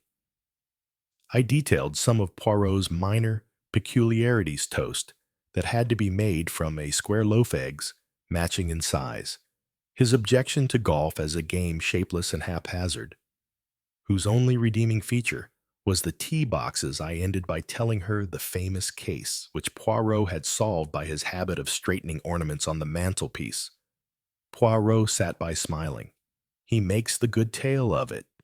"Yes," he said, when I had finished, "but on the whole it is true. Figure to yourself, mademoiselle, that I never ceased trying to persuade Hastings to part his hair in the middle instead of on the side. See what an air! Lopsided and unsymmetrical. It gives him. Then you must disapprove of me, Poirot," said Nick. "I wear a side parting. And you must approve of Freddie, who parts her hair in the middle. He was certainly admiring her the other evening." I put in maliciously. "Now I know the reason." "C'est assez," said Poirot. "I am here on serious business. Mademoiselle, this will of yours, I find it not." "Oh," she wrinkled her brows. "But does it matter so much? After all, I'm not dead. And wills aren't really important till you are dead, are they?" "That is correct." "All the same, I interest myself in this will of yours. I have various little ideas concerning it. Think, mademoiselle. Try to remember where you placed it, where you saw it last." "I don't suppose I put it anywhere particular," said Nick. "I never do put things in places. I probably shoved it into a drawer." "You did not put it in the secret panel, by any chance?" "The secret what?" "Your maid, Ellen, says that there is a secret panel in the drawing room or the library." "Nonsense," said Nick. "I've never heard of such a thing." "Ellen said so. Mais oui. It seems she was in service at End House as a young girl. The cook showed it to her." "It's the first I've ever heard of it. I suppose grandfather must have known about it. But, if so, he didn't tell me. And I'm sure he would have told me. Poirot, are you sure Ellen isn't making it all up?" "No, mademoiselle. I am not at all sure, il me semble, that there is something odd about this Ellen of yours." "Oh, I wouldn't call her odd. William's a half-wit, and the child is a nasty little brute. But Ellen's all right. The essence of respectability. Did you give her leave to go out and see the fireworks last night?" "Mademoiselle, of course, they always do. They clear up afterwards." "Yet she did not go out." "Oh, yes, she did." "How do you know?" "Mademoiselle, well, well, I suppose I don't know. I told her to go, and she thanked me. And so, of course, I assumed that she did go. On the contrary, she remained in the house. But how very odd. You think it odd?" "Yes, I do. I'm sure she's never done such a thing before." "Did she say why?" "She did not tell me the real reason, of that I am sure." Nick looked at him questioningly. "Is it important?" Poirot flung out his hands. "That is just what I cannot say, mademoiselle. C'est curieux." "I leave it like that. This panel business, too," said Nick, reflectively. "I can't help thinking that's frightfully queer and unconvincing." "Did she show you where it was?" "She said she couldn't remember." I don't believe there is such a thing. It certainly looks like it. She must be going batty. Poor thing. She certainly recounts the histories. She said also that End House was not a good house to live in. Nick gave a little shiver. Perhaps she's right there, she said slowly. Sometimes I've felt that way myself. There's a queer feeling in that house. Her eyes grew large and dark. They had a faded look. Poirot hastened to recall her to other topics. We have wandered from our subject. Mademoiselle. The will, the last will and testament of Magdala Buckley. I put that, said Nick, with some pride. I remember putting that. And I said pay all debts and testamentary expenses. I remembered that out of a book I'd read. You did not use a will form then. No. There wasn't time for that. I was just going off to the nursing home. And besides, Mr. Croft said will forms were very dangerous. It was better to make a simple will and not try to be too legal. Croft. He was there. Yes, it was he who asked me if I'd made one. I'd never have thought of it myself. He said if you died intestate. I said, yes, that's it. He said if you died intestate, the crown pinched a lot, and that would be a pity. Very helpful. The excellent M. Croft. Oh, he was, said Nick warmly. He got Ellen in, and her husband to witness it. Oh, of course. What an idiot I've been. We looked at her inquiringly. I've been a perfect idiot. Letting you hunt round to End House. Charles has got it. Of course, my cousin, Charles Vyse. Ah, so that is the explanation. Mr. Croft said a lawyer was the proper person to have charge of it. True's correct. Si bon ma... Croft. Men are useful sometimes, said Nick. A lawyer or the bank, that's what he said. And I said Charles would be best. So we stuck it in an envelope and sent it off to him straight away. She lay back on her pillows with a sigh. I'm sorry. I've been so frightfully stupid. But it is all right now. Charles has got it. And if you really want to see it, of course he'll show it to you. Not without an authorization from you, said Poirot, smiling. How silly? No, mademoiselle, merely prudent. Well, I think it's silly. She took a piece of paper from a little stack that lay beside her bed. What shall I say? Let the dog see the rabbit. Comment. I laughed at his startled face. He dictated a form of words, and Nick wrote, obediently. Thank you, mademoiselle, said Poirot. As he took it, I'm sorry to have given you such a lot of trouble, but I really had forgotten. You know how one forgets things almost at once. With order and method, in the mind one does not forget. I'll have to have a course of some kind, said Nick. You're giving me quite an inferiority complex. That is impossible. Au revoir, mademoiselle. He looked round the room. Your flowers are lovely, aren't they?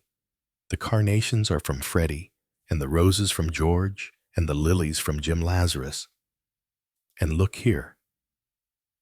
She pulled the wrapping from a large basket of hothouse grapes by her side. Poirot's face changed. He stepped forward sharply. You have not eaten any of them. No, not yet. Do not do so.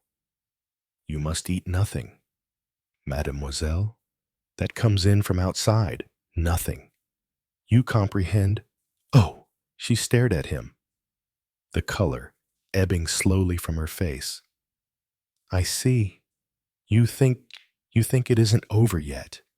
You think they're still trying, she whispered. He took her hand. Do not think of it. You are safe here. But remember, Nothing that comes in from outside. I was conscious of that white, frightened face on the pillow as we left the room. Poirot looked at his watch. Bon, we have just time to catch Vise at his office before he leaves it for lunch. On arrival, we were shown into Charles Vice's office. After the briefest of delays, the young lawyer rose to greet us. He was as formal and unemotional as ever. Good morning, M. Poirot. What can I do for you? Without more ado, Poirot presented the letter Nick had written. He took it and read it, then gazed over the top of it in a perplexed manner. I beg your pardon? I really am at a loss to understand. Has not Mademoiselle Buckley made her meaning clear? In this letter, he tapped it with his fingernail. She asked me to hand over to you a will made by her and entrusted to my keeping in February last. Yes, monsieur. But, my dear sir, no will has been entrusted to my keeping. Comment. As far as I know, my cousin never made a will. I certainly never made one for her. She wrote this herself, I understand, on a sheet of notepaper and posted it to you. The lawyer shook his head. In that case, all I can say is that I never received it. Really, Vise, I never received anything of the kind.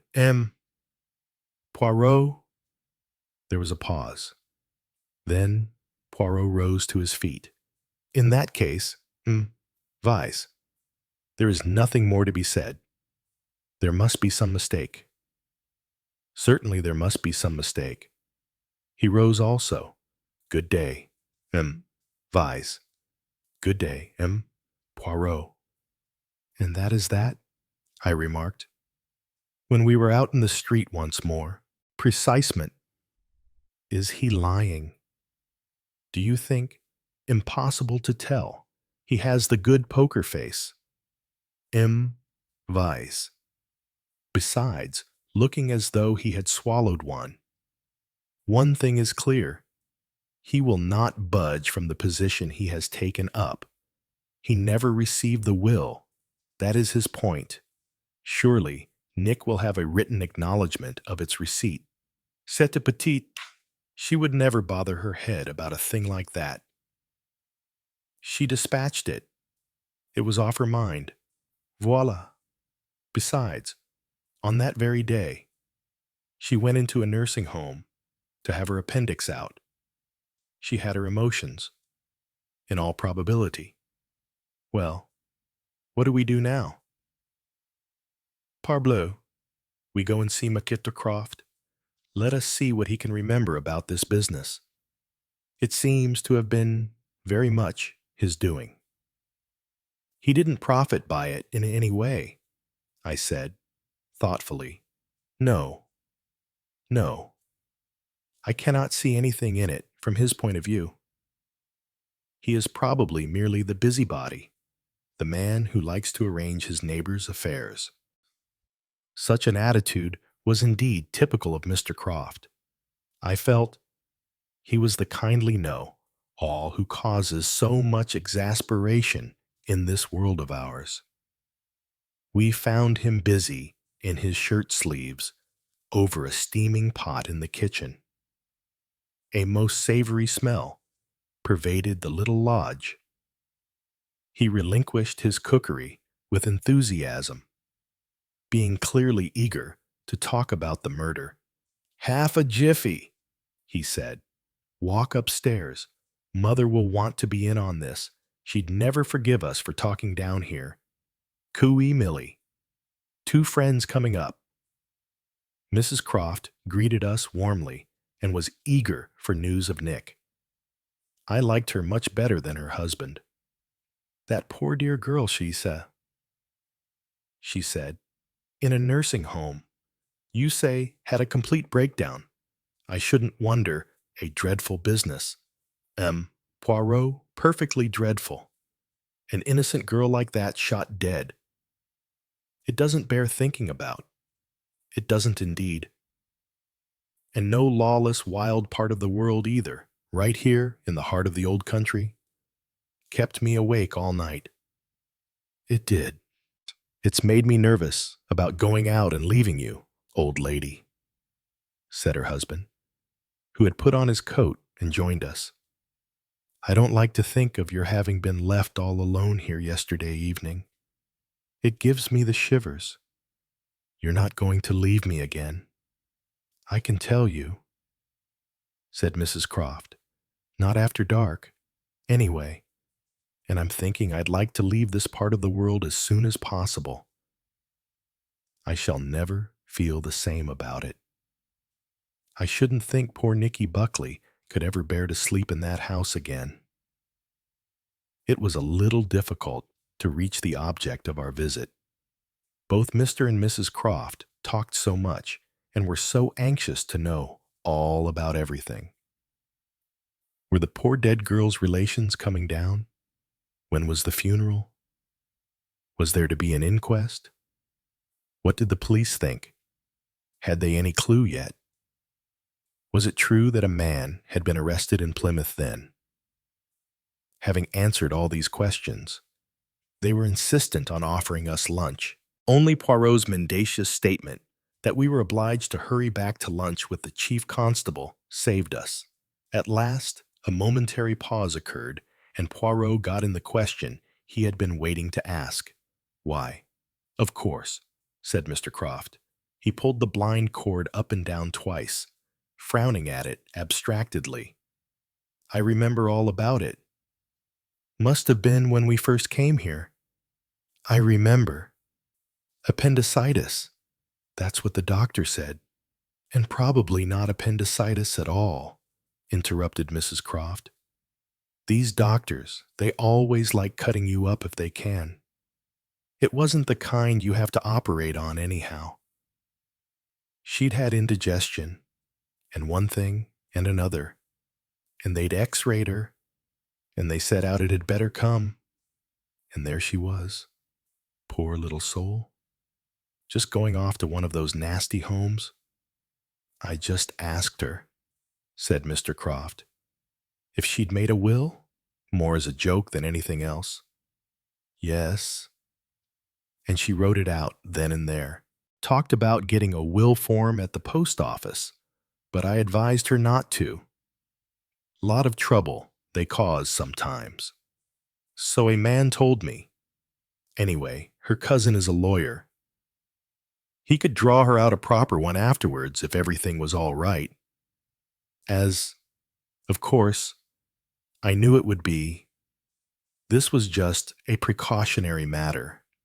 Who witnessed it? Oh, Ellen, the maid, and her husband.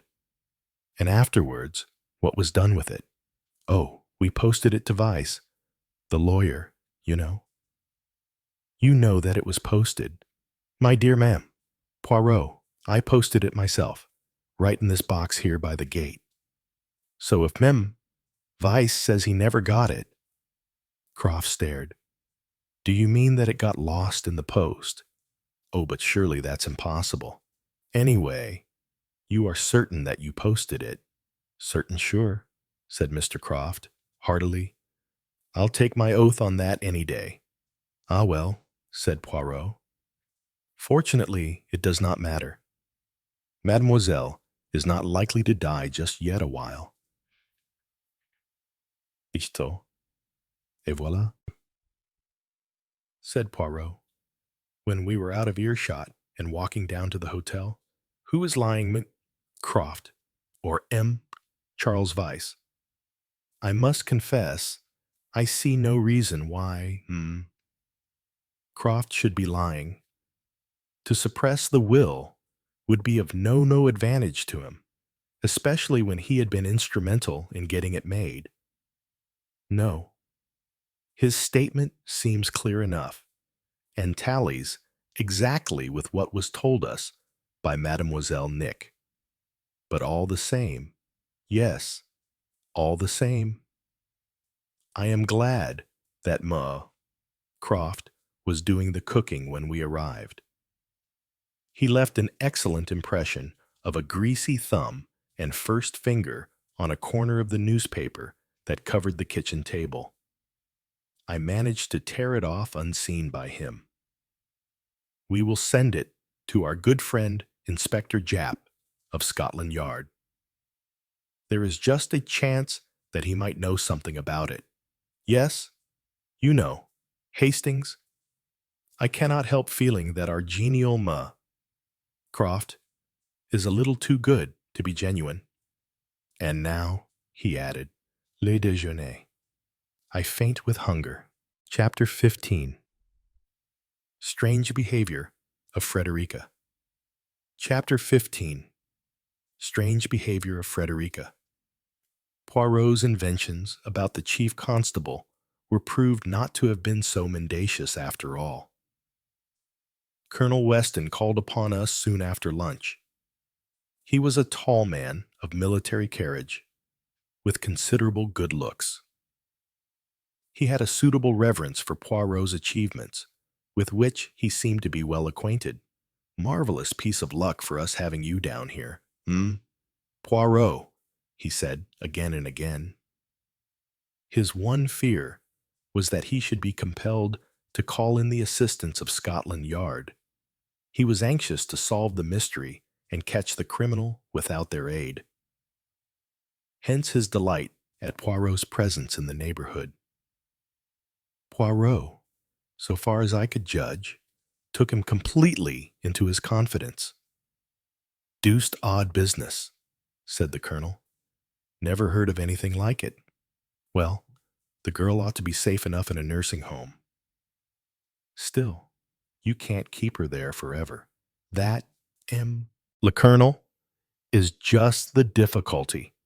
There is only one way of dealing with it, and that is, we must lay our hands on the person responsible. If what you suspect is true, that isn't going to be so easy. Ah, je le sais bien. Evidence. Getting evidence is going to be the devil." He frowned abstractedly. "Always difficult. These cases, where there's no routine work. If we could get hold of the pistol, in all probability, it is at the bottom of the sea. That is, if the murderer had any sense." "Ah," said Colonel Weston, "but often they haven't. You'd be surprised at the fool things people do. I'm not talking of murders. We don't have many murders down in these parts, I'm glad to say, but in ordinary police court cases, the sheer damn foolishness of these people would surprise you. They are of a different mentality, though. Yes, perhaps, if Vice is the chap, well, we'll have our work cut out. He's a cautious man and a sound lawyer. He'll not give himself away. The woman, well, there would be more hope there. 10 to 1 she'll try again. Women have no patience." He rose. "Inquest tomorrow morning. Coroner will work in with us and give away as little as possible. We want to keep things dark at present." He was turning towards the door when he suddenly came back. "Upon my soul, I'd forgotten the very thing that will interest you most, and that I want your opinion about." Sitting down again, he drew from his pocket a torn scrap of paper with writing on it and handed it to Poirot. "My police found this when they were searching the grounds, nor far from where you were all watching the fireworks. It's the only suggestive thing they did find." Poirot smoothed it out. The writing was large and straggling. "Must have money at once. If not you, what will happen? I'm warning you." Poirot frowned. He read and reread it. "This is interesting," he said. "I may keep it." "Certainly. There are no fingerprints on it. I'll be glad if you can make anything of it." Colonel Weston got to his feet again. "I really must be off. Inquest tomorrow. As I said, by the way, you are not being called as witness-only Captain Hastings. Don't want the newspaper people to get wise to your being on the job. I comprehend. What of the relations of the poor young lady? The father and mother are coming from Yorkshire today. They'll arrive about 5:30. Poor souls. I'm heartily sorry for them. They are taking the body back with them the following day. He shook his head. Unpleasant business. I'm not enjoying this. Poirot? Who could... Le Colonel, it is, as you say, an unpleasant business. When he had gone, Poirot examined the scrap of paper once more. An important clue, I asked. He shrugged his shoulders. How can one tell? There is a hint of blackmail about it. Someone of our party that night was being pressed for money in a very unpleasant way. Of course, it is possible that it was one of the strangers. He looked at the writing through a little magnifying glass. Does this writing look at all familiar to you? Hastings. It reminds me a little of something. Ah, I have it, that note of Mrs. Rice's. Yes, said Poirot, slowly. There are resemblances. Decidedly there are resemblances. It is curious. Yet I do not think that this is the writing of Madame Rice. Come in, he said. As a knock came at the door, it was Commander Challenger. Just looked in, he explained. Wanted to know if you were any further forward. Parbleu, said Poirot. At this moment I am feeling that I am considerably further back. I seem to progress in reculant. That's bad, but I don't really believe it. De Poirot. I've been hearing all about you, and what a wonderful chap you are. Never had a failure, they say. That is not true, said Poirot. I had a bad failure in Belgium in 1893. You recollect, Hastings, I recounted it to you, the affair of the box of chocolates. I remember, I said, and I smiled, for at the time that Poirot told me that tale, he had instructed me to say chocolate box to him, if ever I should fancy he was growing conceited. He was then bitterly offended when I used the magical words only a minute and a quarter later. Oh, well, said Challenger, that is such a long time ago, it hardly counts. You are going to get to the bottom of this, aren't you? That I swear, on the word of Hercule Poirot. I am the dog who stays on the scent and does not leave it. Good. Got any ideas? I have suspicions of two people. I suppose I mustn't ask you who they are. I should not tell you. You see, I might possibly be in error. My alibi is satisfactory, I trust, said Challenger with a faint twinkle. Poirot smiled indulgently at the bronzed face in front of him. You left Devonport at a few minutes past 8:30. You arrived here at 5 minutes past 10. 20 minutes after the crime had been committed. But the distance from Devonport is only just over 30 miles, and you have often done it in an hour since the road is good. So, you see, your alibi is not good at all.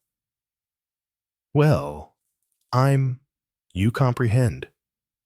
I inquire into everything. Your alibi, as I say, is not good. But there are other things beside alibis. You would like, I think, to marry Mademoiselle Nick. The sailor's face flushed. I've always wanted to marry her, he said huskily. Precisely. Eh bien, Mademoiselle Nick was engaged to another man. A reason, perhaps, for killing the other man, but that is unnecessary. He dies the death of a hero. So it is true that Nick was engaged to Michael Seaton. There's a rumor to that effect all over the town this morning. Yes, it is interesting how soon news spreads. You never suspected it before. I knew Nick was engaged to someone. She told me so 2 days ago, but she didn't give me a clue as to whom it was. It was Michael Seaton, entre nous. He has left her, I fancy, a very pretty fortune. Ah, assuredly. It is not a moment for killing Mademoiselle Nick, from your point of view. She weeps for her lover now, but the heart consoles itself. She is young, and I think, monsieur, that she is very fond of you. Challenger was silent for a moment or two. If it should be, he murmured. There was a tap on the door. It was Frederica Rice. I've been looking for you, she said to Challenger. They told me you were here. I wanted to know if you'd got my wristwatch back yet. Oh, yes, I called for it this morning. He took it from his pocket and handed it to her. It was a watch of rather an unusual shape round, like a globe, set on a strap of plain black moire. I remembered that I had seen one much the same shape on Nick Buckley's wrist.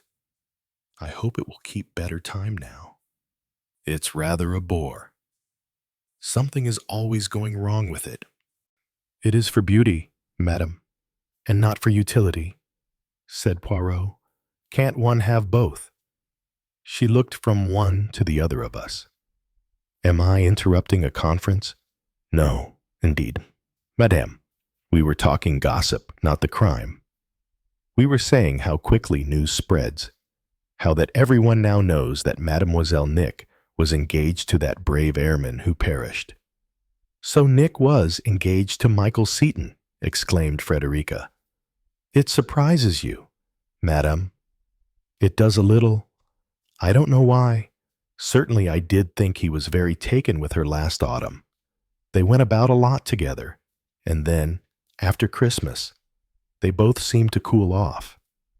As far as I know, they hardly met. The secret, they kept it very well. That was because of old Sir Matthew, I suppose. He was really a little off his head, I think. You had no suspicion, madam. And yet Mademoiselle was such an intimate friend. Nick's a close little devil, when she likes, murmured Frederica. But I understand now why she's been so nervy lately. Oh, and I ought to have guessed from something she said only the other day. Your little friend is very attractive, madam. Old Jim Lazarus used to think so at one time, said Challenger, with his loud, rather tactless laugh. Oh, Jim. She shrugged her shoulders, but I thought she was annoyed. She turned to Poirot. Tell me, Poirot, did you? She stopped. Her tall figure swayed, and her face turned whiter still. Her eyes were fixed on the center of the table. You are not well, madame? I pushed forward a chair, helped her to sink into it. She shook her head, murmured, I'm all right, and leaned forward, her face between her hands. We watched her awkwardly. She sat up in a minute. How absurd, George. Darling, don't look so worried. Let's talk about murders. Something exciting. I want to know if Poirot is on the track. It is early to say, madame, said Poirot, non-committally. But you have ideas. Yes, perhaps, but I need a great deal more evidence. Oh, she sounded uncertain. Suddenly she rose. I've got a head. I think I'll go and lie down. Perhaps tomorrow they'll let me see Nick.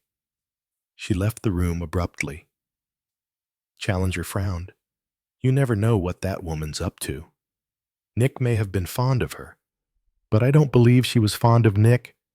But there, you can't tell with women. It's darling, darling, darling, all the time, and damn, you would probably express it much better. Are you going out? Poirot. For Poirot had risen and was carefully brushing a speck off his hat. Yes, I am going into the town. I've got nothing to do. May I come with you? Assuredly, it will be a pleasure. We left the room. Poirot, with an apology, went back.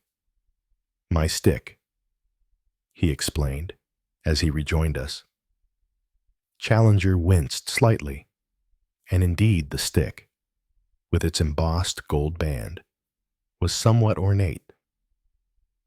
Poirot's first visit was to a florist. I must send some flowers to Mademoiselle Nick, he explained. He proved difficult to suit. In the end, he chose an ornate gold basket to be filled with orange carnations, the whole to be tied up with a large blue bow. The shopwoman gave him a card, and he wrote on it with a flourish, with the compliments of Hercule Poirot. I sent her some flowers this morning, said Challenger. I might send her some fruit. Inutile, said Poirot. What? I said it was useless. The eatable, it is not permitted. Who says so? I say so. I have made the rule. It has already been impressed on Mademoiselle Nick. She understands? Good Lord, said Challenger. He looked thoroughly startled. He stared at Poirot curiously. So that's it, is it? He said. You're still afraid. Chapter 16. Interview with Mr. Whitfield. The inquest was a dry proceeding, mere bare bones. There was evidence of identification. Then I gave evidence of the finding of the body. Medical evidence followed. The inquest was adjourned for a week. The St. Loup murder had jumped into prominence in the daily press. It had, in fact, succeeded. Seaton still missing. Unknown fate of missing airmen. Now that Seaton was dead and due tribute had been paid to his memory, a new sensation was due. The St. Loup mystery was a godsend to papers at their wits' end for news in the month of August. After the inquest, having successfully dodged reporters, I met Poirot, and we had an interview with the Reverend Giles Buckley and his wife. Maggie's father and mother were a charming pair, completely unworldly and unsophisticated. Mrs. Buckley was a woman of character, tall and fair, and showing very plainly her northern ancestry. Her husband was a small man, gray-haired, with a diffident, appealing manner. Poor souls, they were completely dazed by the misfortune that had overtaken them and robbed them of a well-beloved daughter. Our Maggie, as they called her. I can scarcely realize it. Even now, said Mr. Buckley, such a dear child. Poirot, so quiet and unselfish, always thinking of others. Who could wish to harm her? I could hardly understand the telegram, said Mrs. Buckley. Why, it was only the morning before that we had seen her off. In the midst of life, we are in death, murmured her husband. Colonel Weston has been very kind, said Mrs. Buckley. He assures us that everything is being done to find the man who did this thing. He must be a madman. No other explanation is possible. Madam, I cannot tell you how I sympathize with you in your loss and how I admire your bravery. Breaking down would not bring Maggie back to us, said Mrs. Buckley, sadly. My wife is wonderful, said the clergyman. Her faith and courage are greater than mine. It is all so bewildering. Poirot, I know. Monsieur, you are a great detective. Poirot, said Mrs. Buckley. It has been said, Madame. Oh, I know. Even in our remote country village we have heard of you. You are going to find out the truth. Poirot. I shall not rest until I do, Madame. It will be revealed to you. Poirot, quavered the clergyman. Evil cannot go unpunished. Evil never goes unpunished, monsieur. But the punishment is sometimes secret. What do you mean by that? Poirot. Poirot only shook his head. Poor little Nick, said Mrs. Buckley. I am really sorriest of all for her. I had a most pathetic letter. She says she feels she asked Maggie down here to her death. That is morbid, said Mr. Buckley. Yes, but I know how she feels. I wish they would let me see her. It seems so extraordinary not to let her own family visit her. Doctors and nurses are very strict, said Poirot, evasively. They make the rules, so and nothing will change them. And doubtless they fear for her the emotion, the natural emotion she would experience on seeing you. Perhaps, said Mrs. Buckley, doubtfully, but I don't hold with nursing homes. Nick would do much better if they let her come back with me, right away from this place. It is possible, but I fear they will not agree. It is long since you have seen Mademoiselle Buckley. I haven't seen her since last autumn. She was at Scarborough. Maggie went over and spent the day with her, and then she came back and spent a night with us. She's a pretty creature, though I can't say I like her friends, and the life she leads, well, it's hardly her fault. Poor child. She's had no upbringing of any kind. It is a strange house-end house, said Poirot thoughtfully. I don't like it, said Mrs. Buckley. I never have. There's something all wrong about that house. I disliked old Sir Nicholas intensely. He made me shiver. Not a good man, I'm afraid, said her husband, but he had a curious charm. I never felt it, said Mrs. Buckley. There's an evil feeling about that house. I wish we'd never let our Maggie go there. Wishing, said Mr. Buckley, and shook his head. Well, said Poirot, I must not intrude upon you any longer. I only wish to proffer to you my deep sympathy. You have been very kind, M. Poirot, and we are indeed grateful for all you are doing. You return to Yorkshire when, tomorrow, a sad journey. Goodbye, M. Poirot, and thank you again. Very simple, delightful people, I said. After we had left, Poirot nodded.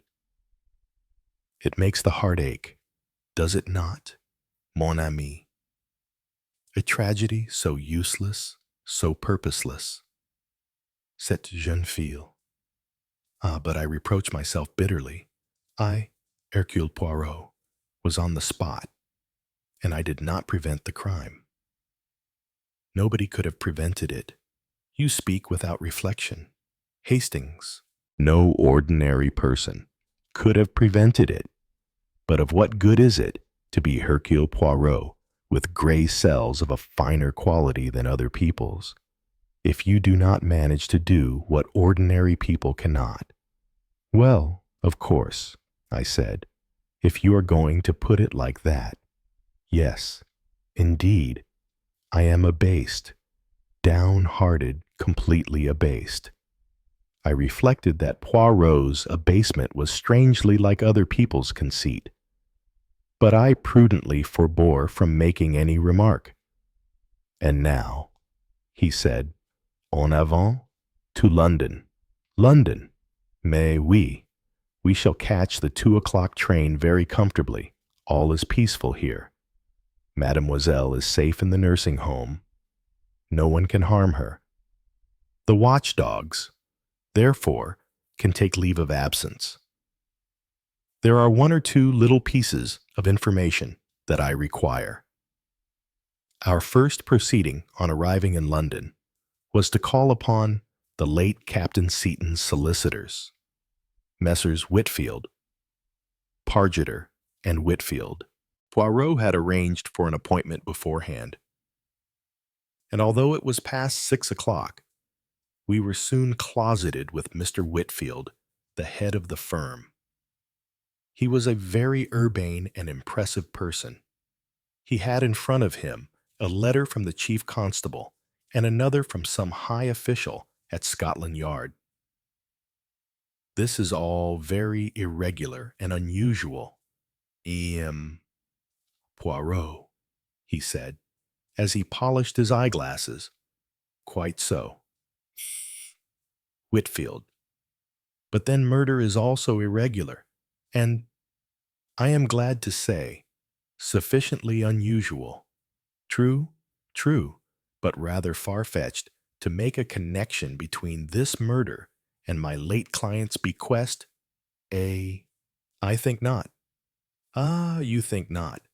Well, under the circumstances, and I must admit that Sir Henry puts it very strongly in his letter,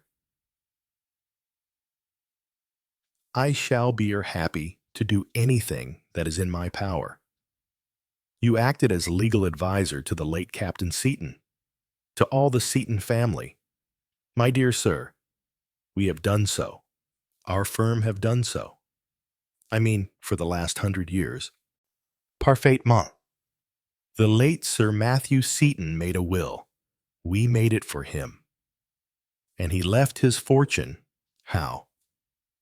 There were several bequests, one to the Natural History Museum. But the bulk of his I may say, very large fortune, he left to Captain Michael Seton absolutely. He had no other near relations. A very large fortune. You say, the late Sir Matthew was the second richest man in England, replied Mr. Whitfield, composedly. He had somewhat peculiar views, had he not? Mr. Whitfield looked at him severely. A millionaire, Poirot, is allowed to be eccentric. It is almost expected of him. Poirot received his correction meekly and asked another question. His death was unexpected. I understand. Most unexpected. Sir Matthew enjoyed remarkably good health. He had an internal growth, however, which no one had suspected. It reached a vital tissue, and an immediate operation was necessary. The operation was, as always on these occasions, completely successful. But Sir Matthew died, and his fortune passed to Captain Seton. That is so. Captain Seton had, I understand, made a will before leaving England. If you can call it a will, yes, said Mr. Whitfield, with strong distaste. It is legal. It is perfectly legal. The intention of the testator is plain, and it is properly witnessed. Oh, yes, it is legal. But you do not approve of it. My dear sir, what are we for? I had often wondered, having once had occasion to make a perfectly simple will myself. I had been appalled at the length and verbiage that resulted from my solicitor's office. The truth of the matter was, continued Mr. Whitfield, that at the time Captain Seton had little or nothing to leave. He was dependent on the allowance he received from his uncle. He felt, I suppose, that anything would do, and had thought correctly.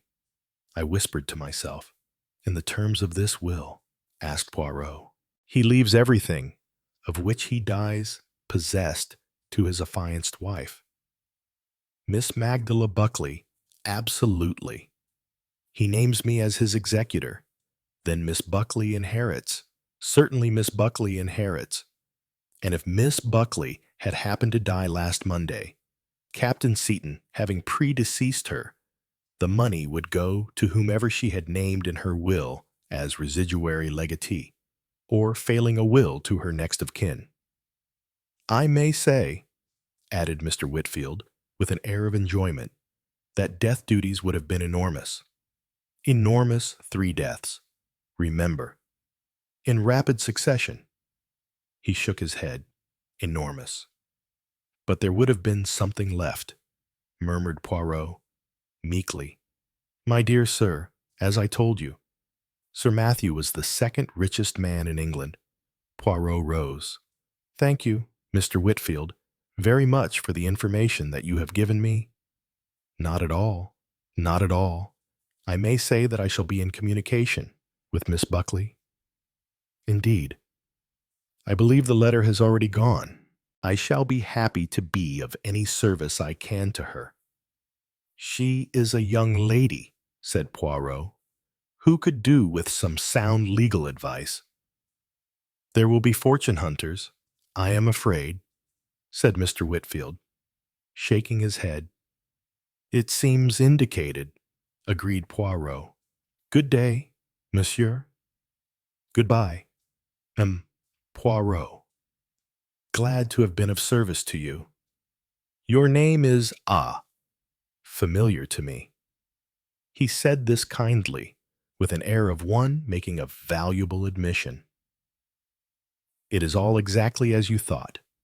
Poirot, I said, when we were outside. Mon ami, it was bound to be. It could not be any other way. We will go now to the Cheshire Cheese where Jap meets us for an early dinner.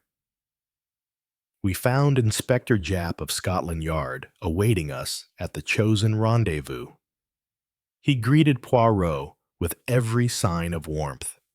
Years since I've seen you, Monsieur Poirot. Thought you were growing vegetable marrows in the country. I tried, Jap. I tried. But even when you grow vegetable marrows, you cannot get away from murder, he sighed. I knew of what he was thinking. That strange affair at Fernley Park. How I regretted that I had been far away at that time. And Captain Hastings, too, said Jap. How are you, sir? Very fit. Thanks, I said. And now there are more murders, continued Jap. Facetiously. As you say, more murders.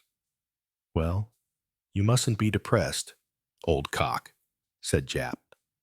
Even if you can't see your way clear, well, you can't go about at your time of life and expect to have the success you used to do. We all of us get stale as the years go by.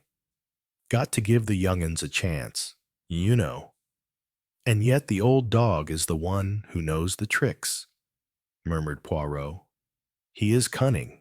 He does not leave the scent. Oh well, we're talking about human beings, not dogs. Is there so much difference? Well, it depends how you look at things. But you're a caution, isn't he? Captain Hastings always was. Looks much the same, hair a bit thinner on top, but the face fungus fuller than ever. Said Poirot. What is that? He's congratulating you on your mustaches, I said, soothingly. They are luxuriant. Yes, said Poirot, complacently caressing them. Jap went off into a roar of laughter. Well, he said, after a minute or two, I've done your bit of business. Those fingerprints you sent me. Yes, said Poirot, eagerly. Nothing doing. Whoever the gentleman may be, he hasn't passed through our hands. On the other hand, I wired to Melbourne, and nobody of that description or name is known there. Ah, so there may be something fishy after all. But he's not one of the lads. As to the other business, went on Jap, yes, Lazarus and Son have a good reputation. Quite straight and honorable in their dealings. Sharp, of course. But that's another matter. You've got to be sharp in business. But they're all right. They're in a bad way. Though financially, I mean. Oh, is that so? Yes. The slump in pictures has hit them badly. And antique furniture, too. All this modern continental stuff coming into fashion. They built new premises last year. And, well, as I say, they're not far from Queer Street. I am much obliged to you. Not at all. That sort of thing isn't my line, as you know. But I made a point of finding out, as you wanted to know. We can always get information. My good Jap, what should I do without you? Oh, that's all right. Always glad to oblige an old friend.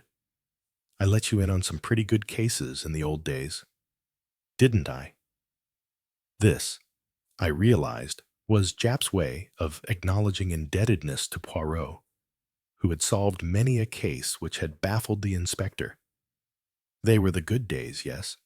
I wouldn't mind having a chat with you now and again, even in these days. Your methods may be old-fashioned, but you've got your head screwed on the right way. Mm. Poirot. What about my other question? The Dr. McAllister.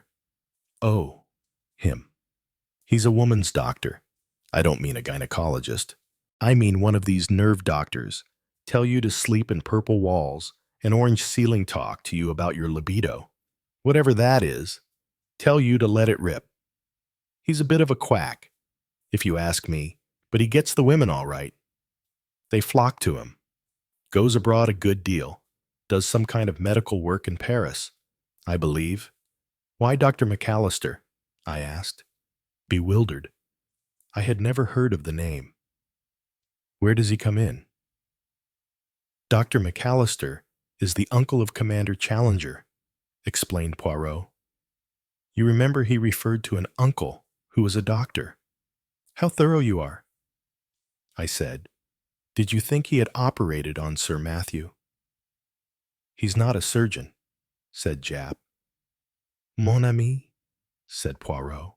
I like to inquire into everything. Hercule Poirot is a good dog.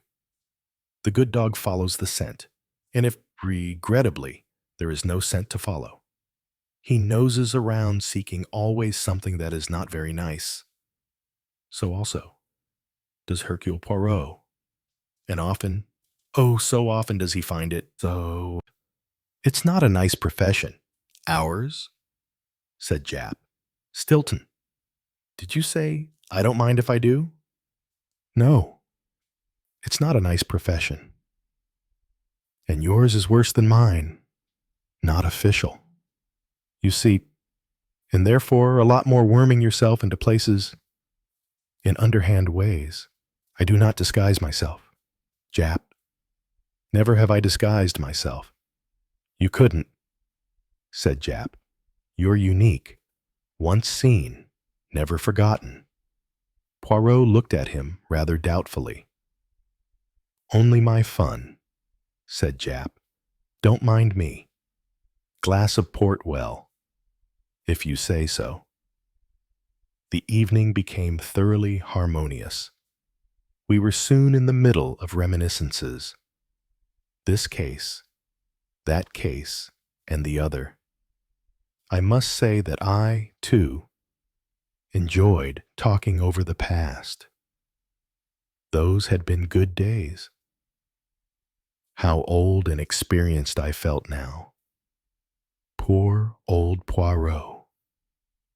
He was perplexed by this case. I could see that. His powers were not what they were. I had the feeling that he was going to fail, that the murderer of Maggie Buckley would never be brought to book. Courage, my friend, said Poirot, slapping me on the shoulder. All is not lost. Do not pull the long face, I beg of you. That's all right. I'm all right. And so am I, and so is Jap. We're all right, declared Jap hilariously. And on this pleasant note, we parted. The following morning we journeyed back to St. Lou. On arrival at the hotel, Poirot rang up the nursing home and asked to speak to Nick. Suddenly I saw his face change. He almost dropped the instrument. Comment, what is that? Say it again, I beg. He waited for a minute or two listening. Then he said, yes, I will come at once. He turned a pale face to me. Why did I go away? Hastings, mon Dieu. Why did I go away? What has happened? Mademoiselle Nick is dangerously ill. Cocaine poisoning. They have got at her after all. Mon Dieu, why did I go away? Chapter 17. A Box of Chocolates. All the way to the nursing home, Poirot murmured and muttered to himself. He was full of self-reproach. I should have known, he groaned. I should have known. And yet, what could I do? I took every precaution. It is impossible, impossible. No one could get to her who has disobeyed my orders. At the nursing home, we were shown into a little room downstairs, and after a few minutes, Dr. Graham came to us. He looked exhausted and white. She'll do, he said. It's going to be all right. The trouble was knowing how much she'd taken of the damn stuff. What was it? Cocaine. She will live. Yes, yes, she'll live. But how did it happen? How did they get at her, who has been allowed in?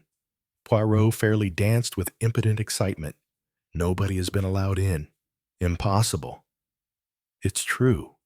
But then, it was a box of chocolates. Ah, sacre. And I told her to eat nothing. That came from outside. I don't know about that. It's hard work keeping a girl from a box of chocolates. She only ate one. Thank goodness. Was the cocaine in all the chocolates? No, the girl ate one. There were 2 others in the top layer. The rest were all right. How was it done? Quite clumsily. Chocolate cut in half, the cocaine, mixed with the filling, and the chocolate stuck together again. Amateurishly. What you might call a homemade job. Poirot groaned. Ah, if I knew. If I knew. Can I see Mademoiselle? If you come back in an hour, I think you can see her, said the doctor. Pull yourself together, man. She isn't going to die. For another hour, we walked the streets of St. Lou.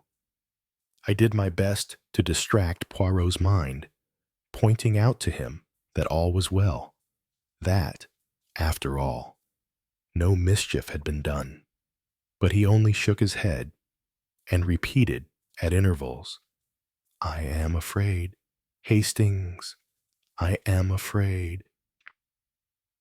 And the strange way he said it made me, too, feel afraid. Once he caught me by the arm. Listen, my friend, I'm all wrong. I have been all wrong from the beginning. You mean it isn't the money? No, no. I am right about that. Oh, yes. But those 2, it is too simple, too easy. That. There is another twist still. Yes, there is something. And then, in an outburst of indignation, ah, cette petite, did I not forbid her? Did I not say, do not touch anything from outside? And she disobeys me. Me. Hercule Poirot. Are not 4 escapes from death enough for her? Must she take a 5th chance? Ah, c'est oui. At last we made our way back. After a brief wait, we were conducted upstairs. Nick was sitting up in bed. The pupils of her eyes were widely dilated. She looked feverish, and her hands kept twitching violently. At it again, she murmured. Poirot experienced real emotion at the sight of her. He cleared his throat and took her hand in his. Ah, mademoiselle, mademoiselle. I shouldn't care, she said, defiantly.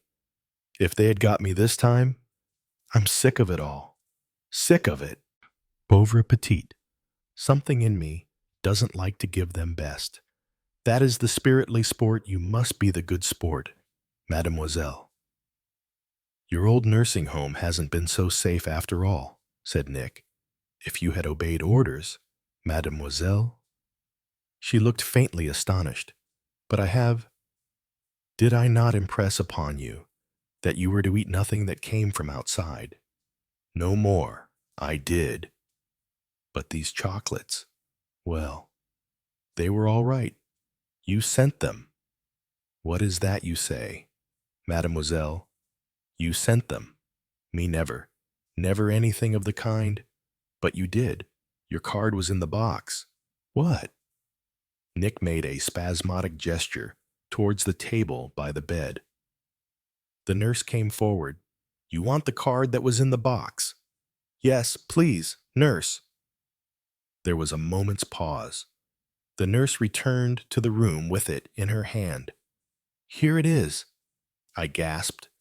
So did Poirot. For on the card, in flourishing handwriting, were written the same words that I had seen Poirot inscribe on the card that accompanied the basket of flowers, with the compliments of Hercule Poirot. Sacre tonnerre. You see, said Nick, accusingly. I did not write this, cried Poirot. What? And yet, murmured Poirot, and yet it is my handwriting. I know. It's exactly the same as the card that came with the orange carnations. I never doubted that the chocolates came from you. Poirot shook his head. How should you doubt? Oh, the devil. The clever, cruel devil. To think of that. Ah, but he has genius. This man, genius. With the compliments of Hercule Poirot. So simple. Yes. But one had to think of it. And I did not think. I omitted to foresee this move. Nick moved restlessly. Do not agitate yourself, mademoiselle. You are blameless, blameless. It is I that am to blame. Miserable imbecile that I am, I should have foreseen this move. Yes, I should have foreseen it. His chin dropped on his breast. He looked to the picture of misery. I really think, said the nurse. She had been hovering nearby, a disapproving expression on her face. Yes, yes. I will go. Courage, mademoiselle. This is the last mistake I will make. I am ashamed, desolated. I have been tricked, outwitted, as though I were a little schoolboy. But it shall not happen again. No, I promise you. Come. Hastings. Poirot's first proceeding was to interview the matron. She was, naturally, terribly upset over the whole business. It seems incredible to me. Poirot, absolutely incredible, that a thing like that should happen in my nursing home. Poirot was sympathetic and tactful. Having soothed her sufficiently, he began to inquire into the circumstance of the arrival of the fatal packet.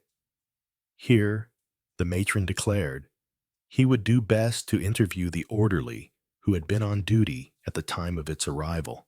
The man in question, whose name was Hood, was a stupid but honest-looking young fellow of about 22.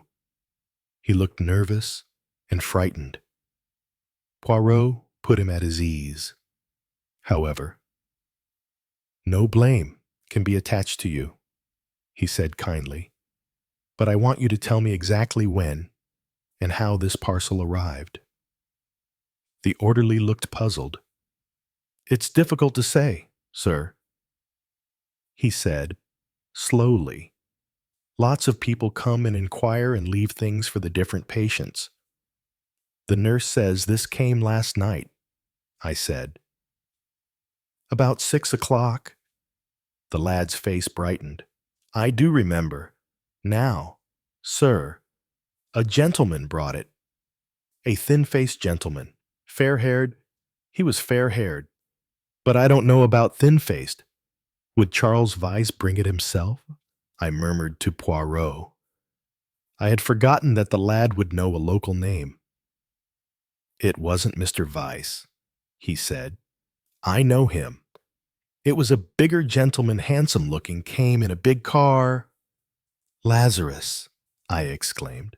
Poirot shot me a warning glance, and I regretted my precipitance. He came in a large car, and he left this parcel.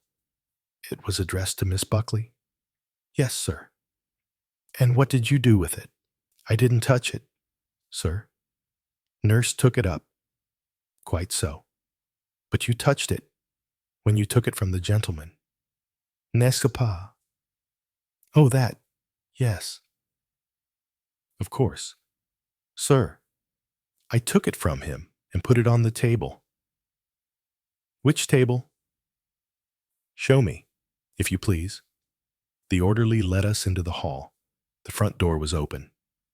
Close to it, in the hall, was a long marble-top table on which lay letters and parcels.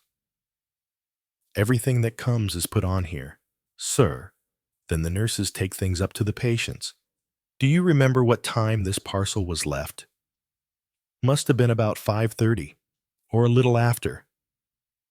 I know the post had just been, and that's usually at about 5:30. It was a pretty busy afternoon. A lot of people leaving flowers and coming to see patients. Thank you. Now, I think, we will see the nurse who took up the parcel.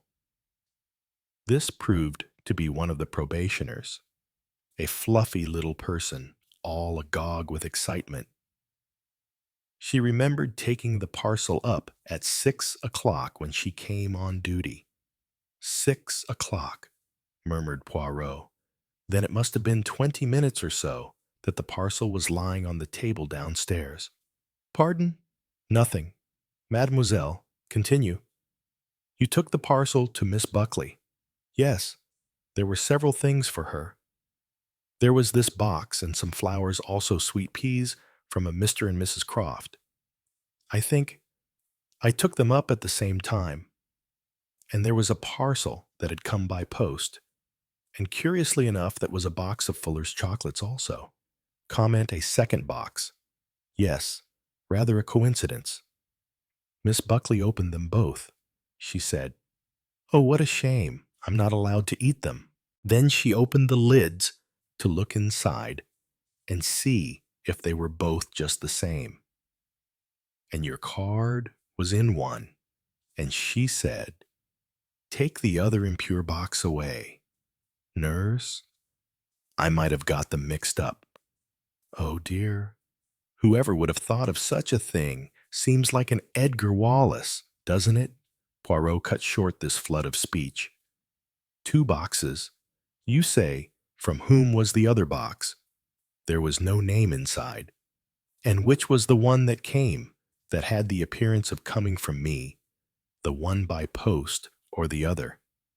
I declare now, I can't remember. Shall I go up and ask Miss Buckley? If you would be so amiable. She ran up the stairs.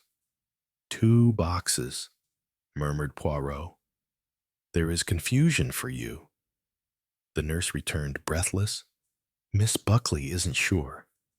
She unwrapped them both before she looked inside, but she thinks it wasn't the box that came by post. Eh, said Poirot, a little confused. The box from you was the one that didn't come by post. At least she thinks so, but she isn't quite sure. Diable, said Poirot, as we walked away. Is no one ever quite sure? In detective books? Yes. But life, real life, is always full of muddle. Am I sure, myself, about anything at all? No, no, 1,000 times. No. Lazarus, I said. Yes. That is a surprise. Is it not? Shall you say anything to him about it? Assuredly. I shall be interested to see how he takes it. By the way, we might as well exaggerate the serious condition of Mademoiselle. It will do no harm to let it be assumed that she is at death's door. You comprehend the solemn face, yes. Admirable. You resemble closely an undertaker. C'est tout à fait bien.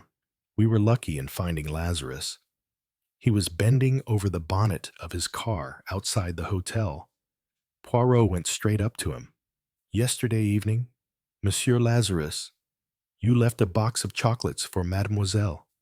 He began without preamble. Lazarus looked rather surprised. Yes. That was very amiable of you. As a matter of fact, they were from Freddie, from Mrs. Wright. She asked me to get them. Oh, I see. I took them round in the car. I comprehend. He was silent for a minute or two, and then said, Madame Rice, where is she? I think she's in the lounge. We found Frederica having tea. She looked up at us with an anxious face. What is this I hear about Nick being taken ill? It is a most mysterious affair.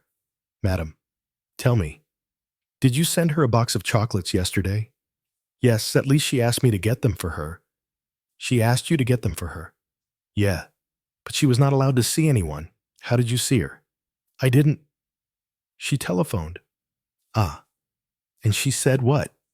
Would I get her a 2-pound box of Fuller's chocolates? How did her voice sound? Weak? No, not at all. Quite strong. But different, somehow. I didn't realize it was she speaking at first. Until she told you who she was. Yes. Are you sure, madame, that it was your friend? Frederica looked startled.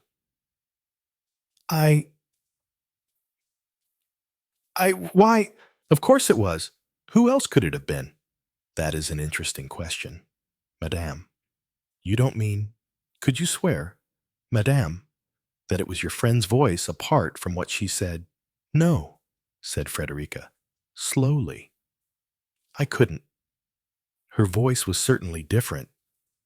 I thought it was the phone, or perhaps being ill. If she had not told you who she was, you would not have recognized it. No, no. I don't think I should. Who was it, Poirot? Who was it? That is what I mean to know. Madame, the graveness of his face seemed to awaken her suspicions. Has anything happened? She asked, breathlessly. Poirot nodded. She is ill, dangerously ill. Those chocolates. Madame were poisoned. The chocolates I sent her. But that's impossible, impossible. Not impossible. Madame, since Mademoiselle is at death's door. Oh my God, She hid her face in her hands, then raised it white and quivering. I don't understand. I don't understand. The other. Yes. But not this. They couldn't be poisoned. Nobody ever touched them but me and Jim.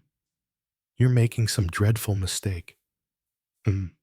Poirot, it is not I that make a mistake, even though my name was in the box. She stared at him blankly.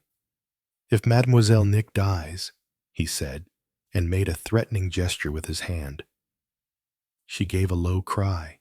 He turned away, and taking me by the arm, went up to the sitting room. He flung his hat on the table. I understand nothing, but nothing I am in the dark. I am a little child. Who stands to gain by Mademoiselle's death? Madame Rice, who buys the chocolates and admits it, and tells a story of being rung up on the telephone that cannot hold water for a minute, Madame Rice. It is too simple, too stupid. And she is not stupid, no. Well, then, but she takes cocaine, Hastings. I am certain she takes cocaine. There is no mistaking it, and there was cocaine in those chocolates. And what did she mean when she said, the other, yes, but not this. It needs explaining. That, and the sleek. Lazarus, what is he doing in all this? What does she know, Madame Rice? She knows something, but I cannot make her speak. She is not of those you can frighten into speech, but she knows something. Hastings. Is her tale of the telephone true? Or did she invent it? If it is true, whose voice was it? I tell you, Hastings, this is all very black, very black. Always darkest before dawn, I said reassuringly. He shook his head. Then the other box that came by post. Can we rule that out? No, we cannot. Because Mademoiselle is not sure. It is an annoyance. That, he groaned. I was about to speak when he stopped me. No, no, not another proverb. I cannot bear it. If you would be the good friend, the good helpful friend. Yes, I said eagerly. Go out, I beg of you, and buy me some playing cards. I stared. Very well, I said coldly. I could not but suspect that he was making a deliberate excuse to get rid of me. Here, however, I misjudged him. That night, when I came into the sitting room about 10 o'clock, I found Poirot carefully building card houses, and I remembered it was an old trick of his, soothing his nerves. He smiled at me. Yes, you remember. One needs the precision. One card on another, so in exactly the right place, and that supports the weight of the card on top and so on. Up and up. Go to bed. Hastings. Leave me here with my house of cards. I clear the mind. It was about 5 in the morning when I was shaken awake. Poirot was standing by my bedside. He looked pleased and happy. It was very just what you said, mon ami. Oh, it was very just. More, it was spiritual. I blinked at him, being imperfectly awake. Always darkest before dawn. That is what you said. It has been very dark, and now it is dawn. I looked at the window. He was perfectly right. No, no. Hastings, in the head, the mind, the little gray cells. He paused and then said quietly, You see, Hastings, Mademoiselle is dead. What? I cried, suddenly wide awake. Hush, hush. It is as I say. Not really bien entendu, but it can be arranged. Yes, for 24 hours it can be arranged. I arrange it with the doctor, with the nurses.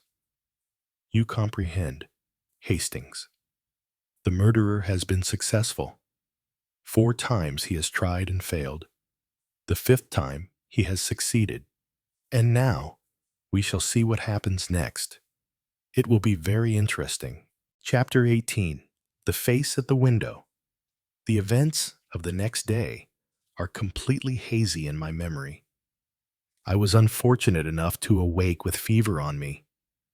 I have been liable to these bouts of fever at inconvenient times ever since I once contracted malaria. In consequence, the events of that day take on in my memory the semblance of a nightmare, with Poirot coming and going as a kind of fantastic clown, making a periodic appearance in a circus. He was, I fancy, enjoying himself to the full. His poise of baffled despair was admirable. How he achieved the end he had in view, and which he had disclosed to me in the early hours of the morning, I cannot say. But achieve it he did. It cannot have been easy. The amount of deception and subterfuge involved must have been colossal. The English character is averse to lying on a wholesale scale, and that, no less, was what Poirot's plan required. He had, first, to get Dr. Graham converted to the scheme. With Dr. Graham on his side, he had to persuade the matron and some members of the staff of the nursing home to conform to the plan. There again, the difficulties must have been immense. It was probably Dr. Graham's influence that turned the scale. Then there was the chief constable and the police. Here, Poirot would be up against officialdom. Nevertheless, he wrung at last an unwilling consent out of Colonel Weston. The colonel made it clear that it was in no way his responsibility. Poirot, and Poirot alone, was responsible for the spreading abroad of these lying reports. Poirot agreed. He would have agreed to anything, so long as he was permitted to carry out his plan. I spent most of the day dozing in a large armchair with a rug over my knees. Every 2 or 3 hours or so, Poirot would burst in and report progress. Comment ça va, mon ami? How I commiserate you. But it is as well. Perhaps the farce. You do not play it as well as I do. I come this moment from ordering a wreath immense stupendous. Lilies. My friend large quantities of lilies. With heartfelt regret. From Hercule Poirot. Ah, what a comedy. He departed again. I come from a most poignant conversation with Madame Rice, was his next piece of information. Very well dressed in black, that one. Her poor friend. What a tragedy, I groaned sympathetically. Nick, she says, was so joyous, so full of life. Impossible to think of her as dead. I agree. It is, I say. The irony of death that it takes one like that. The old and useless are left. Oh la la, I groan again. How you are enjoying this, I murmured feebly. Du tout. It is part of my plan. That is all. To play the comedy successfully, you must put the heart into it. Well, then, the conventional expressions of regret over. Madame comes to matters nearer home. All night she has lain awake wondering about those sweets. It is impossible, impossible. Madame, I say, it is not impossible. You can see the analyst's report. Then she says, and her voice is far from steady. It was cocaine. You say I assent, and she says, oh, my God, I don't understand. Perhaps that's true. She understands well enough that she is in danger. She is intelligent. I told you that before. Yes, she is in danger, and she knows it. And yet it seems to me that for the first time you don't believe her guilty. Poirot frowned. The excitement of his manner abated. It is profound what you say there. Hastings? No. It seems to me that somehow the facts no longer fit. These crimes so far, what has marked them most, the subtlety. Is it not? And here is no subtlety at all. Only the crudity, pure and simple. No. It does not fit. He sat down at the table. Voila! Let us examine the facts. There are 3 possibilities. There are the sweets bought by Madame and delivered by Lazarus, and in that case, the guilt rests with one or the other, or both. And the telephone call, supposedly from Mademoiselle Nick. That is an invention pure and simple. That is the straightforward, the obvious solution. Solution 2. The other box of sweets, that which came by post. Anyone may have sent those. Any of the suspects on our list, from A to J. You remember a very wide field. But if that were the guilty box, what is the point of the telephone call? Why complicate matters with a second box? I shook my head feebly. With a temperature of 102, any complication seemed to me quite unnecessary and absurd. Solution 3. A poisoned box was substituted for the innocent box bought by Madame. In that case, the telephone call is ingenious and understandable. Madam is to be what you call the kitten's paw. She is to pull the roasting chestnuts out of the fire. So solution 3 is the most logical. But, alas, it is also the most difficult. How be sure of substituting a box at the right moment? The orderly might take the box straight upstairs. 101 possibilities might prevent the substitution being effected. No, it does not seem sense. Unless it were Lazarus, I said. Poirot looked at me. You have the fever. My friend, it mounts. Does it not? I nodded. Curious how a few degrees of heat should stimulate the intellect. You have uttered there an observation of profound simplicity. So simple, was it, that I had failed to consider it. But it would suppose a very curious state of affairs. Lazarus, the dear friend of Madame, doing his best to get her hanged. It opens up possibilities of a very curious nature, but complex, very complex. I closed my eyes. I was glad I had been brilliant, but I did not want to think of anything complex. I wanted to go to sleep.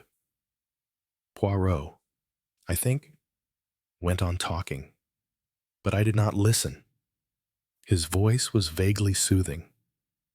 It was late afternoon when I saw him next. My little plan. It has made the fortune of flower shops, he announced. Everybody orders wreaths. M. Croft. M. Vice. Commander Challenger. The last name awoke a chord of compunction in my mind. Look here, Poirot, I said. You must let him in on this. Poor fellow. He will be distracted with grief. It isn't fair. You have always the tenderness for him. Hastings, I like him. He's a thoroughly decent chap. You've got to take him into the secret. Poirot shook his head. No, mon ami. I do not make the exceptions. But you don't suspect him to have anything to do with it. I do not make the exceptions. Think how he must be suffering. On the contrary, I prefer to think of what a joyful surprise I prepare for him. To think the loved one dead and find her alive. It is a sensation unique, stupendous. What a pig-headed old devil you are. He'd keep the secret all right. I am not so sure. He's the soul of honor. I'm certain of it. That makes it all the more difficult to keep a secret. Keeping a secret is an art that requires many lies magnificently told, and a great aptitude for playing the comedy and enjoying it. Could he dissemble? The Commander Challenger. If he is what you say he is, he certainly could not. Then you won't tell him. I certainly refuse to imperil my little idea for the sake of the sentiment. It is life and death we play with. Mon cher, anyway, the suffering, it is good for the character. Many of your famous clergymen have said so, even a bishop if I am not mistaken. I made no further attempt to shake his decision. His mind, I could see, was made up. I shall not dress for dinner, he murmured. I am too much the broken old man. That is my part. You understand? All my self-confidence has crashed. I am broken. I have failed. I shall eat hardly any dinner. The food untasted on the plate. That is the attitude. I think, in my own apartment, I will consume some brioches and some chocolate eclairs, so called, which I had the foresight to buy at a confectioner's. Et vous? Some more quinine, I think, I said, sadly. Alas, my poor Hastings. But courage. All will be well tomorrow. Very likely. These attacks often last only 24 hours. I did not hear him return to the room. I must have been asleep. When I awoke, he was sitting at the table writing. In front of him was a crumpled sheet of paper smoothed out. I recognized it for the paper on which he had written that list of people A to J, which he had afterwards crumpled up and thrown away. He nodded in answer to my unspoken thought. Yes, my friend, I have resurrected it. I am at work upon it from a different angle. I compile a list of questions concerning each person. The questions may have no bearing on the crime. They are just things that I do not know, things that remain unexplained, and for which I seek to supply the answer from my own brain. How far have you got? I have finished. You would like to hear. You are strong enough. Yes. As a matter of fact, I am feeling a great deal better. À la bonne heure. Very well. I will read them to you. Some of them, no doubt, you will consider puerile. He cleared his throat. Oh, Ellen. Why did she remain in the house and not go out to see fireworks unusual? As Mademoiselle's evidence and surprise make clear, what did she think or suspect might happen? Did she admit anyone, for instance, to the house? Is she speaking the truth about the secret panel? If there is such a thing, why is she unable to remember where it is? Mademoiselle seems very certain there is no such thing, and she would surely know. If she invented it, why did she invent it? Had she read Michael Seaton's love letters, or was her surprise at Mademoiselle Nick's engagement genuine? B, her husband, is he as stupid as he seems? Does he share Ellen's knowledge, whatever it is, or does he not? Is he, in any respect, a mental case? C, the child. Is his delight in blood a natural instinct common to his age and development? Or is it morbid? And is that morbidity inherited from either parent? Has he ever shot with a toy pistol? D, who is Mr. Croft? Where does he really come from? Did he post the will as he swears he did? What motive could he have in not posting it? E, Mrs. Croft, same as above. Who are Mr. and Mrs. Croft? Are they in hiding for some reason? And if so, what reason? Have they any connection with the Buckley family? F, Mrs. Rice. Was she really aware of the engagement between Nick and Michael Seaton? Did she merely guess it? Or had she actually read the letters which passed between them? In that case, she would know. Mademoiselle was Seaton's heir. Did she know that she herself was Mademoiselle's residuary legatee? This, I think, is likely. Mademoiselle would probably tell her so, adding perhaps that she would not get much out of it. Is there any truth in Commander Challenger's suggestion that Lazarus was attracted by Mademoiselle Nick? This might explain a certain lack of cordiality between the two friends, which seems to have shown itself in the last few months. Who is the boyfriend mentioned in her note as supplying the drug? Could this possibly be Jay? Why did she turn faint? One day in this room. Was it something that had been said? Or was it something she saw? Is her account of the telephone message asking her to buy chocolates correct? Or is it a deliberate lie? What did she mean by, I can understand the other, but not this? If she is not herself guilty, what knowledge has she got that she is keeping to herself? You perceive, said Poirot, suddenly breaking off, that the questions concerning Madame Rice are almost innumerable. From beginning to end, she is an enigma. And that forces me to a conclusion. Either Madame Rice is guilty, or she knows, or shall we say, thinks she knows who is guilty. But is she right? Does she know, or does she merely suspect? And how is it possible to make her speak? He sighed. Well, I will go on with my list of questions. Mr. Lazarus. Curious, there are practically no questions to ask concerning him, except the crude one. Did he substitute the poisoned sweets?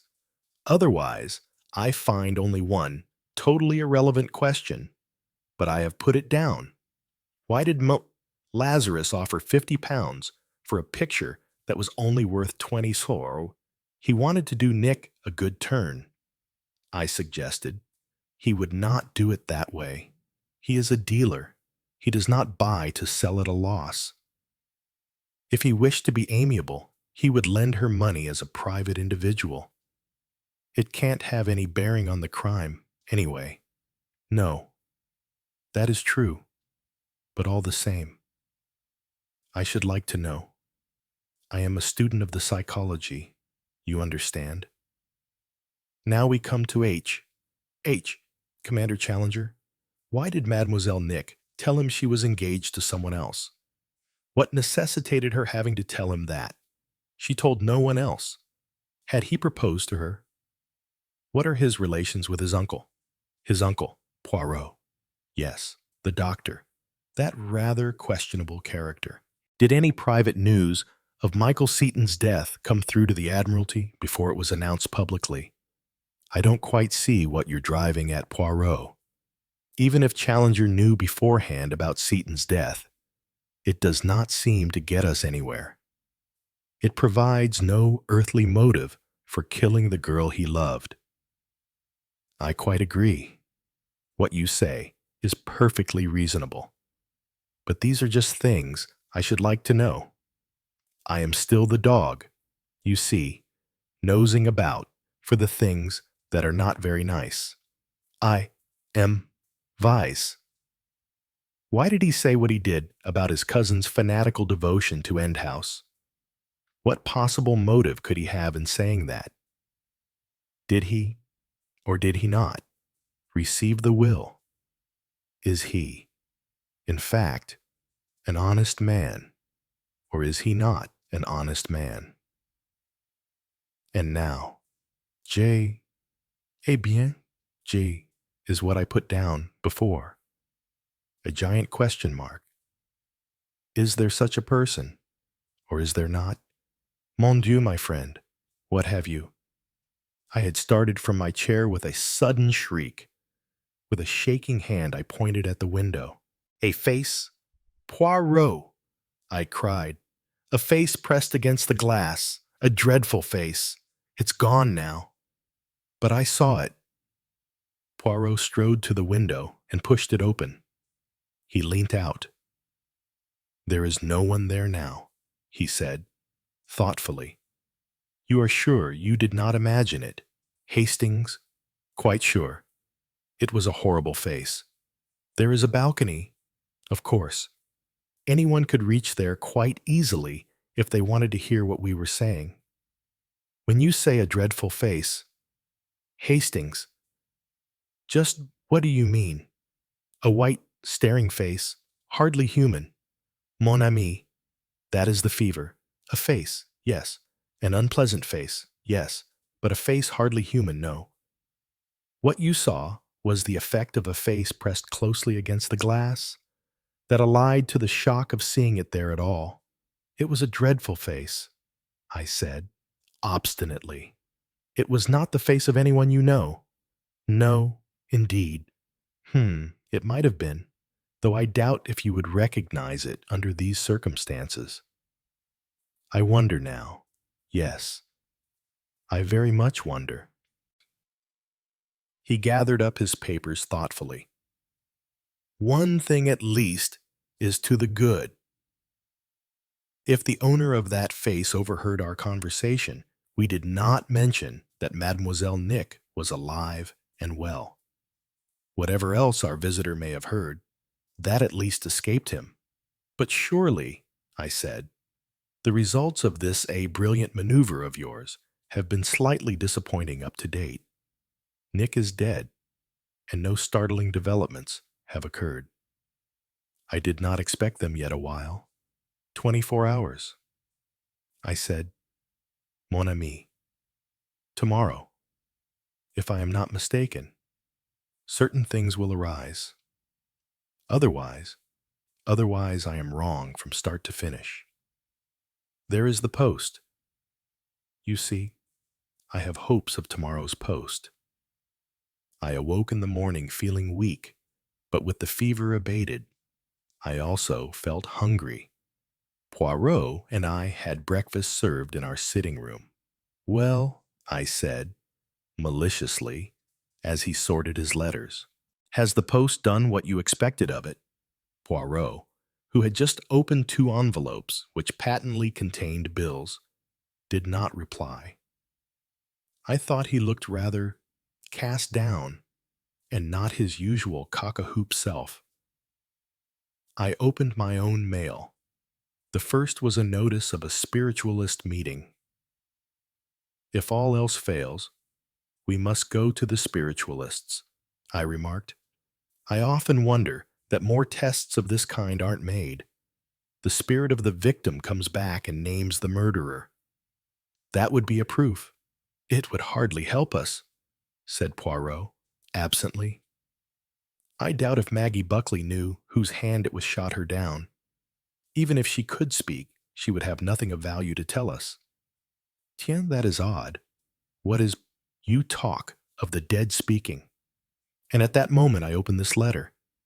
He tossed it across to me. It was from Mrs. Buckley, and ran as follows. Langley Rectory. Dear Monsieur Poirot, on my return here, I found a letter written by my poor child on her arrival at St. Lou. There is nothing in it of interest to you, I'm afraid, but I thought perhaps you would care to see it. Thanking you for your kindness, yours sincerely, Jean Buckley. The enclosure brought a lump to my throat. It was so terribly commonplace and so completely untouched by any apprehension of tragedy. Dear Mother, I arrived safely. Quite a comfortable journey. Only 2 people in the carriage all the way to Exeter. It is lovely weather here. Nick seems very well and gay, a little restless, perhaps, but I cannot see why she should have telegraphed for me in the way she did. Tuesday would have done just as well. No more now. We are going to have tea with some neighbors. They are Australians and have rented the lodge. Nick says they are kind, but rather awful. Mrs. Rice and Mr. Lazarus are coming to stay. He is the art dealer. I will post this in the box by the gate. Then it will catch the post. We'll write tomorrow. Your loving daughter, Maggie. P.S. Nick says there is a reason for her wire. She will tell me after tea. She is very queer and jumpy. The voice of the dead, said Poirot, quietly, and it tells us nothing. The box by the gate, I remarked idly. That's where Croft said he posted the will. Said so, yes. I wonder. How I wonder. There is nothing else of interest among your letters. Nothing, Hastings. I am very unhappy. I am in the dark, still in the dark. I comprehend nothing. At that moment, the telephone rang. Poirot went to it. Immediately, I saw a change come over his face. His manner was very restrained. Nevertheless, he could not disguise from my eyes his intense excitement. His own contributions to the conversation were entirely non-committal, so that I could not gather what it was all about. Presently, however, with a très bien, je vous remercie, he put back the receiver and came back to where I was sitting.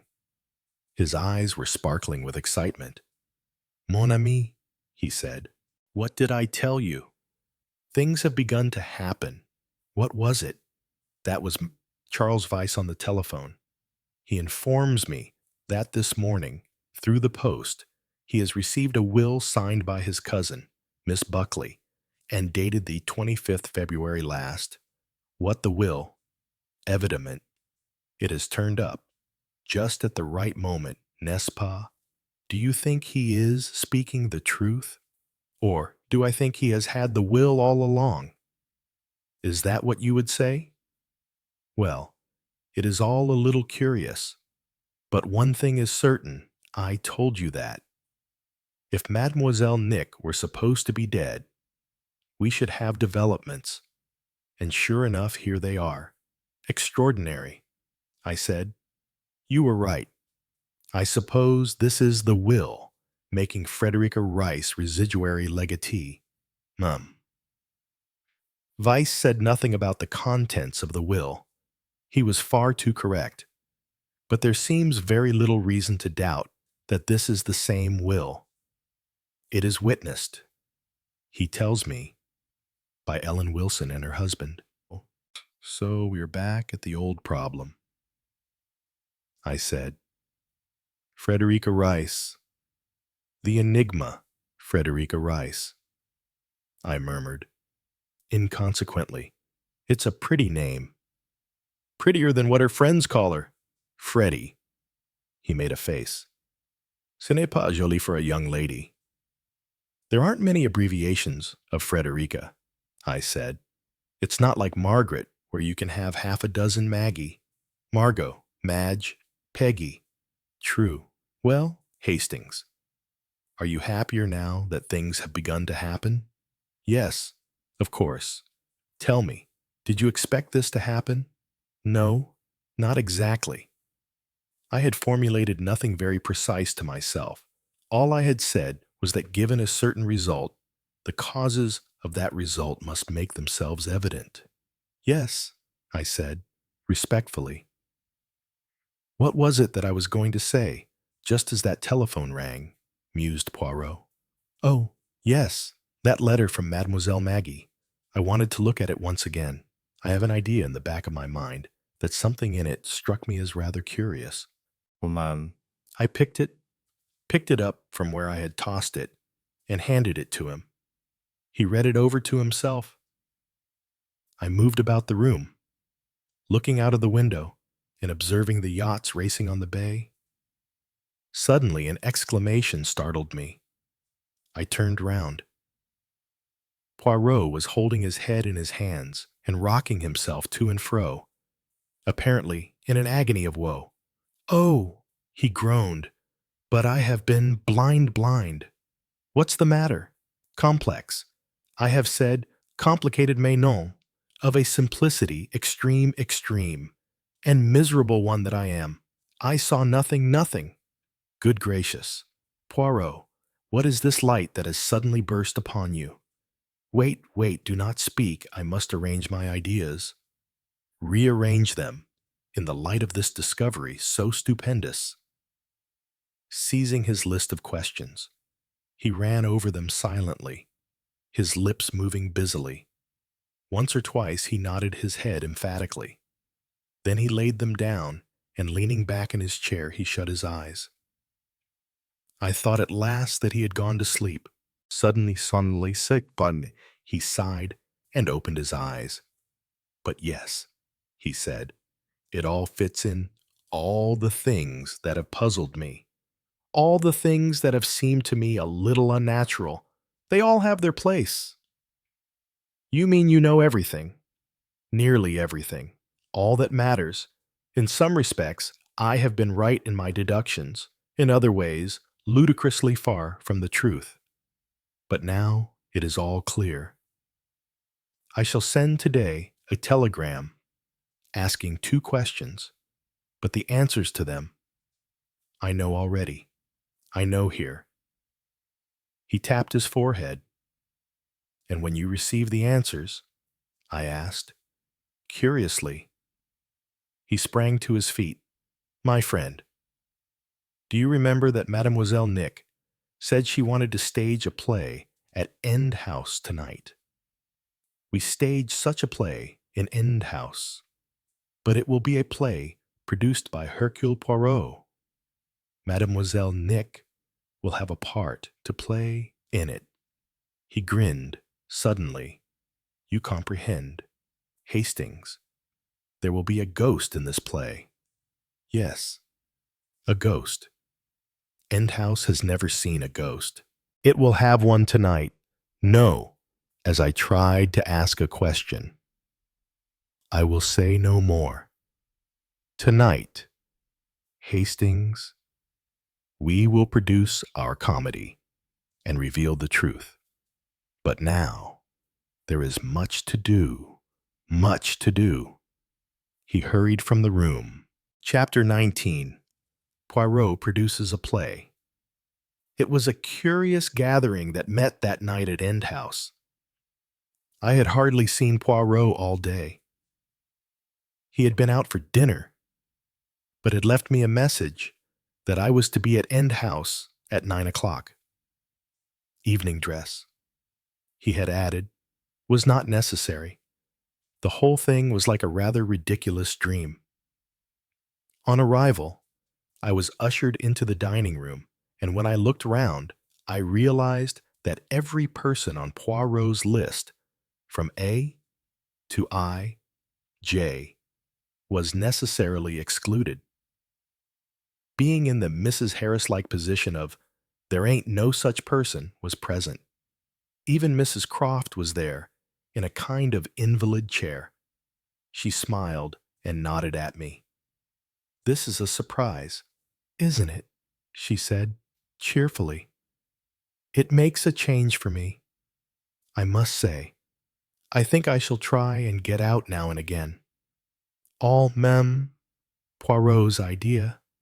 Come and sit by me, Captain Hastings. Somehow I feel this is rather a gruesome business, but Mr. Vyse made a point of it." "Mr. Vyse?" I said, rather surprised. Charles Vyse was standing by the mantelpiece. Poirot was beside him, talking earnestly to him in an undertone. I looked round the room. Yes, they were all there. After showing me in, I had been a minute or two late.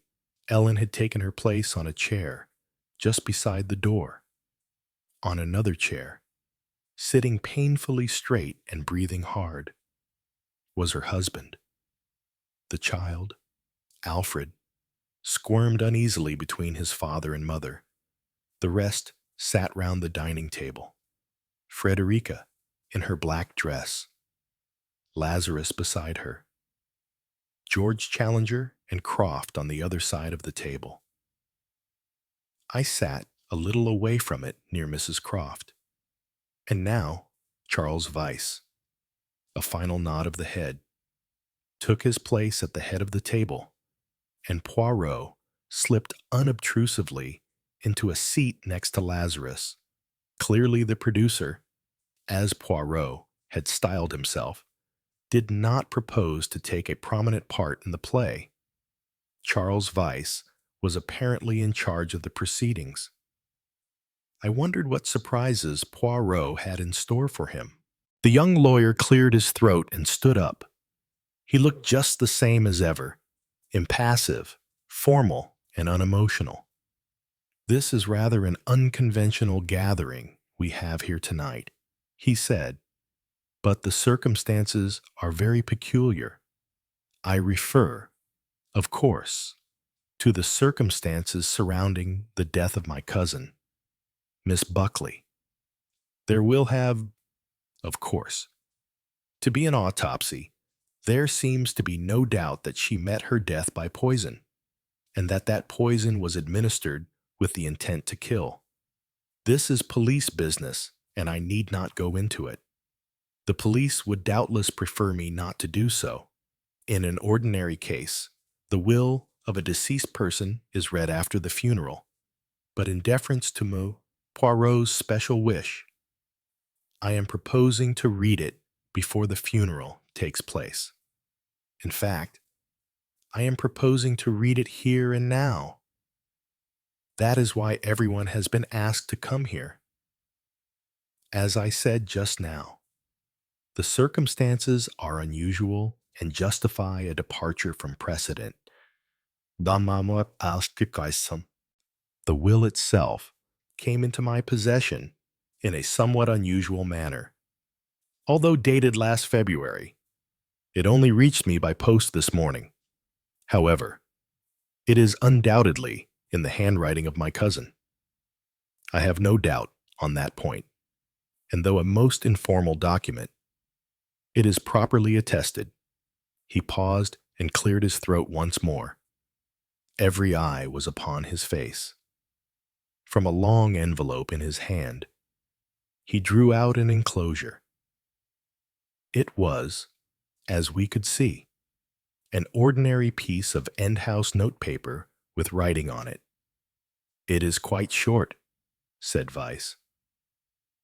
He made a suitable pause, then began to read. "This is the last will and testament of Magdala Buckley. I direct that all my funeral expenses should be paid, and I appoint my cousin, Charles Weiss, as my executor.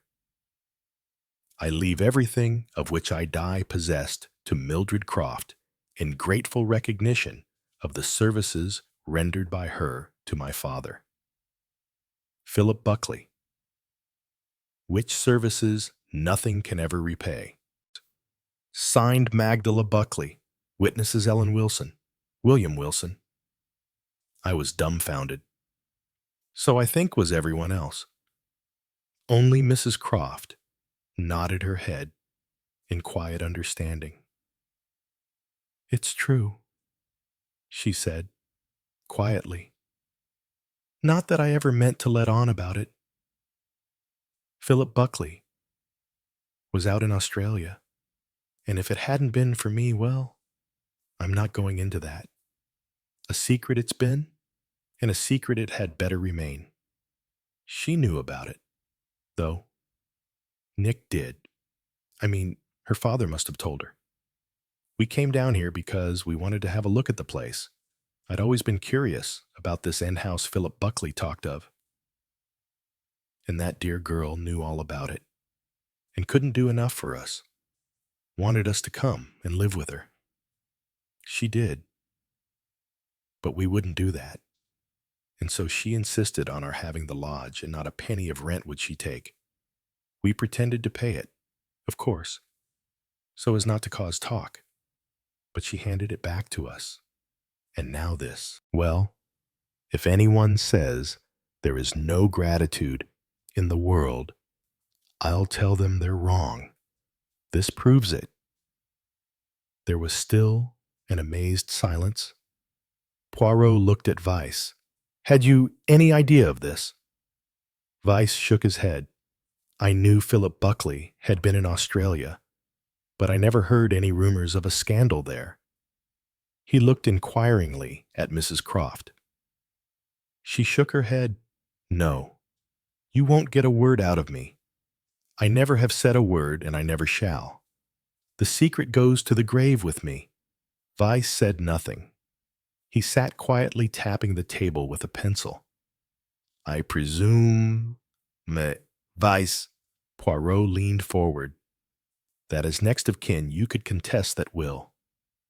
There is, I understand, a vast fortune at stake, which was not the case when the will was made." Weiss looked at him coldly. "The will is perfectly valid. I should not dream of contesting my cousin's disposal of her property." "You're an honest fellow," said Mrs. Croft approvingly, "and I'll see you don't lose by it."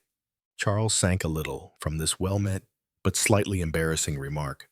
"Well, mother," said Mr. Croft, with an elation he could not quite keep out of his voice. "This is a surprise Nick didn't tell me what she was doing." "The dear, sweet girl," murmured Mrs. Croft, putting her handkerchief to her eyes. "I wish she could look down and see us now." "Perhaps she does. Who knows?" "Perhaps," agreed Poirot. Suddenly, an idea seemed to strike him. He looked round. An idea. We are all here, seated round a table. Let us hold a séance. A séance, said Mrs. Croft, somewhat shocked. But surely. Yes. Yes, it will be most interesting.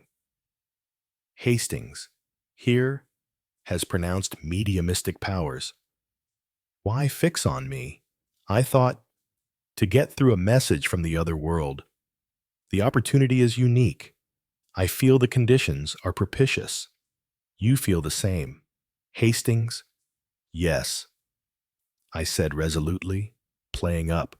Good. I knew it. Quick. The lights. In another minute, he had risen and switched them off. The whole thing had been rushed on the company before they had had the energy to protest had they wanted to do so. As a matter of fact, they were, I think, still dazed with astonishment over the will. The room was not quite dark. The curtains were drawn back, and the window was open, for it was a hot night. And through those windows came a faint light.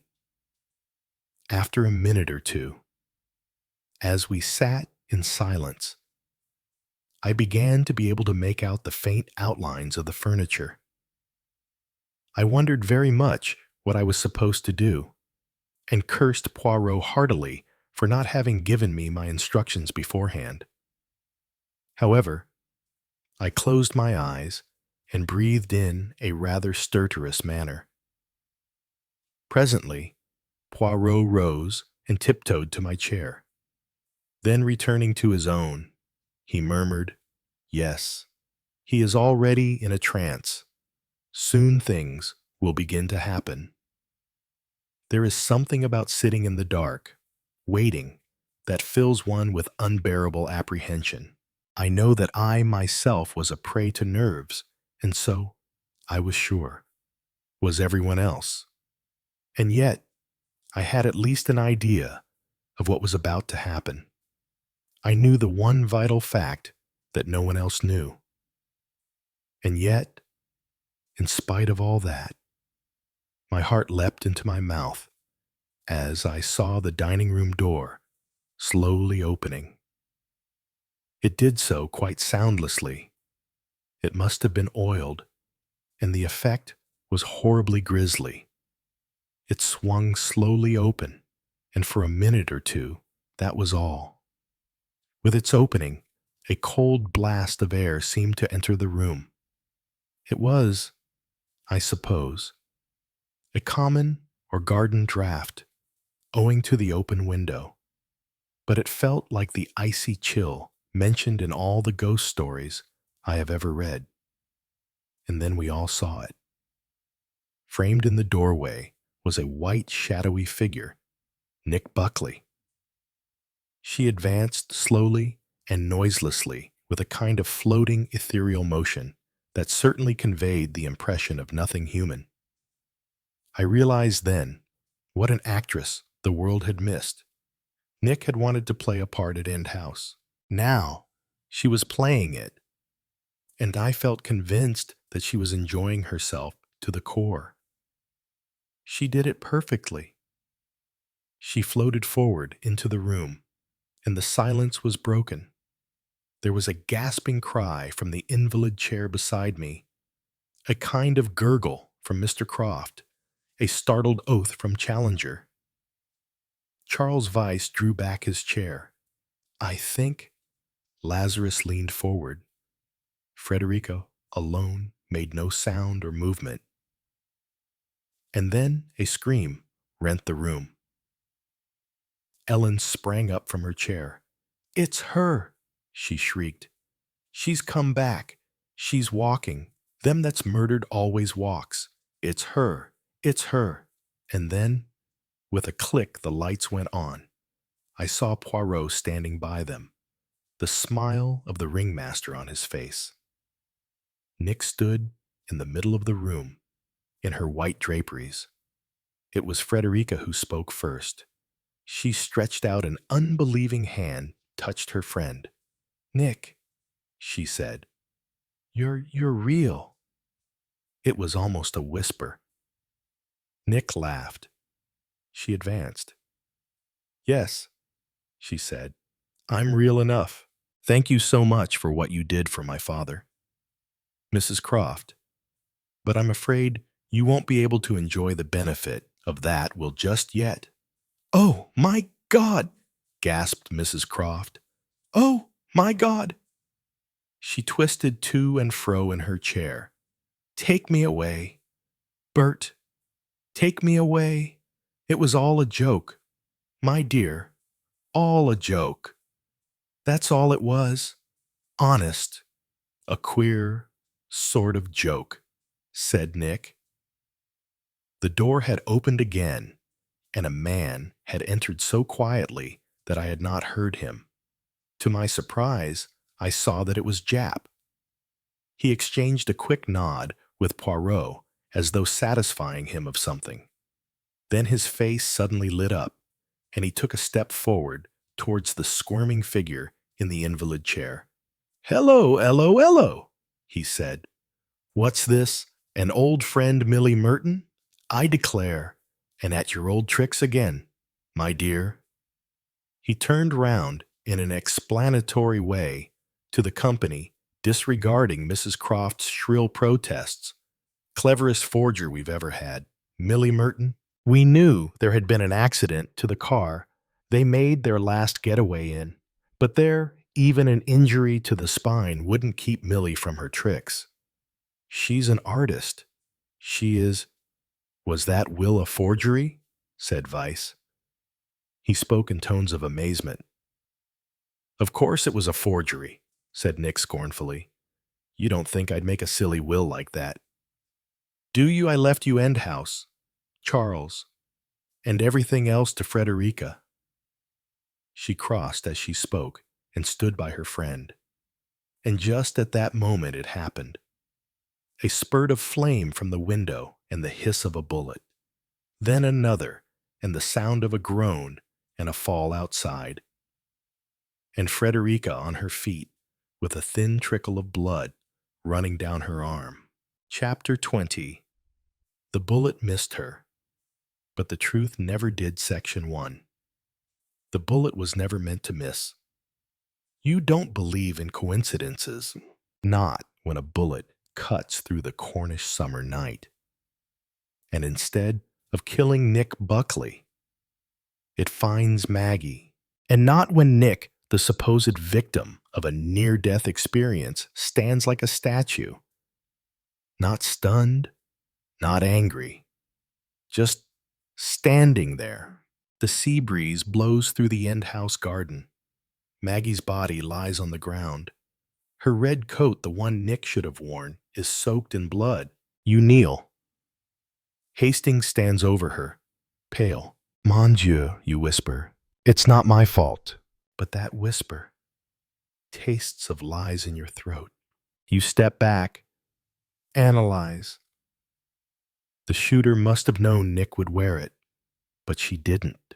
Why? You ask Hastings. Did Nick say anything before he gave it to Maggie? He shakes his head. Just tell her to wear it so she won't get cold. It was still warm. No reason. Unless Nick wanted Maggie to wear it. You walk toward Nick. Her face is pale, but her eyes are still wet. "Are you okay?" you ask. She nods. I should be dead." "You think so?" "Yes. It all comes back to me." She looks at the body. It's a strange look, like she's trying to memorize the position, the way it lay, the angle where the blood soaked the ground. Not like someone in pain, like a director reviewing a scene. You feel a chill down your spine. Something's wrong, but you can't quite put a name to it. You quietly pull out your notebook. Notes. If Maggie hadn't died, what would Nick's next plan be? A question like a knife quietly cuts into the structure of reasoning you have been proud of for years. The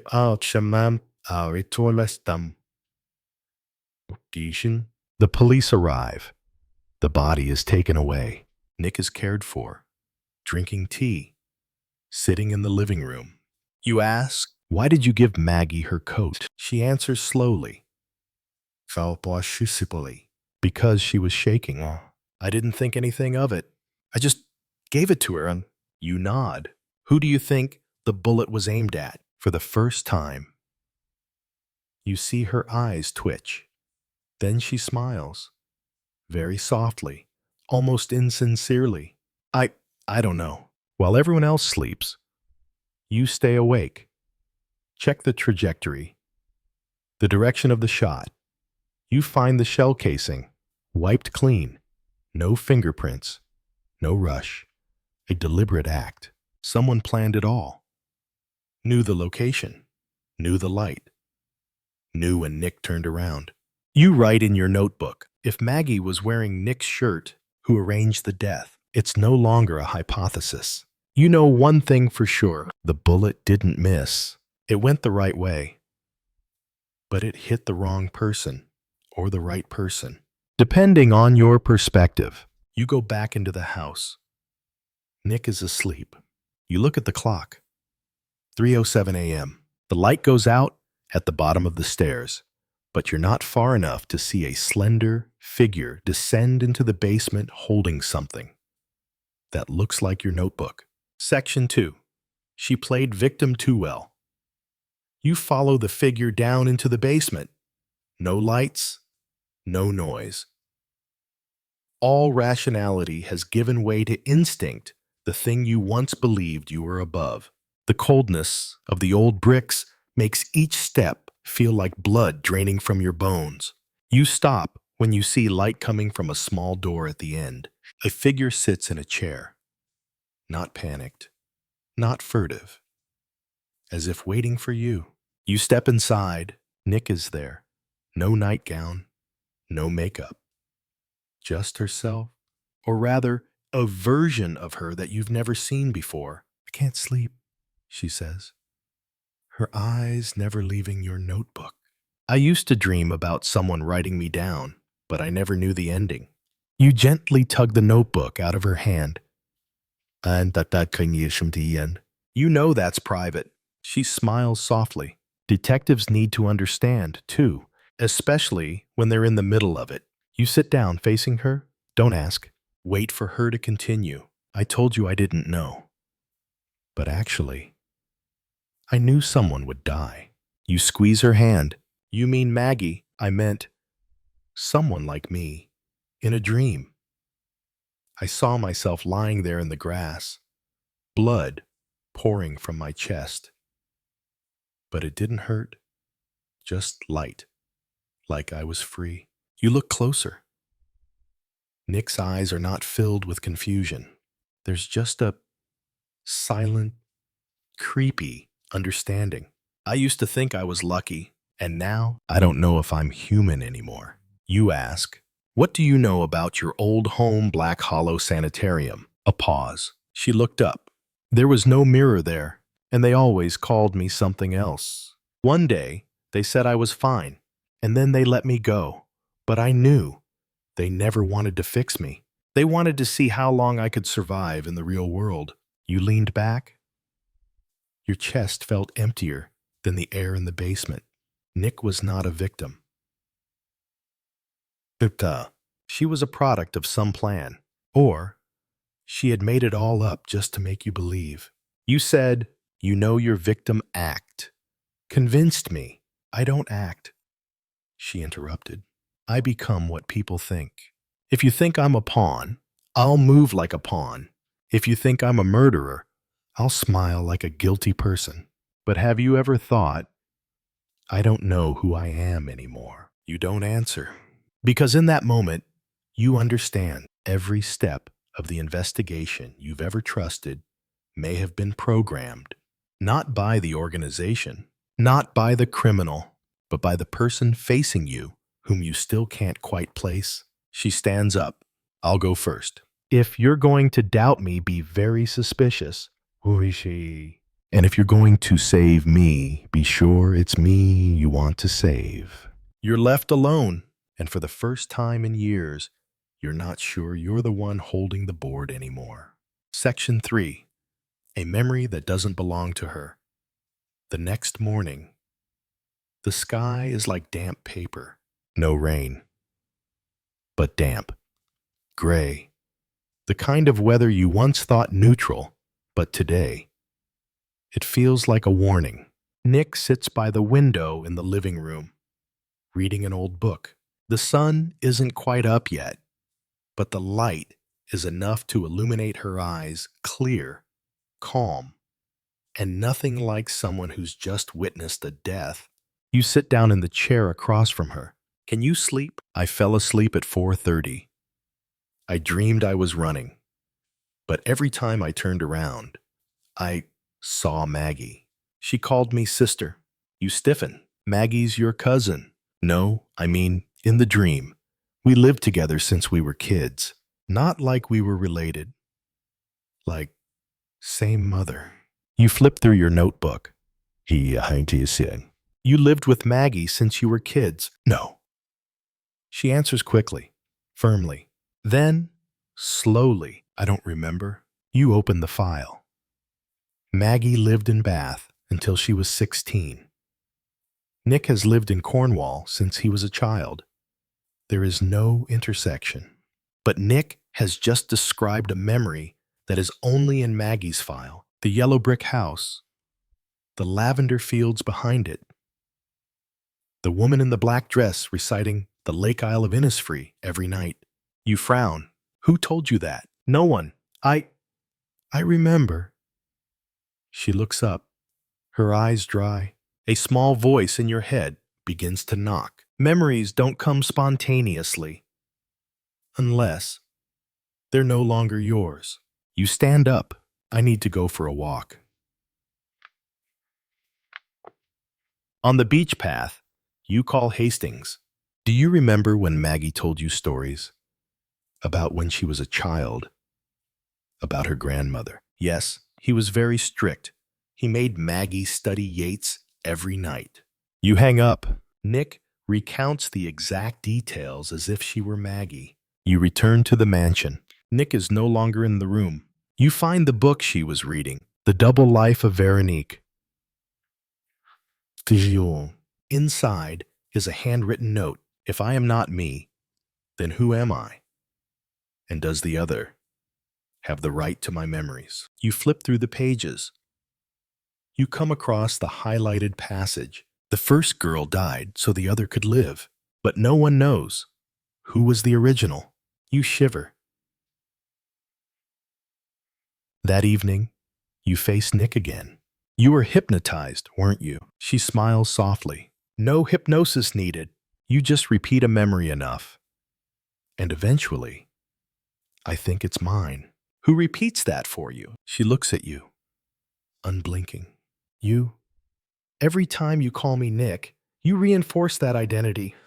But what if you call me Maggie? You can't answer. She closes her eyes, leaning her head back against the chair. I don't think Maggie ever died. She just moved into someone else's body through eyes, through memories, through loss. You make a note at the end of the day. Maybe Maggie's murder wasn't murder. It was an act of ego transfer. Section 4. The locked drawer in room 9. You've always prided yourself on not letting doubt guide your actions. But this time, it's not a thought that drives you. It's a feeling deeper than fear. Something inside Nick doesn't belong to her. And room number 9, where she lives, has never felt like a place where someone is being hunted. Night falls, and you use the master key to open the door. There's no sound, You enter as if you've lived in this room before. In fact, that's what you fear, that someone else has lived through your memories. The room is neat to the point of being artificial. The bed is neatly folded. The bookshelves are spotless. No notes, no souvenirs, nothing that bears the mark of Nick Buckley, except for one thing. Fis. The wooden cabinet next to the bed. Locked. The lock is old, but the scratches are fresh. You unlock it. In the drawer, a nearly full bottle of morphine. A book of poems, Self and Other. Signed M, 14 years old. A photograph, two girls standing side by side. Their faces almost identical. On the back, it reads, "We shall never die if we take turns." A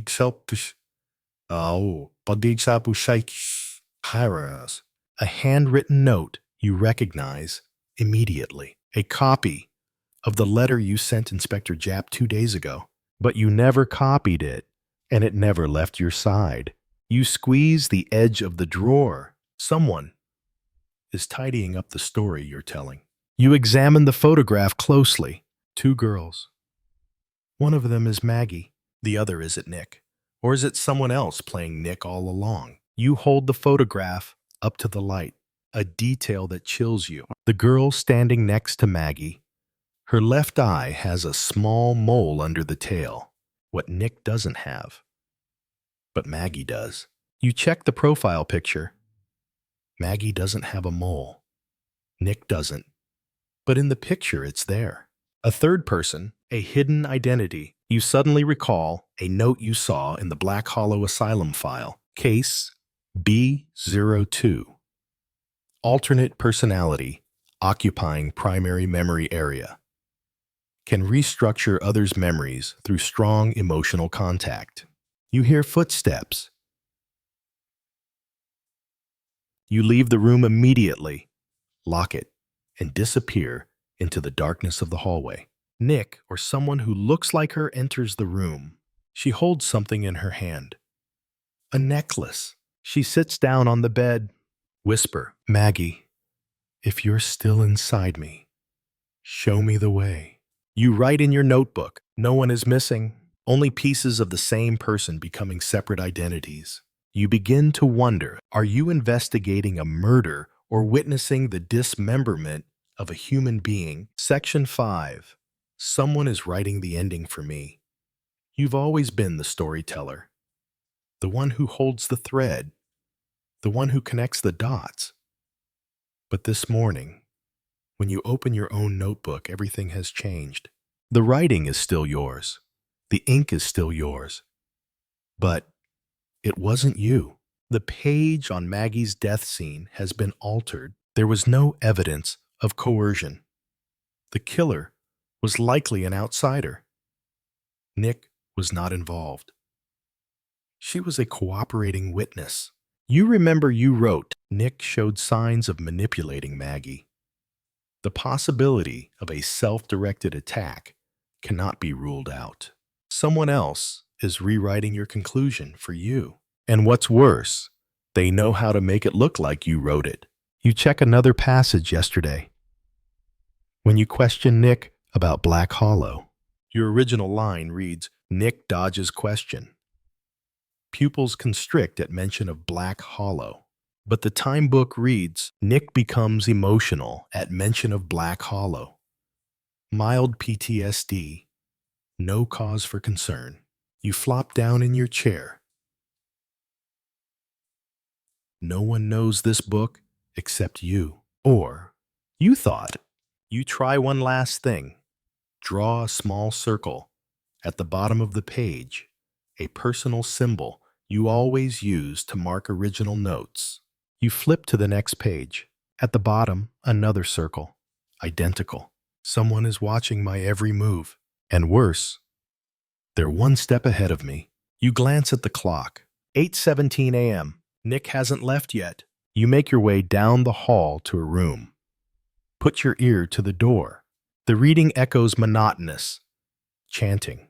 I am Maggie. I was Nick. But who tells the story? Tells the self. You bang on the door. The reading stops. She opens the door, her eyes unblinking. What do you want? Have you read my diary? No. Do you know who touched it? I don't know. She turns away, then adds slowly, but are you sure you're the only one who wrote in it? You freeze. After she closes the door, you go back to the room. Call Inspector Japp. I need you to confirm. Have I sent you a copy of the investigation report? No, I'm still waiting. You hang up. Your hands shake. You open the notebook. Write a new line. If I'm no longer in control of the story, then who's investigating who? Another line not written by you appears just below, as if the ink has seeped from the back of the page. Whoever investigates is controlled. Whoever writes back is chosen. You stand up, leave the room. The notebook is still open behind you. The page flips gently in the wind, and a new line appears. The ink still damp. You are following the script. Section 6. The girl with too many names. You return to the office. No notebook, no map. Only a suspicion that defies logic that Nick Buckley, the girl you believe to be the victim, never existed as she was. You dig through the old files. Buckley, Cornwall. There's only one Nicky Buckley in the area, but that one died in a carriage accident in 1912. The current Nick was born in 1910, not a match, but still a partial match. You continue to track down the real name. Under Nicola Buckley, nothing. Under Nicole Barlow, a medical note from the Black Hollow Asylum appears. File B02. Nicole Barlow. Admitted 1922. Symptoms: split personality. Narrative restructuring. Note: the patient has the ability to create detailed biographies for each individual, remembering them as real. Warning: not to be released into the community without a level 3 psychological evaluation. Suspenseful. You frown. Nicole Barlow was never mentioned in the case, but then you remember. In an early conversation with Nick, she vaguely mentioned, "I used to use another name, but I didn't like it. It made me weak." You continue to look through Maggie's file. Under the birth relatives, there is the name previous guardian Barlow. Nicole, relationship foster sister. You shudder. Was Maggie the one who used to supervise Nick? Or was Maggie the one who was transferred to Nick? You return to the mansion. Nick is not in the room. You find a torn piece of paper in her trash can. Maggie, I never wanted to take everything from you, but you were always weak, always needed someone stronger. So I became that person. First the memories, then the voice, and finally, the name. You sit down. This piece of paper is more than just a letter. It's a confession. You continue to rummage through the bookcase. After the old novel, a small metal box appears. Inside, 3 different birth certificates, all with Nick's face attached. We say, what que see saw. Names: Nicole Barlow, Nina Buckley. Margaret B. A morphine prescription signed by Dr. Weiss from Black Coffee, addressed to patient with no fixed name. You call Black Hollow. They confirm B02 was never officially discharged. She disappeared 3 years ago, and since then, no one knows who she is. You hang up. Your fingers clench into fists. You're not investigating a murder. You're investigating someone who has learned to be anyone, and then eliminate the rest. Section 7. The doctor who forgot to report. You leave the next morning. No notice. No notes. Destination: the private practice of Dr. Weiss, who had handled case B02 at the Black Hollow Institute. If anyone ever understood Nick, or whatever name she had, it was him. The practice was on a winding road in the woods. Old but clean. The door was ajar. There was no receptionist, no sound. You entered. No answer. You called out, "Dr. Weiss, I'm Hercule Poirot. I've come for an old patient of yours, Nicole Barlow." Silence. Just a ticking clock. You found the office. The desk was dusty. The coffee cup was half full, moldy. The morphine bottle was open. A calendar was crossed out in red around the day you found Maggie's body. You flip through the appointment book. The last name before the date of disappearance, Nicole B02, 14, Erie. You shudder. He saw her. The last time. You find the safe. The lock is broken. Inside, an envelope with medical reports. A notebook. First line. If she comes, do not ask her name. A name is a knife. No one can keep it for long. You flip through it. The report reads, patient B02 is progressing uncontrollably. Dissociative personality no longer separate. Memories are mixed. Invasive. She does not just remember, she hijacks the memories of others. Diagnosis psychological parasitism. Mode of survival. Memory as a substrate. Behavioral assimilation. Identity substitution. A page is torn out. You find half a flyer under the table. The words are written in purple ink. If she says she's a victim, ask who survived. You check the medicine cabinet. A combination lock. You try variations of the name Nick, Maggie, Barlow, B02. It doesn't open. You try memento. The words you saw in the old photo. Click. The cabinet opens. There's only one thing inside a cassette tape. It's labeled Last Conversation, not to be played alone. You return to the hotel, alone. You listen to the tape. Dr. Weiss. You came alone, a woman's voice. Nick Maggie. I always come alone. No matter how many people I bring. Do you know who you are? Today, I was Maggie. Yesterday, I was Nick. But I'm starting to forget who was first. Do you remember killing someone? I never killed anyone. I just outlived them. And their memories need a place to live. You stop the tape. You write. You don't change. You take over. Like someone who occupies an empty house. You search the room further. There's no trace of Dr. Weiss ever leaving. No suitcase. No prescription. Just a note taped to the mirror.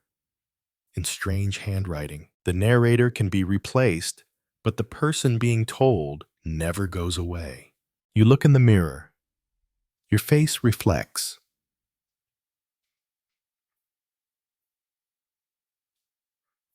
You wonder, will I ever be just a body in her story? Section 8. A voice in the dark that knew my name. You leave Weiss's clinic feeling hollow, as if your soul has been torn apart. On the train back, the lights in the carriage flicker.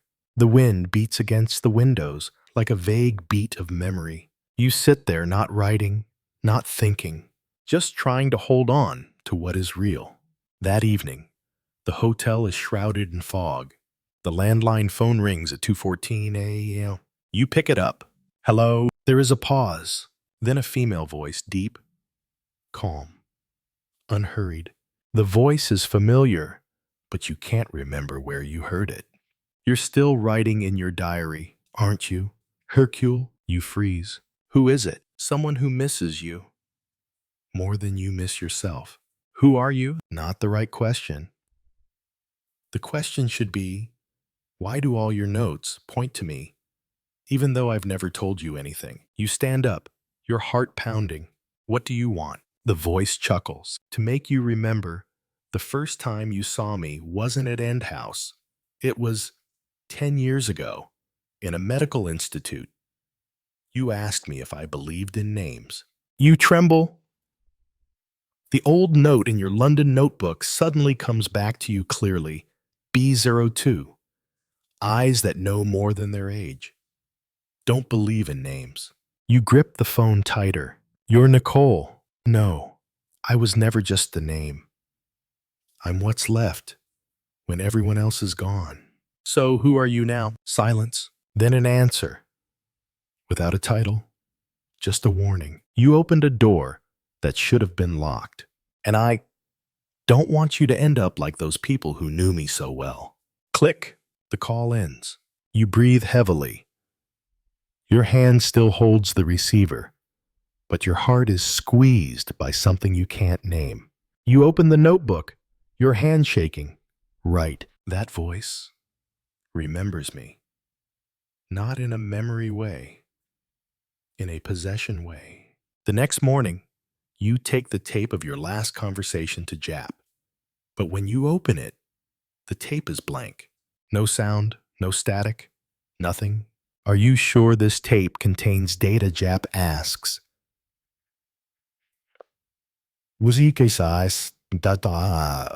You can't answer, not because you doubt, but because you remember too well, and you doubt your own memory. That evening, you receive a small package, no sender, inside a copy of your notebook. But the handwriting isn't yours. Written on the first page, the first version of the truth is never the last. You open it to the middle page. The only words, until you stop writing, I will still be alive. Section 9. The signature was hers, but the ink wasn't you. Arrive at Harper's office at the unexpected invitation of his assistant. He sounds as if everything has been prearranged except for you. A document has just arrived. He says, "We thought you would be the first to see it." The document is in a sealed envelope, labeled Codicil to Will. Margaret, Maggie Buckley. Date sent today. You stiffen. She died almost a week ago. I know, Harper nods, but the signature and tone match the one on file. Here, look. You pull out the document. The first page is the usual opening. I, Margaret Buckley, of sound mind, do hereby codify this will without duress. The tone is Maggie's. You've read her letter, heard her speak. But the last line sends a chill down your spine. My possessions and memories are mine, even if they have been lived by someone else. What is mine will not be taken over by a false identity. Signature Maggie Buckley. Date today.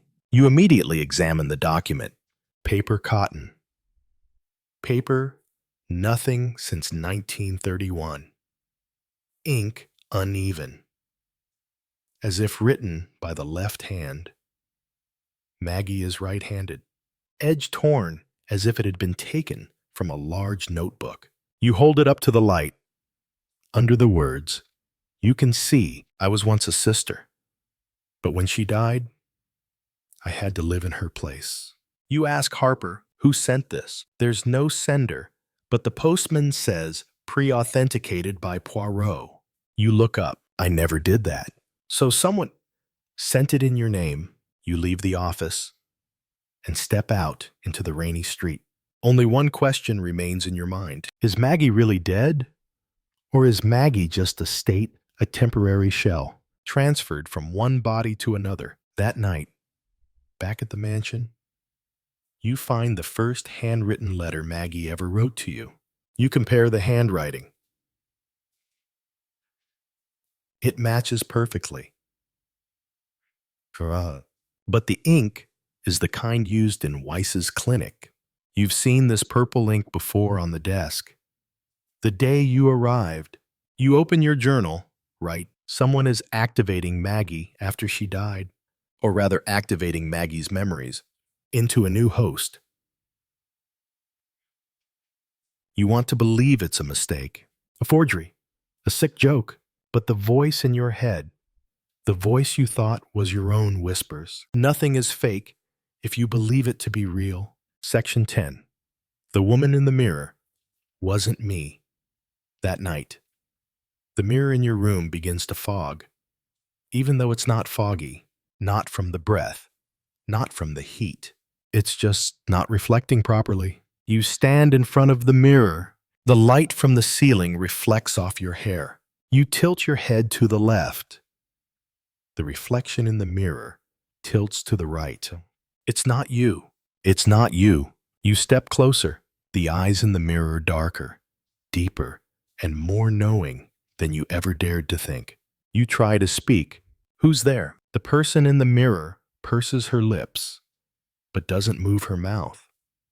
No sound. You whisper, Nicole, Maggie, Nick. No response. Just a blink from the person in the mirror. Slow, deliberate. You step back, your hands shake. Try to reality check by raising your hand, touching the glass, cold, smooth. Then the hand in the mirror rises, a beat behind you. There's no doubt about it. You smell. You're being reflected by another consciousness. You're not losing control, you're remembering. The next morning, you wake up in the armchair. You don't remember when you fell asleep.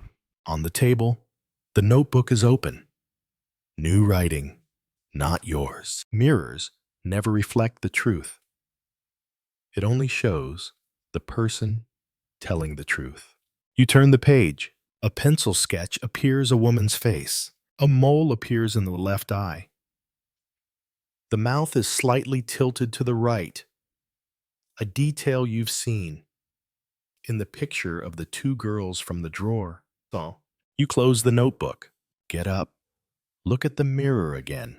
This time, the image matches perfectly, but you don't feel relieved because you're no longer sure if it fits with you or with what you've chosen to be. You walk to the window. Light filters through the clouds. On the sill, someone has left a handwritten letter. No envelope, no address. Just one line. Thank you for sheltering me. I'll keep your memories safe. M. You collapse. Head in your hands. Your heart is pounding as if parts of you are being peeled away, layer by layer, piece by piece. You don't know if you're still the investigator, or if you've become one of the ones being told. Section 11. She was here before I arrived. You no longer sleep in your room. You're just staying even though you locked the door, even though you put something in the way, even though you told yourself, I'm a detective, I'm in charge. But this morning, when you wake up, you realize someone lived here before you and is still here. The coffee on the table, not the kind you use.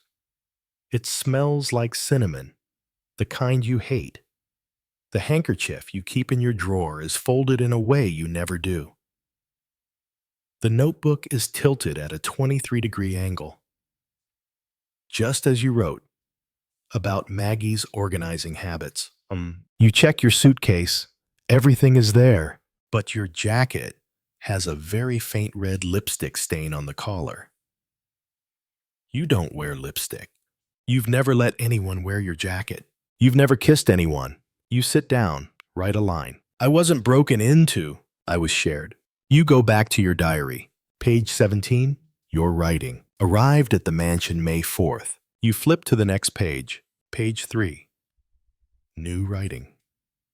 Different ink. Left from the mansion unknown. But you weren't the first to be here. And probably won't be the last. A soft noise behind you. You turn around. The window is open. The curtains sway like waving arms. No one is there. Only a small object lies on the sill. A broken watch chain.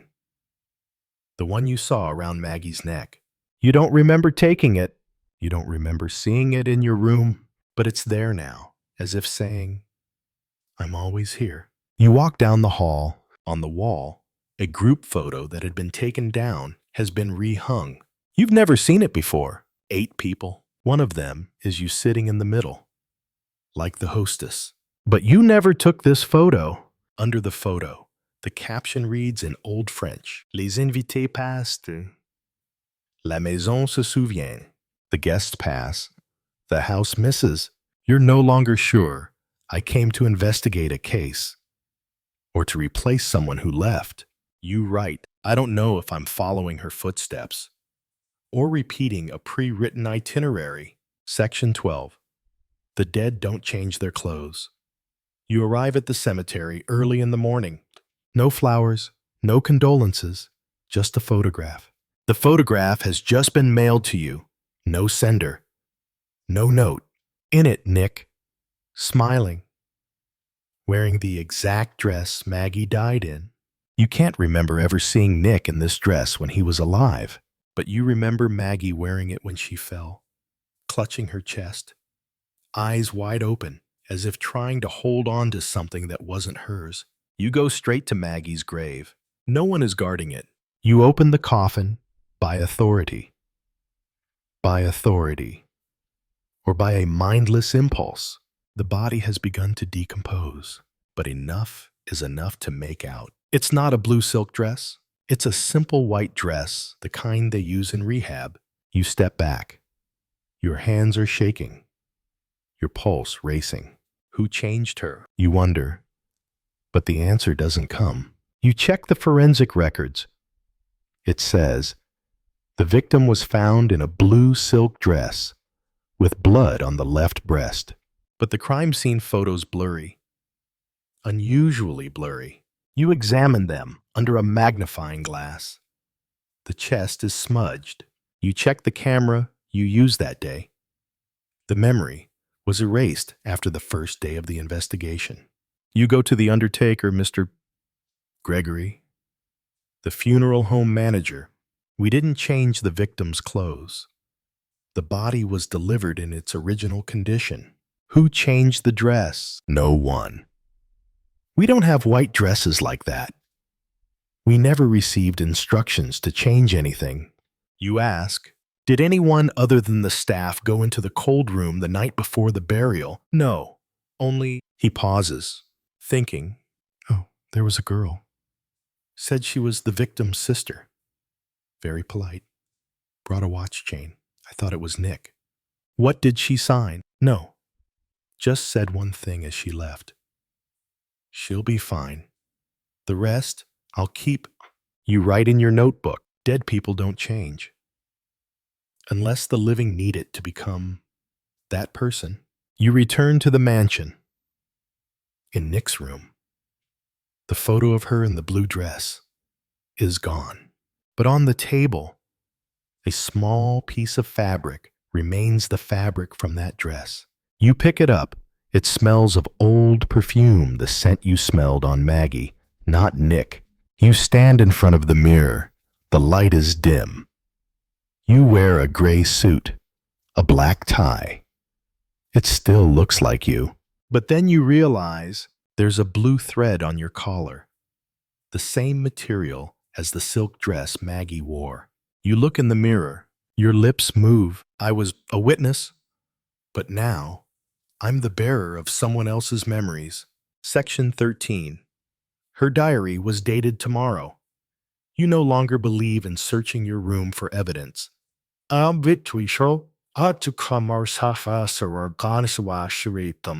But you do it anyway, not out of logic, but out of obsession. Maggie's bedroom is left untouched. Dust covers the vanity, but the curtains are drawn every morning. Someone came in after she died. You look at the wall above the bed, a small crack, about 8 inches long. Hidden in the pale floral wallpaper, you run your finger along the crack. The wall is a little loose. You take a small knife and pry it open. A gap appears behind the paper. Inside a diary. The cover is green leather. The edges are frayed with silver. The first page reads, Margaret Buckley, 1929. You flip through it. The usual notes: life, emotions, notes she wrote to herself as the night falls. But then, you flip to the middle of the notebook. A page with a date, June 11th. Next year, you look at your watch. Today is June 10. The diary is writing the future. The page reads as if Maggie is still alive, or her memories are alive somewhere, in someone else's hands. He came looking for me again today. He thought he was investigating, but he was just the chosen one to look back. I am still here. In every detail he doesn't remember seeing. I am the only thing left when the identity falls apart. You clutch the notebook. Flip it over. Another line. Tomorrow, I will sit in your room. You will write without knowing it. I will close my eyes in the mirror and open my eyes in you. You gasp. On your desk, the notebook is open. The new page reads, I didn't find the case. The case is finding someone weak enough to be a sequel. You write a line in your own handwriting. Maggie, what are you doing? Immediately, the line below appears, as if someone is responding through the pen. It's not Maggie anymore. I'm just learning to tell the story until it's true. You pick up the diary and walk out of the room. But in the hallway mirror, you see your eyes no longer the right light brown. They're a grayish-blue Maggie's eyes. You turn away, not daring to look any further. You begin to understand. Memories don't need flesh to live. They just need someone to believe in them long enough to take shape. Section 14. The case wasn't mine anymore. The summons arrives at noon from the police station. Thick paper, black ink, red wax seal, the kind of document sent not for discussion, but for closure. You enter the conference room. Inspector Japp does not meet your eyes. Beside him, an internal affairs inspector reads the document. Detective Hercule Poirot is hereby temporarily removed from the end house case. Reasons: trespassing, approaching a witness without notice, and mental instability. You freeze. I have never been assessed as unstable. Who wrote that report? The man holds out a file. The first page reads, Internal Affairs Report, signed by Mr. Poirot himself. Date June 8th. You clench your fists. I have never written or signed anything. You snatch the file and turn it over. Last page, your signature. Correct font. Correct slant. Hercule with the hook E you used in your youth. A habit you broke 15 years ago. You ask, where did this come from? Japp replies, dryly, sent from your home address. By post, with a notebook detailing the entire course of the case, even details that have never been reported. You look at him. Lo, someone else is writing for me. Or you are writing unconsciously. You leave the office without another word. On the way, you open the notebook. There is a new line on the last page. An investigation ends when the investigator becomes the subject of the investigation. You turn the page. Another page. I needed you to find me, but now I know you well enough to be you. Back at the villa, you realize the desk is clean, all the case notes, the crime scene photos, Maggie's diary gone. In the drawer, a single sheet of paper. Hercule Poirot is no longer an investigator. You are the final evidence of this story. You look around. The mirror is blurry. The photo on the wall has changed. The camera angle has pulled back. The 8 people in the photo are now 9. The 9th person is you. But his hair is grayer, his eyes deeper. He's wearing a suit you never owned. You look at the line below the photo. Les histoires remplacent les hommes. Stories replace men.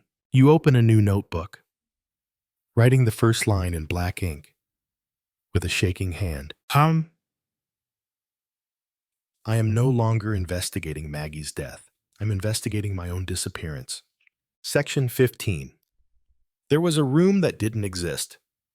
You find the original blueprints for the villa in a local archive, an old purple ink, yellowed paper drawing sealed by the architect who first built the Buckley's house. You take it home and spread it out on the living room floor. Hallway, yes. Dining room, yes. 3 bedrooms upstairs, yes. But then another room appears, a fourth, down the hall, almost as big as the main room, with a window facing the ocean, labeled Chambre de l'invité, silencieux, chamber of the silent guest. You remember that hallway, you've been down it many times. Only 3 doors. None of them are exactly where they were on the drawing. You head upstairs. The hallway is silent. The last window is always there. You knock on the right wall. Empty. You knock to the left. Hard. You touch exactly where the drawing says. The walls are thinner. There are small cracks running along the tile floor. You shine a flashlight close. There is a gap in the door that is plastered. You step back, whisper. It's not that the room is abandoned. It's that the room is erased from the memory of the whole house. You take a crowbar, pry the plaster, pieces fall off, light as ashes. The iron door appears. The lock is rusty. You push, the door opens. No key needed. Inside, dark. The smell is musty, damp, and sweet, like the scent of old perfume seeping into the walls. You turn on the flashlight. A small bed, a writing desk. A blue dress hangs quietly behind the door, still stained with blood. On the desk, a thick notebook. The first page reads, I live here. I have never died. I just stopped telling stories for a while. The next page, the first person who ever came here was you. Not today. But once you forgot you had been there. You remember your first nightmare when you came to End House. The house. The locked room. The woman in the blue dress. Your eyes open. Your hand touches your shoulder and whispers, my story is not finished. Alice, you tremble. Turn over the notebook. There are photos. Old, blurry photos. A man standing next to the girl in the blue dress, his face is erased. But his posture, his walk, it's you. You leave the room, not locking it. For the first time, you don't want to hide. You want someone else to see. You want to test, can every room that has been forgotten remember itself? Through someone deep enough, you go back to your room. Sit in front of the mirror. Your hair is grayer. Your eyes are no longer the same color. You write, the room did not disappear. It just waited for someone to tell it. And I am the one who continues. Section 16. Someone else started writing in my hand. You wake up in the middle of the night. The pen is still in your hand. The desk lamp is on. The notebook is open. The page is wet with ink. The writing is not yet dry. You bend down.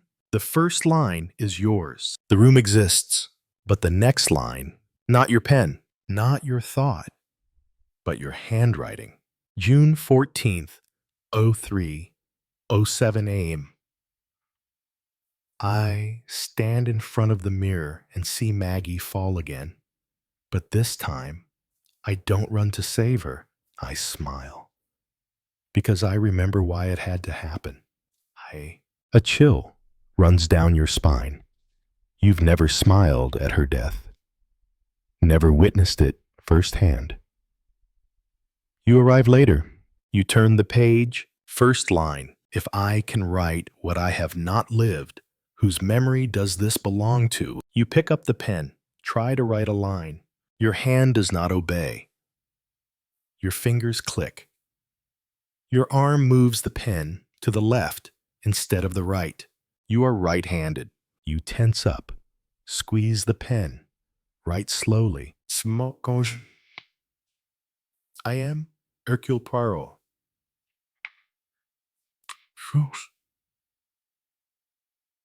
Another line slips out right after. No, you are what remains of me, and I write to keep you alive long enough until you no longer wonder.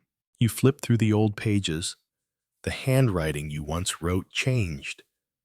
It is as if someone else were copying you, day by day, letter by letter, until the writing is no longer distinguishable. You take a magnifying glass and examine the ink. The ink changes from black to purple, from pen to typewriter, but there are no marks. It is all handwritten. You realize each color of ink represents a memory that is not yours. On the last page, a large, shaky paragraph reads, "The narrator is no longer alive, but he still writes. Every dream I send you is a fragment I picked up from another memory. Don't believe what you remember. We remembered it before you." You flip to a blank page. Your hand takes the pen. It's really you this time. You write, "Who are you?" Wait a moment. The ink is barely dried, and a new line appears right below. "I am the voice that remains when all the memories are gone. I am Maggie. I am Nick. I am whoever I am. As long as you keep writing." You close the notebook. Your hand isn't shaking from fear. It's from the fact that you're no longer in control. Section 17. The house knew I was lying. You used to believe houses are dead objects, floors, roofs. But now, with every step you take, something else is following. You test it. You write in your notebook, "I never doubted Nick."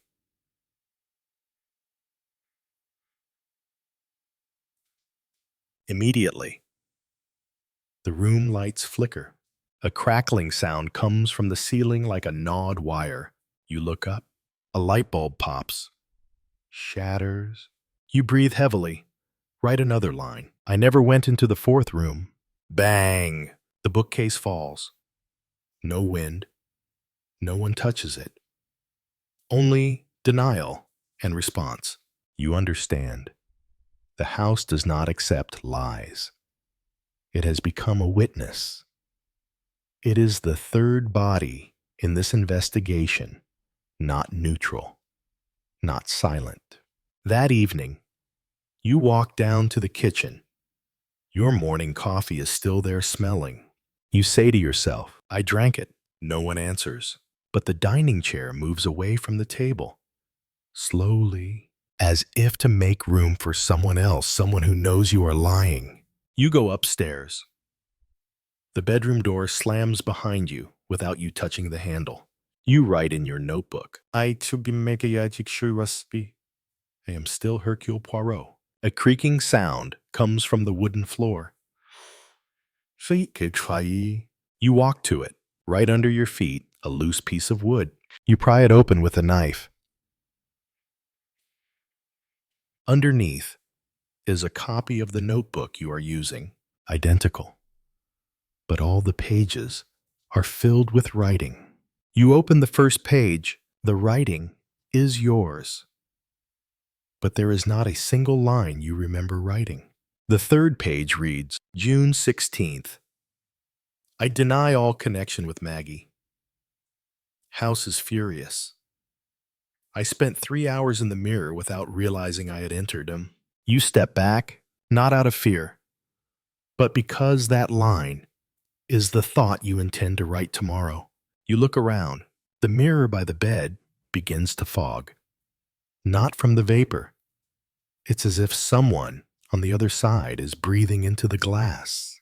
A line appears on the glass, as if written with a finger. "House doesn't trust you anymore." You write, "I don't know the truth anymore." The mirror glows again. The light stops flickering. It's quiet. You touch the glass.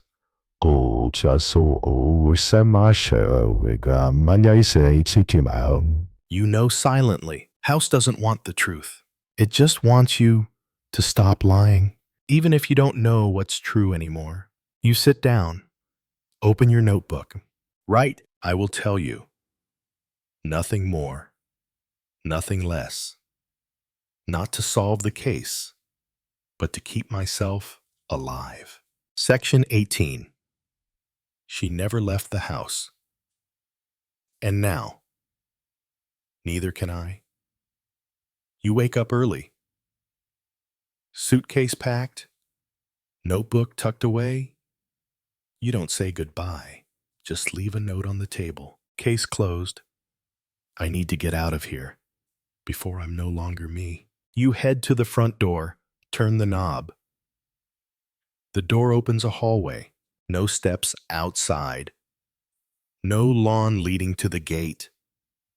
Just a hallway that repeats itself like the second floor of a mansion, with 3 doors, pale patterned walls, and windows facing the ocean. You try the back door, same hallway. Kitchen door, hallway. Basement door, stairs leading. Back to the same living room you just left. You freeze.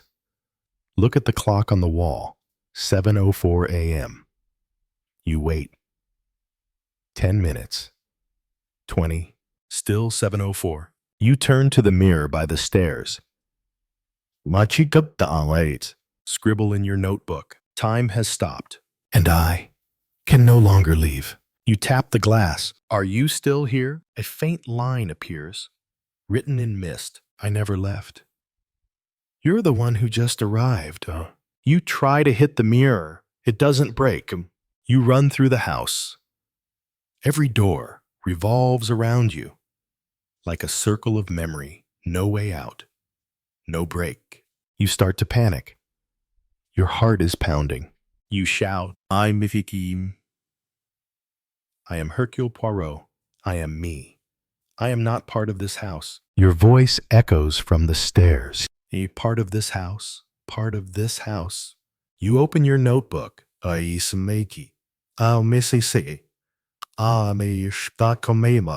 new page opens. The ink is barely dry. His name was Hercule Poirot, but everyone remembers him as the last man to live at End House.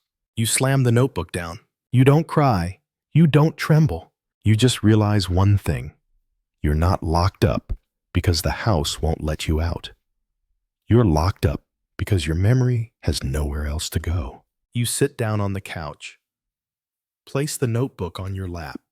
You write, if I tell you everything, if I keep it exactly as it happened, could I change roles?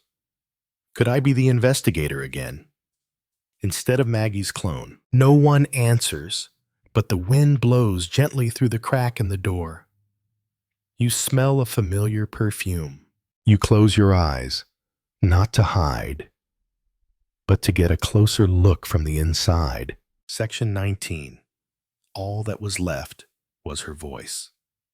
At first, just an echo, like a radio wavering between 2 frequencies. Then it gets clearer, closer, softer. A woman's voice. Not whispering your name, not saying, Monsieur Poirot, just telling. Calm, slow, cold as a faded memory. I was standing on the steps when you came. No one saw me, but I saw you looking at me and didn't recognize me. You turn, no one is behind you. But the voice continues inside your head, as clear as the words are carved with a fingernail into the inside of your skull. You think you're the first to discover, but you're only the 12th to read the same story in the same voice. We need you because you believe you're different. You whisper, who are you? I am the memory that has never been buried. I am what you did not witness, but still remember. You take out your notebook. No need to write anymore.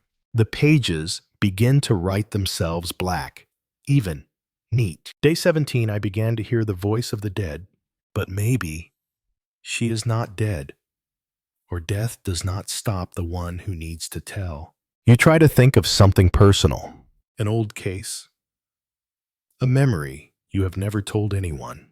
Immediately, the voice responds. You remember the man with the purple handkerchief. You suspected the wrong person, and you let the killer escape. You remember the victim's face, but not the survivor's name. You scream, "Shut up." The space is silent. You stand trembling in the hallway. The lights do not flash. The walls do not echo. The mirrors do not blur. Then the voice comes back, this time as soft as a breath at the back of your neck. I will be silent when you no longer need me to know who you are. You walk into the living room. Your armchair is turned toward the window, as if someone had just sat up. On the table, a recording. You press play. Your own voice begins. I was Poirot. But I have listened for so long, to the point where I can no longer distinguish between thoughts and memories left by others. You open the notebook. The last page reads, "The voice will stop when you have finished." But you do not know the end, because the end is still writing you. You bow your head. Silence. No tears. No trembling. Just a voice that needs no ears to hear and no paper to record. Section 20. The story wouldn't let me end it. You decide to rewrite the entire case. From the beginning, no more, no less, no emotion, no judgment. You want to finish it, not to solve the case, but to free yourself from it. First page. Nick lied. Maggie died because she was wearing the wrong shirt. I came to find the truth. I stayed because the truth didn't want me to leave. You write each line as a narrator of exactly what happened. Every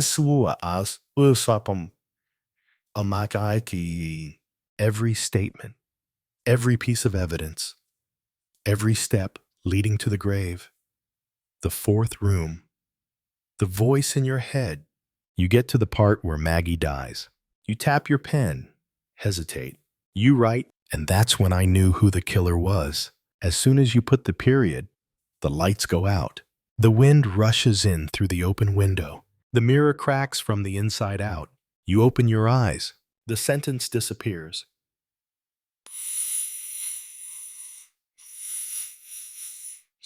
Instead, no, you're not ready to know. Because if you knew, you'd have no reason to continue writing. Eli. And others would have no one to survive through. You scream, "I'm not a tool. I'm Hercule Poirot." The voice echoes, Now you're the lifeblood of this story. When you stop writing, everything falls apart. You flip the notebook open. A blank page appears. You try another ending. The killer is caught. Maggie is at peace. Nick leaves End House. I leave End House. You close the notebook.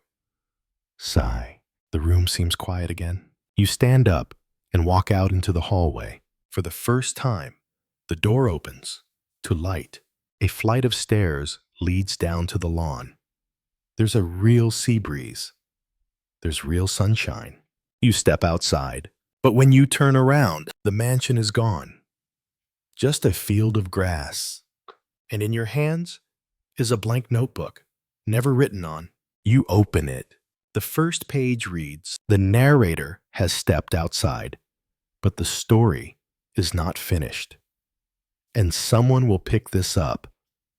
Write again. Remember again. Believe that I am the main character again." You look up at the sea. You can no longer remember your name. But you know how to hold a pen. You know how to write in a way that preserves a voice.